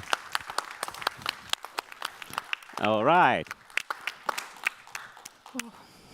Yes. Wow. Yeah. So, practical implication of art and impact. And let's talk about art and defense together. It's very counterintuitive, maybe, but let's explore this topic. But before we go to the topics, let us introduce who we are over here. So tell us, what's your role, what you're doing, and also, we have a question that, is there an art piece, a song, a painting, or anything that has moved you personally to act on the better world? So what about you, Johanna? Please tell us who you are and what's your song of your life, let's say. Thank you. Great to be here. My name is Johanna Ruohonen. I work for the Finnish Cultural Foundation as the development director. I'm an art historian by training, and I used to be the director of our art museum, the Kirpila Art Collection, for the past 10 years. But now working more broadly with art and also science. The question about a piece of art that would have made me act was a difficult one, because then I started to think what has pushed me to this career path, and that was a bit too big of a question. So I will choose artwork from this year that really shook me. And that was a piece called Dark Noon by a Danish theater group, Fix and Foxy, which was on tour in Espoo, in the Espoo Theater. And it was with a South African ensemble. And the way they portrayed history, hungry and poor Europeans arriving in the Wild West, was something completely different aesthetically, emotionally, and also the narrative and the new way of reading the colonial history, that it really stuck on me and made me think and made me educate myself. So that's a piece. Excellent. Great story. Dark Noon. Dark Noon. Ooh, scary. All right. Jussi, please. Thank you for the invitation. So my name is Jussi Merikanto, and I'm the managing director of the Turku Music Festival. And my background, I was over 15 years in the Finnish National Opera as an opera singer. And before I went to the other side, to the management side and artistic planning. And how was Helga singing? It was excellent. Yes. And I must say, the moment here was kind of also the moment what drives me go forward. Because this was kind of the message, the music, the moment. It kind of, I forget the moment where I was now involved here, speaking with you and with the audience. So I've really felt it that we can go forward also, that drives me also forward.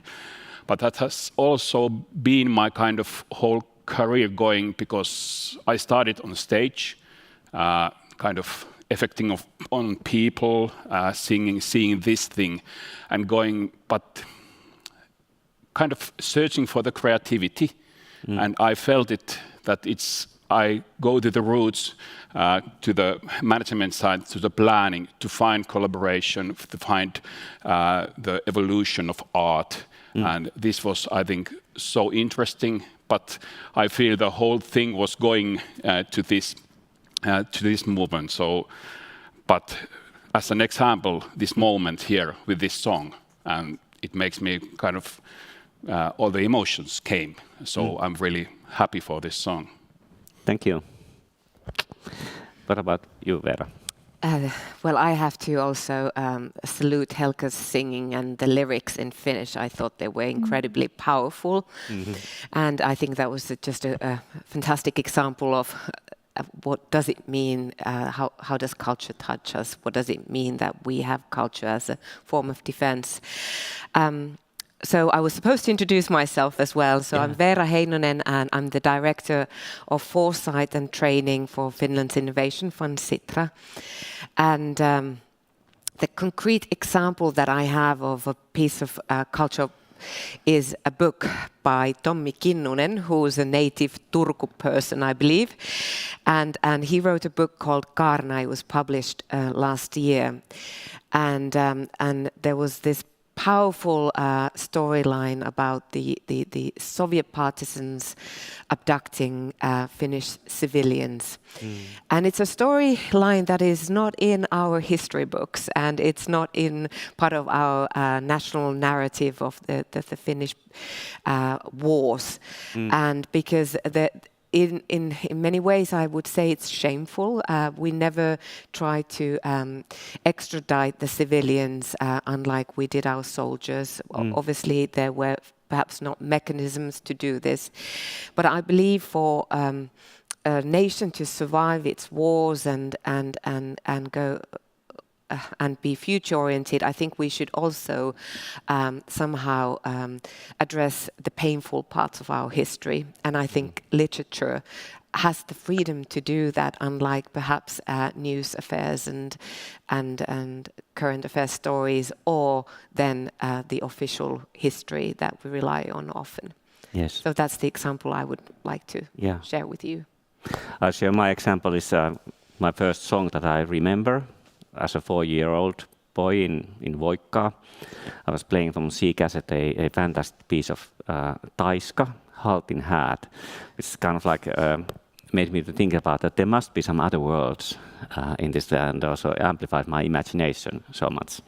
So we all have these stories of our emotions and stories that we all have our favorite thing. And I think it's good to reflect once in a while for anyone else to what it is. But hey, let's have examples. You must have seen all kinds of examples from the past history or recent history where actually art or culture has been used somehow in very practical ways to increase the social fabric or the social cohesion, or kind of like being almost like a defending unit.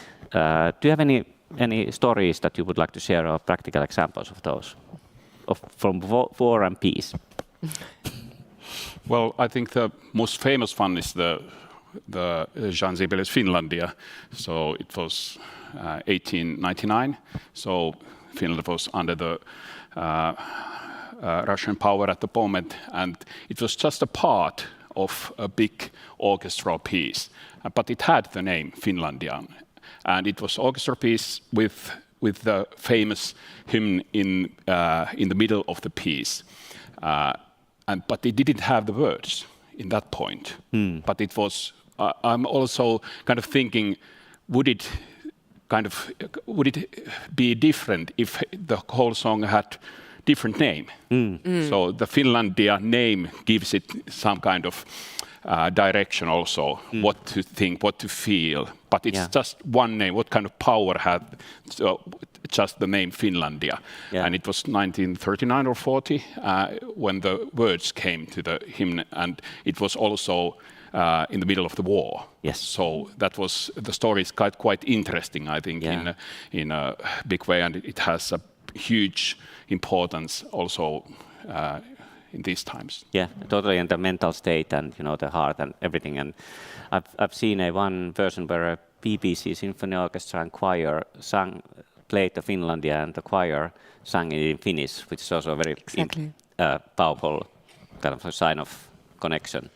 What about Johanna or Veera?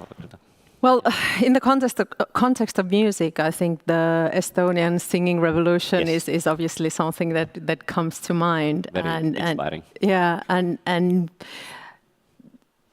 not having lived through the experience, but just reading on the power of 100,000 people, every 10th of a nation coming together, singing together as an active act of resistance, and then the Soviets started to play a song by a big orchestra, but there were too many singers that they just couldn't be silenced. So that's something that apparently was a very key step to on the way to independence. So I think that's a very powerful demonstration of what singing together can do. Indeed. Very inspiring, Estonian singer of Finlandia. What about Veera? Well, I will share a little bit of a different viewpoint, because I'm a former journalist, a print journalist or a writer. Print is very old-fashioned these days, but nonetheless, I love words, and I think the U.S. Declaration of Independence, life, liberty, and the pursuit of happiness is an extremely powerful cultural statement. Yes. And because it's a fantastic statement for an immigrant nation that wanted to also message inclusivity and for its universality and how it actually is very enduring. And regardless of the problems that the US is facing these days, it does not take away the powerfulness of that statement. And words. And the words. The most dangerous weapon, I would say. Yes, the most powerful, and it can unite. Yes. But they can become also weaponized, obviously. Yeah. One question I have in mind, because art has to be free of expression. It has to have this own autonomy of doing. And now we are talking about art as in a tool for something. So should we consider art be more like a tool for defending our democracy, or should it be just go freely to somewhere? What's your opinion about how much we should actually guide the whole artistic community that, hey, come on, let's do some, songs? Yeah.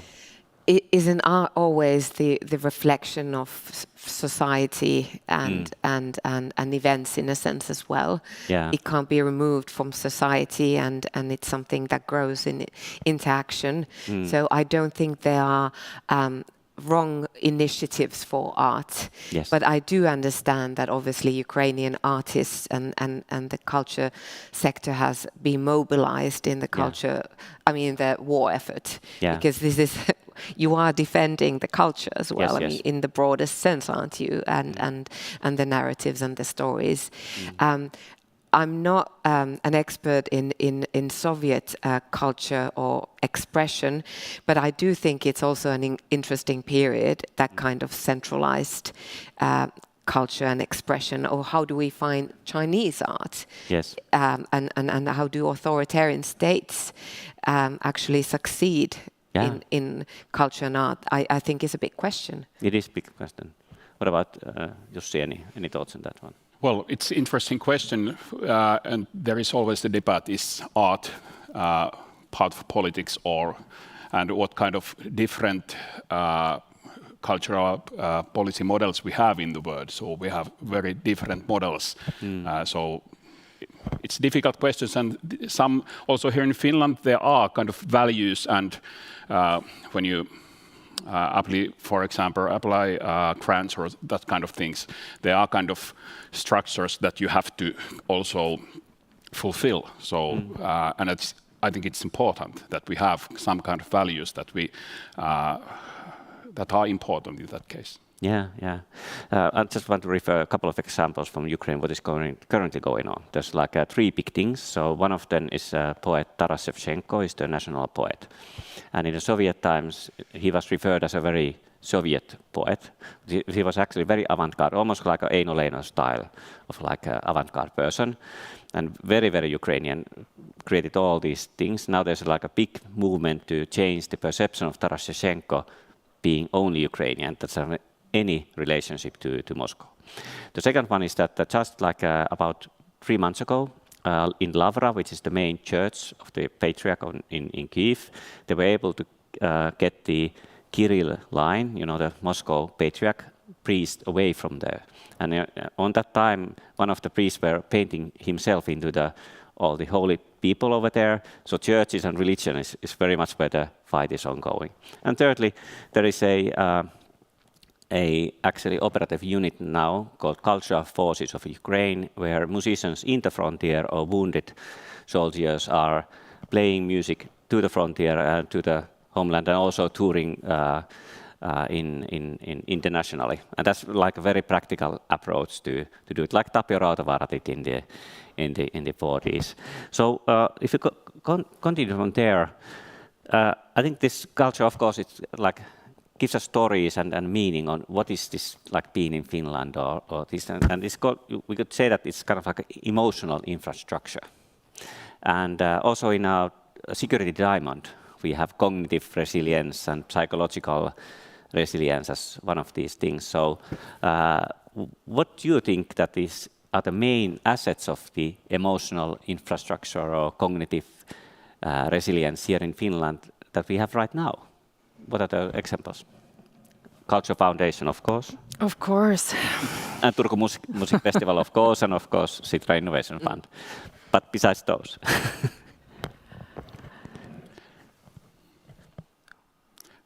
Yes. No, okay. So is the answer Käärijä? Yes. Yeah. No, go ahead. Yeah.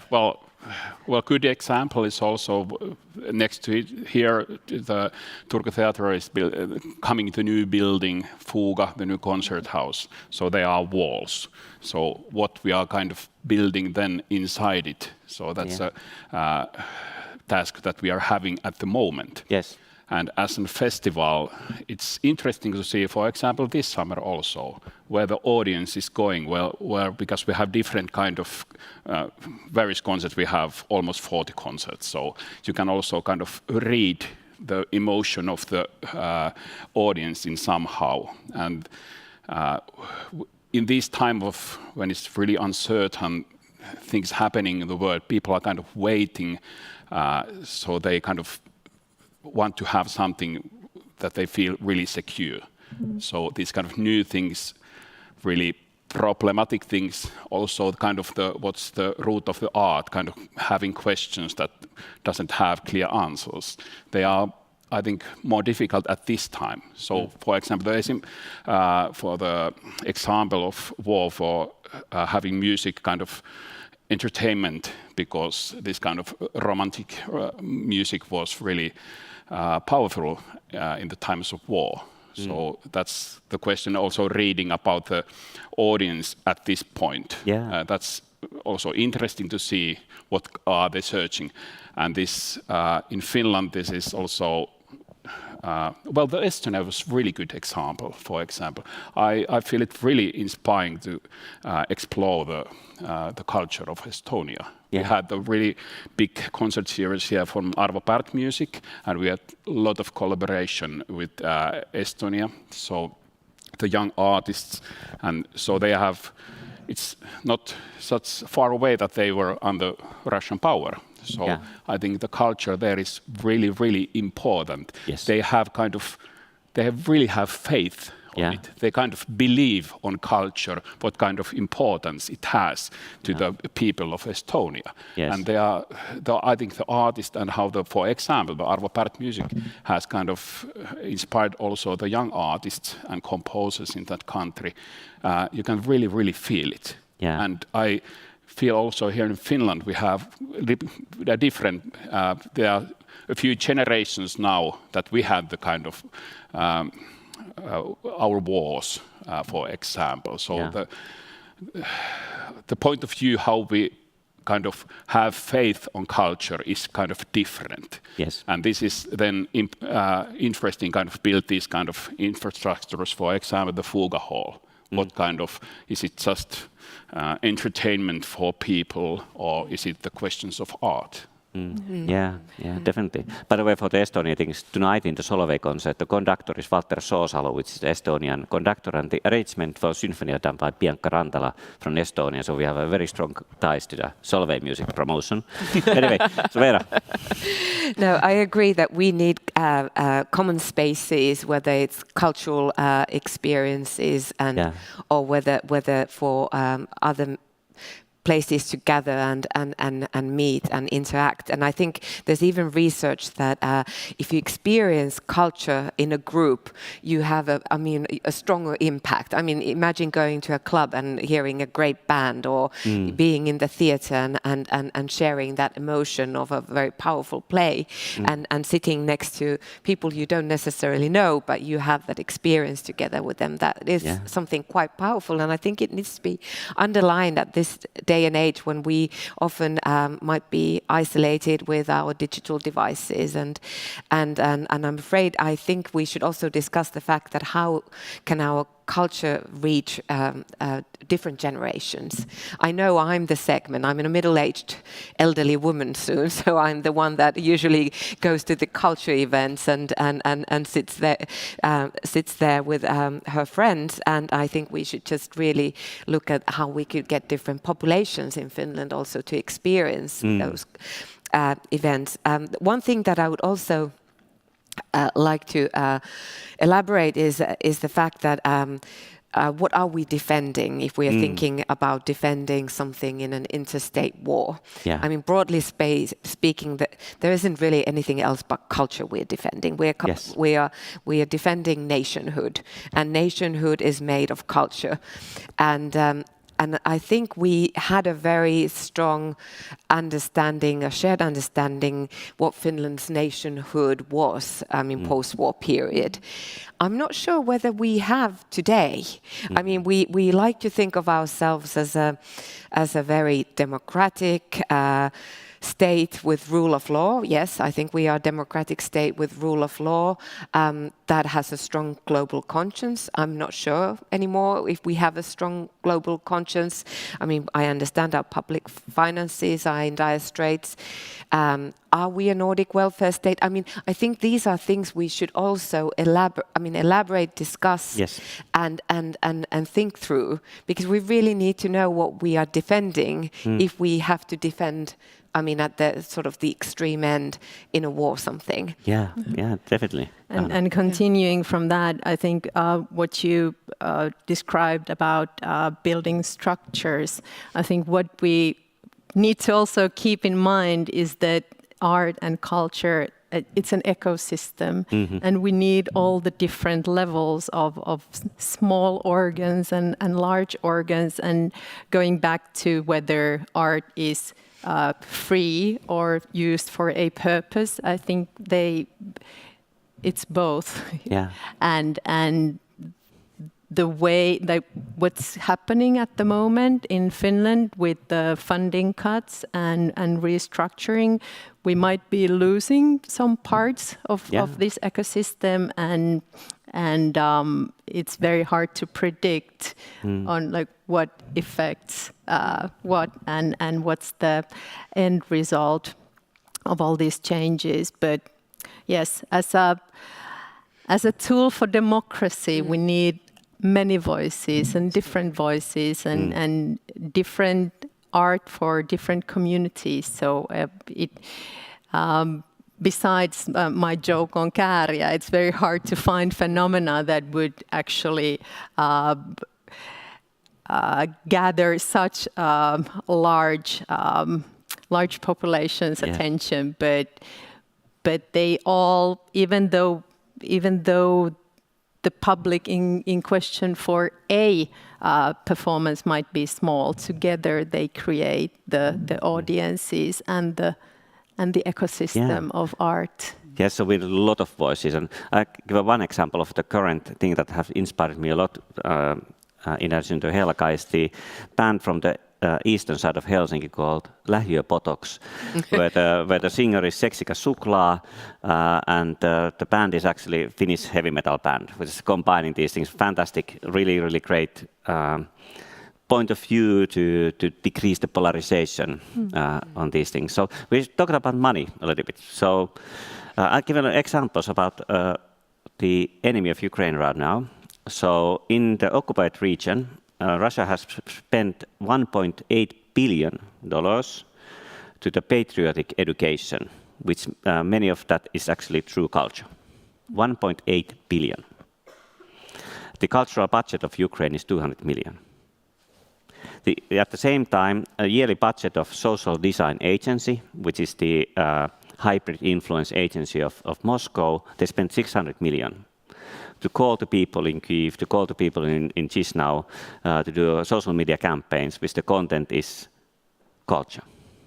So somebody in that side has calculated that spending 600 million in a year or 1.8 billion in patriotic education has a return on investment. So should we increase the investments into culture as we are investing now with the rockets and bullets as well? What do you think? Yeah, can you rewrite history with money? Maybe you can. Yeah. Money is energy, and I think we need to have more energy into culture. And it means actually that we have to start making choices, that we start using all the assets that we have to better defense. And there are also structures to make something big. For example, Käärijä and these kind of things there are structures that, and also kind of money, what makes things big. And so money is one also solution for this kind of thing. Yeah. But rarely. That's one example. Vera, please. Vera, please. Sorry. No, it's okay. I was just going back to the idea of which was more of a question, but are centralized authoritarian efforts in culture been impactful? I mean, do we have historical events? Because I think the Soviet effort was not very impactful. Yes. I mean, Russia has an amazing history of culture in different forms of culture, but that was not during the Soviet times. Yes. And China is, I'm afraid, is a mystery to me in forms of culture. So I think, I mean, Ukraine, often the underdogs are so much more creative. Yes. And I think Ukraine has done an amazing job putting sort of making its cultural go global. I mean, imagine the amount of literary works that have been translated now during the war. Yes. Or Ukrainian artists that have been in worldwide tour, and it is because of people like you that have been helping to find sponsors and give infrastructure.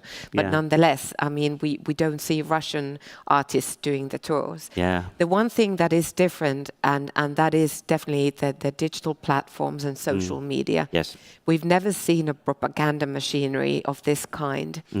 And this is where we, the market capitalism and authoritarian elements shake hands. What we've seen Meta and the likes of Meta create, this incredible machine through pure market innovation and market machinery, because of its, the value of the company and the amount of money that they put into research and innovation, so that they can manipulate people and keep them engaged on their platforms, is the unknown. Yes, indeed. And there's a lot of art and creativity on creating these algorithms that keeps us engaged in the platforms. So it's all around the culture. So let's talk about a little bit about the dreams. And one of the dreams that we could have is that you might have some like a problem here in Finland, or something that you think that should be solved. And what is that problem, and what you like to solve as a dream, and how culture, if you had all the resources, what kind of culture you would like to use to solve that problem? I have a couple of ideas already, but I can start. We discussed it with Vera beforehand. We have Russian-speaking minority in Finland, and the media that they are using is from different Telegram channels. We don't know exactly. We know from Estonia the situation, and if people are living over here, we have to get along with each other, and more. And I think that's one of the dreams that I have, that we could find a very elegant solution to solving that. We are not going to the road of polarization or cancelling people who live over here. And I think that's because why I think this, because these divided nations are the most easiest target for imperialists. So that's, I think, one of the challenges that I would like for us to think about very thoroughly here in Finland. But what about you guys? Well, I could continue, and I've thought about this often lately, and I think is how could we make the Finnish story more inclusive? Because we have more people with immigrant backgrounds, and it's understandable that perhaps their ancestors their grandparents have not been in the Finnish Winter War and the Continuation War.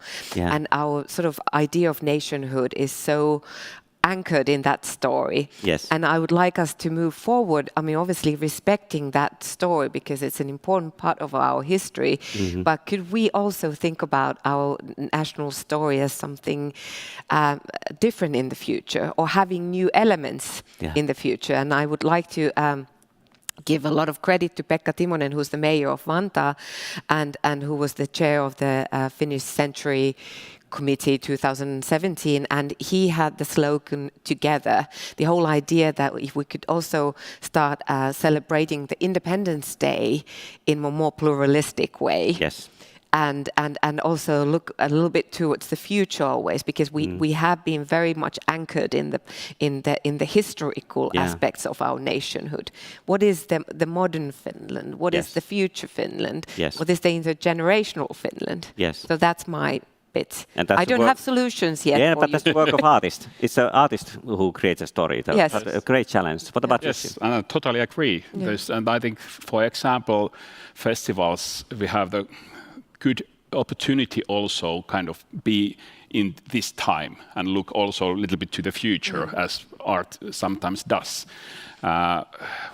With festivals, it's also the collaboration between countries, between festivals, between artists. It has been really, really fruitful because it has always given some kind of co-creation models. So it also makes it diverse in every way. The festival, the art, and what's also kind of left, for example, here in Turku. Not just a concert with nice artists and standing ovations or something like that. It's really important, the emotions, but I always search with this kind of collaboration. It's one artist or an organization or country. We have co-creation model, and we can kind of also build a bigger picture also to the story of Finland and Turku. Yeah. I, by the way, yesterday heard a fantastic story of Finland where Hymyilevä Apollo by Eino Leinova's rap version with Kantele. That's really fantastic. I'm still amazed about the whole thing. That's like a new story, I think. Hymyilevä Apollo, great poem. What about Johanna? Well, I don't know if I should go back to Dark Noon now, because when we're talking about the more inclusive Finland and more pluralistic, I think it's crucial that we also open up to other countries and other ideas and other directions. And it's a two-way direction. We need to go out and we need to bring new ideas in. And as you, Vera, said, we really need to understand Finnishness in a new way. And I think this is if we want to weaponize art for something, this is a target that it's already weaponized by itself. So we just need to also give floor and resources and opportunities and the Fuga main stage and grants to new Finnish and different communities and not only the usual suspects. Yeah, and like Europe Forum over here, Yes. having us in the stage talking about culture and Finlandia and Lähiöpotoksen Käärijä and Timo Kinnunen, these things. When we talk about art and culture more, it flourishes, and let's have these things. So before we end this thing, I would like to show you a video from Ukraine that I got last week from the Cultural Forces of Ukraine. So let's watch this video and see what does this cultural activity in the war-going country actually mean in practice. So can you put the video to show us? Ukraine's fight for freedom goes on. Russia brought destruction and havoc to the normality, education, religion, culture. As death negates life, Russia demonstrates no will to stop its extreme brutality against Ukraine. Ukraine is fighting for its survival, culture, and identity. Cultural forces emerged through the blood and fire of this existential war fight. On the battleground and beyond, cultural forces supports the homeland through the word, image, and song. We use all means to not allow the enemy to quell the voice of the nation, for the culture reflects the traumatic war experience, but also bridges generations.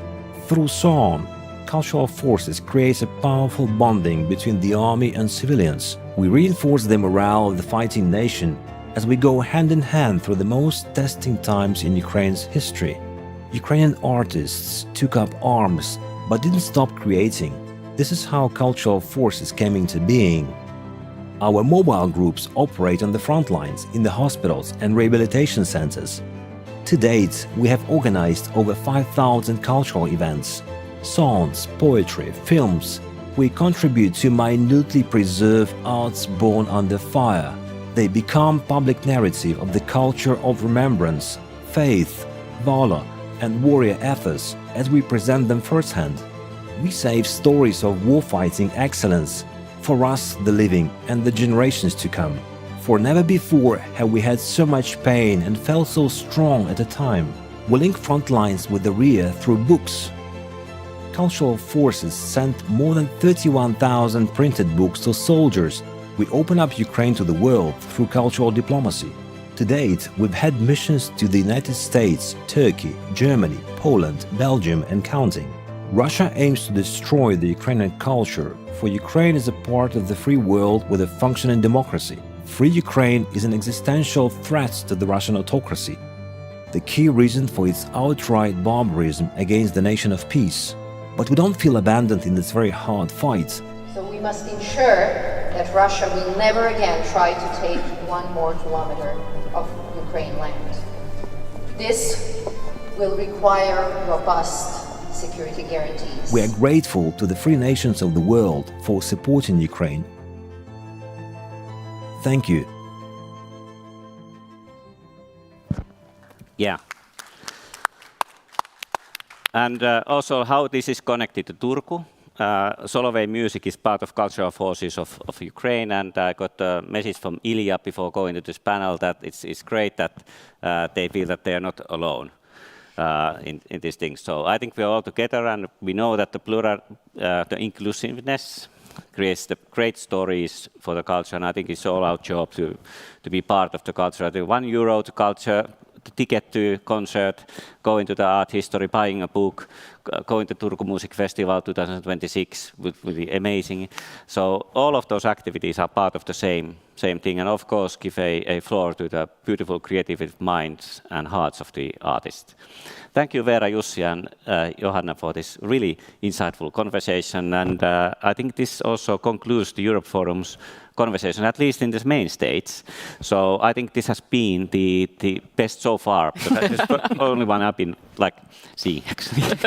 Anyway, so thank you for the Europe Forum for having us as stage, and thank you for coming, and all the streaming millions of people watching this one streaming.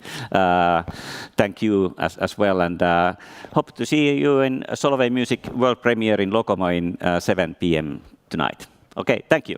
Thank you very much. Thank you. And also from the panel and also from the organizers, thank you for a fine discussion at the end of this Europe Forum. Kaikki päättyy joskus, ja tällä kertaa päättyy Eurooppa Forum tähän tilaisuuteen, tähän tapahtumaan. Olemme 3 päivän aikana saaneet kuulla erittäin kiinnostavia keskusteluja, mitkä ovat tuoneet yhteen niin tutkijat kuin myös poliitikot, asiantuntijat eri aloilta, myös monia asiantuntijoita tai toimijoita ulkomailta. Eli Eurooppa Forum on täyttänyt jälleen kerran tehtävänsä tuoda yhteen ihmisiä keskustelemaan. Tämä on ollut myös kaikkein suurin Eurooppa Forum yleisön osalta. Meillä on ollut reilusti yli 1000 paikan päällä kävijää, ja varmaankin lyömme myös, niistä ei ole vielä numeroita, mutta varmaankin lyömme myös ennätykset netissä, koska meillä on ollut sekä striimauksia Yle Areenan kautta että ohjelmajärjestäjän omien sivujen kautta. Minä olen Marko Juuas, olen varapuheenjohtaja Eurooppa Forum ry:ssä, ja aivan viimeiseksi minulla on ilo lausua kiitoksia kaikille toimijoille. Eli kiitos yleisö sekä paikan päällä että netissä. Teitä tarvitaan keskustelemaan ja myös kuuntelemaan ja oppimaan monia uusia asioita. Kiitän myös kaikkia ohjelmajärjestäjiä. Ilman teitä ei Eurooppa Forumia olisi. Ja strategianeuvostoamme, koska strategianeuvosto tuo meille monia uusia ideoita, että mitä uusia asioita otetaan esille tulevina vuosina. Käytännön toteuttajat ovat ne, jotka saa tämän itse toiminnan etenemään. Ja suuri kiitos Serttia Eventsille, Turun kaupunginteatterille, Turun kaupungille, Rajupajalle tekniikan hoitamisesta, Language Wireille, Nightsec, Turun ammatti-instituutille ja viimeiseksi, mutta ehdottomasti ei vähäisemmäksi, kiitos myös kaikille vapaaehtoisille, jotka ovat auttaneet meitä järjestäjä ja auttaneet teitä yleisöä tuolla tarvittaessa, tuoneet tavaraa, kun jotain on puuttunut. Ja aivan loppuun. Ensi vuonna tavataan taas Turun kaupungin teatterissa 26.–28. elokuuta, eli sama paikka, suurin piirtein sama aika. Tervetuloa. Kiitos.